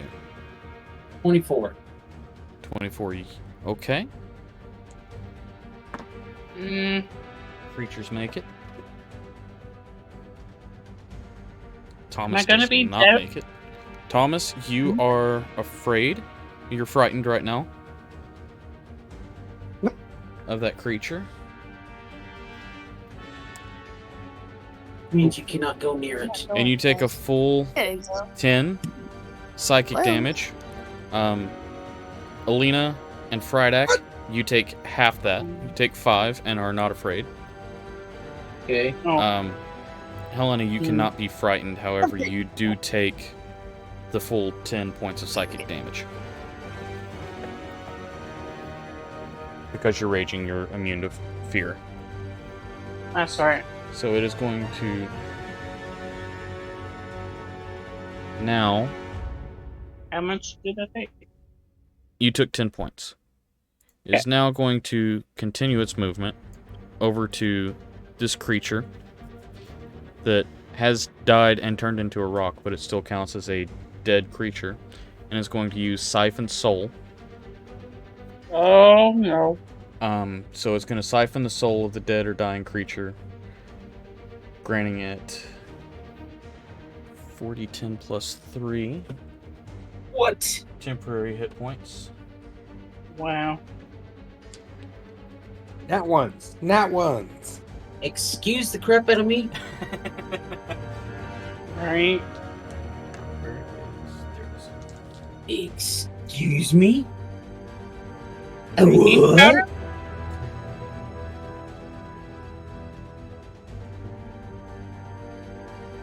All right. So who wants to play healer with our next group of characters? Alright, so Hey, it's gonna that was Taylor. Red said he was going to. pops back up. That's going to end its turn. I do need to get the Nashral off of here, because it is no longer alive. That brings us to the White Spike, which is going to disappear off my page currently. There we go. White Spike is going to use its multi-attack. It's going to run up and do a bite, and actually it's going to stay back. It's going to do 3 attacks with its tentacle spikes. So, 1, 2, 3. Oh, those will hit. Okay, so that's 3. 4. 8. I knew I recognized that thing. Yeah. That was a good movie. That's 13 plus... I could not place that thing. I was like, I knew I've seen that before. Let's see, 13 plus 8, 21, 9 plus 4 is 33. So 33 points of damage to that. Tanked it right back down to below where it was. And yeah. Okay, so that's going to end the White Spike. It's going to bring us to Mouse and Light. So Mouse is going to start out with the Rapier attack, which is a nat 1. Going to attempt it again, Oh, no. which is just short of what it takes to hit. And is going to... Oop, had to move up to do that. Light is going to attempt to use the crossbow. And is also going to whiff it, unfortunately. So, Light and Mouse are out. That brings us back up to the Laughing Horror, with Frydak and the Puppet Master on deck. Laughing Horror is going to get that sheet pulled up.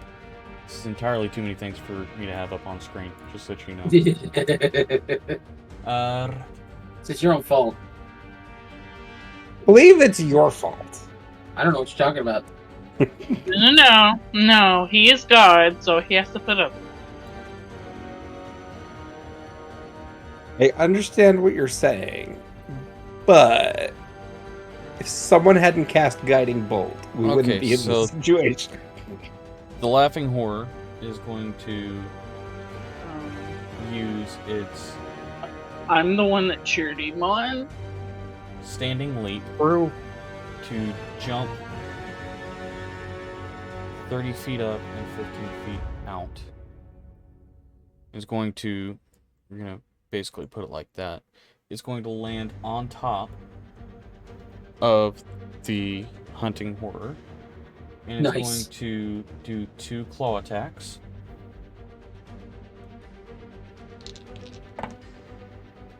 Which is a natural 1 and a natural 19.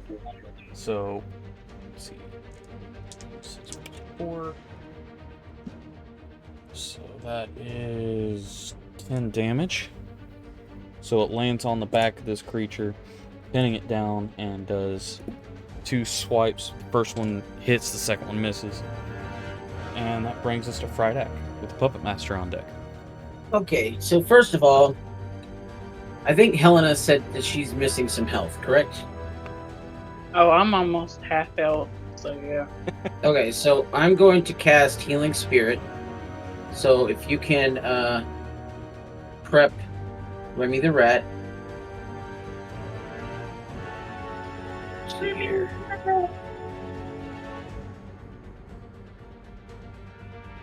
So, oh crap, I shouldn't have rolled that yet. Because it doesn't take into effect until... Do you need Remy the Rat on? Yeah, I need Remy the Rat. Okay. Tell spell. You still have the upgraded one that I gave you? I do. I don't remember if I put it in here, though. Let me see.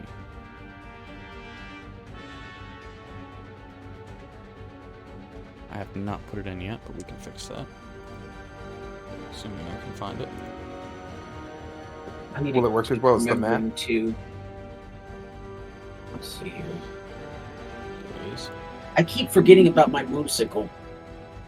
Because my moonsicle, as long as I'm carrying it, I get an extra D4 to healing. To any healing spell that I do.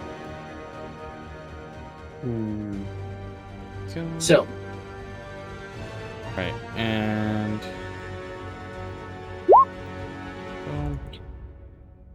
alright, so... Remember the rat is going to appear beside Helena. And, there you go. whenever- You now have control of him. okay.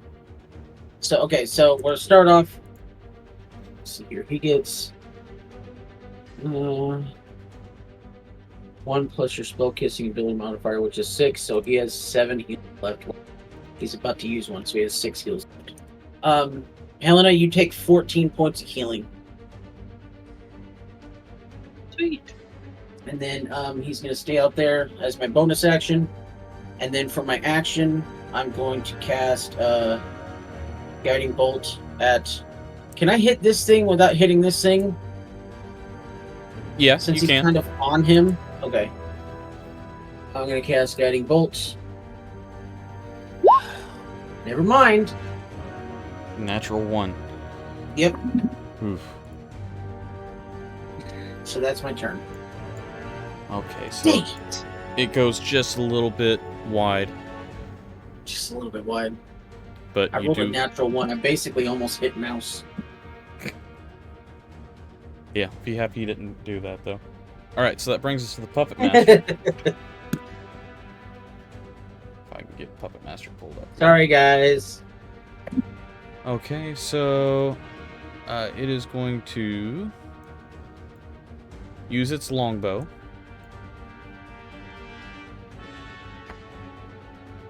And it's going to whiff. So it's going to, instead, for its bonus action, it's going to move that and that, and then it's going to attack with that. Pile of Dolls, which is a 15, which just hits. And 8, 6, 14 points of damage. This thing is starting to look rough, like it doesn't want to fly anymore. That brings us to Thomas with Helena on deck. Thomas, if you can get close to the rat, it'll heal you. I don't. So here's a question: can I move towards the rat, or is that moving towards the creature I'm afraid of? Oh. That would be Yeah, moving you're- towards the creature you're afraid of. Never mind. You cannot move towards the rat. And can I do anything to attack the creature I'm afraid of? You can attack it, it's just at disadvantage. Okay, do I have to run away from it or anything? No, you just can't get any closer. Okay. And there's no such thing as like double disadvantage or anything. Correct. Okay, so I'll just... Okay. Well, I don't probably do anything. No, unfortunately, that misses. I will do a second attack, because I can do that. And that's worse. All right, so I'm just really scared, you're guys! really scared of this thing. It howls out. You shiver in fear and fire off 2 arrows in that general direction. Action. Okay. I fart in your general direction. Well, no, it'd probably be dead before that, so... Yeah, I'm good. Okay, is that the end of your turn? Yeah, I guess so.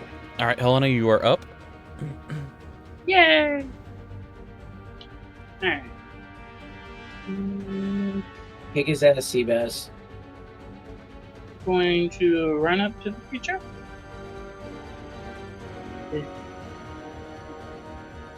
Try and hit it. I think I hit it. That hits.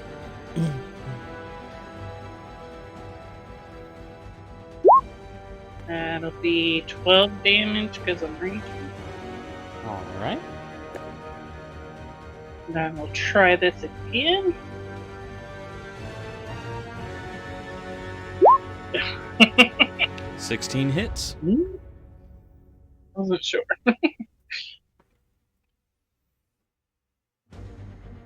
Oh, wow. Well, at least I got that nat 1 out of the way. I'd rather it be on damage than anything else. All right. Anything else you want to do? I think you've used your movement and both your attacks. So Yeah. Does... Not that it really matters. What has to be the opposite for flanking in these kind of situations? in this situation, she would need to have something on the opposing side over this direction. Okay, so like mouse doesn't do it. Right. Okay. Okay. So that brings us to Alina with the hunting horror on deck.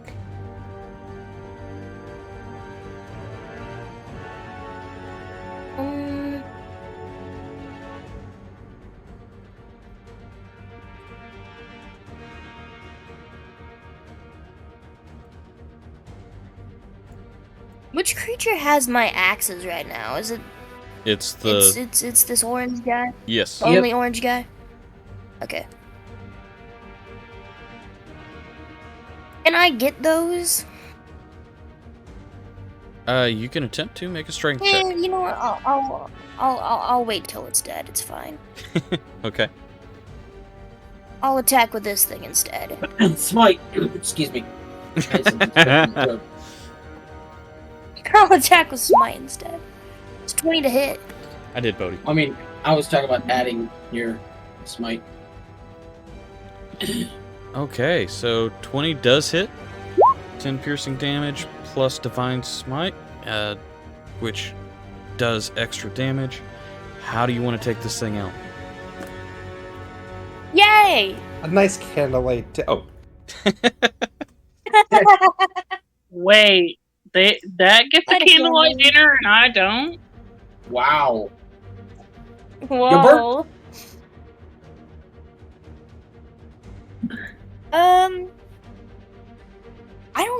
I can't tell what this thing looks like. It looks like just a really long neck. Yeah, you should. Did you? I'm sure you watched the Lord of the Rings movies. You should do like that chick did the Nazgul. Just. I am no man. I do what that chick did to the Nazgul.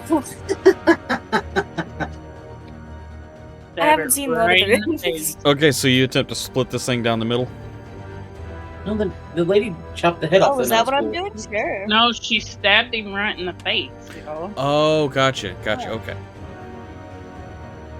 All right, so stabbed it right in the face and Yeah, just I do that. drove it into the dirt Mhm. as the thing comes flying at you with its mouth wide open, which is exactly what it was about to do because it was next. It was next. Helena, the Mhm. Nazgul was the creature that thing was riding. That's the one she chopped the head Oh, off. that's right. That's right. The one she stabbed in the face was the whatever Wraith Lord or whatever he's called. The king. Guys, someone's gotta tell me how I killed this thing. All I'm hearing is about the Gould. All right, so Yeah. this thing I've comes never flying seen down it with its mouth open, ready to attack Alina. And as it gets close, Alina takes her rapier, jumps up, and drives the rapier into the top of its head and pushes it down into the dirt. And it skids to a stop about 20 feet away, and the wings crash down. And you drop back down to the ground as it turns into a larger stone. Can I get my axes out of the stone? No, the axes drop. Just Okay, cool. ting ting. All right. Everyone come pet Remy and get heals. Yep. A couple of minutes later, Definitely want to do that. So later, you get- these things all pop out of existence as well. You get Dark Rider. 11 points, Thomas. And let's see here. Alina gets 7 plus 1. So you get 8 points, Alina. That's all I needed. I'm at max. So I'm can good. we go around and collect all the pieces of rocks?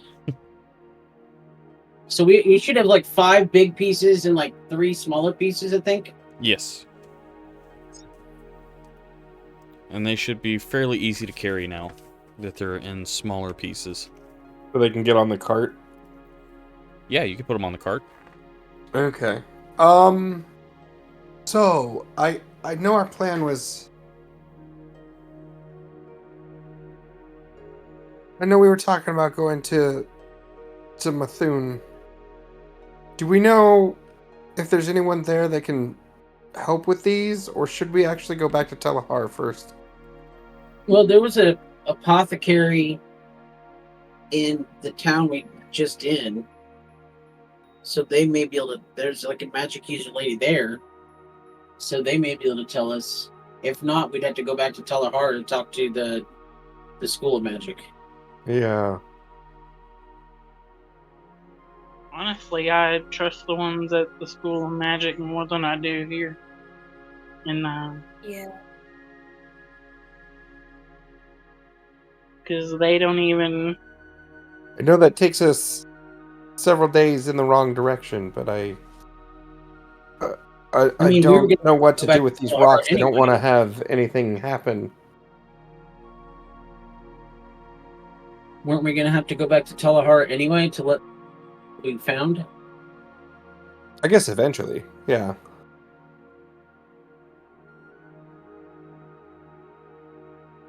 Also, outside of the game, it's almost 2 o'clock in the morning, 3 o'clock for you people.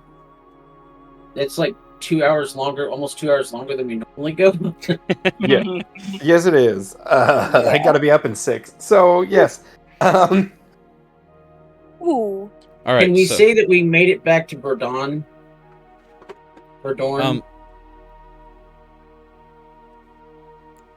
why don't we save that trip for the way back? Let's say that you get the carts loaded up with the stones, and you prepare to take your trip back on the next. Okay, well, Session. you said that it was a full day's journey from out to here. Yes. So shouldn't we do a long rest and then make our way back just in case? Yeah, you can do that. Wouldn't make logical sense. Of course, we are surrounded by magical rocks that could turn into giant creatures at any point. Aside from that, yeah. Can I see if I can find a stone small enough to keep as a keepsake? Yeah, make a investigation check. Why's it gotta be investigation? I would also like to Okay, see if that's there's not any bad. more remnants of the middle left. 17. Okay, you're able to find a few. I give up. That one. Yeah. Frydek doesn't really find a whole lot. Helena comes up, scoops up a bunch of these rocks, and Frydek comes back behind her to look for rocks, and there's nothing left.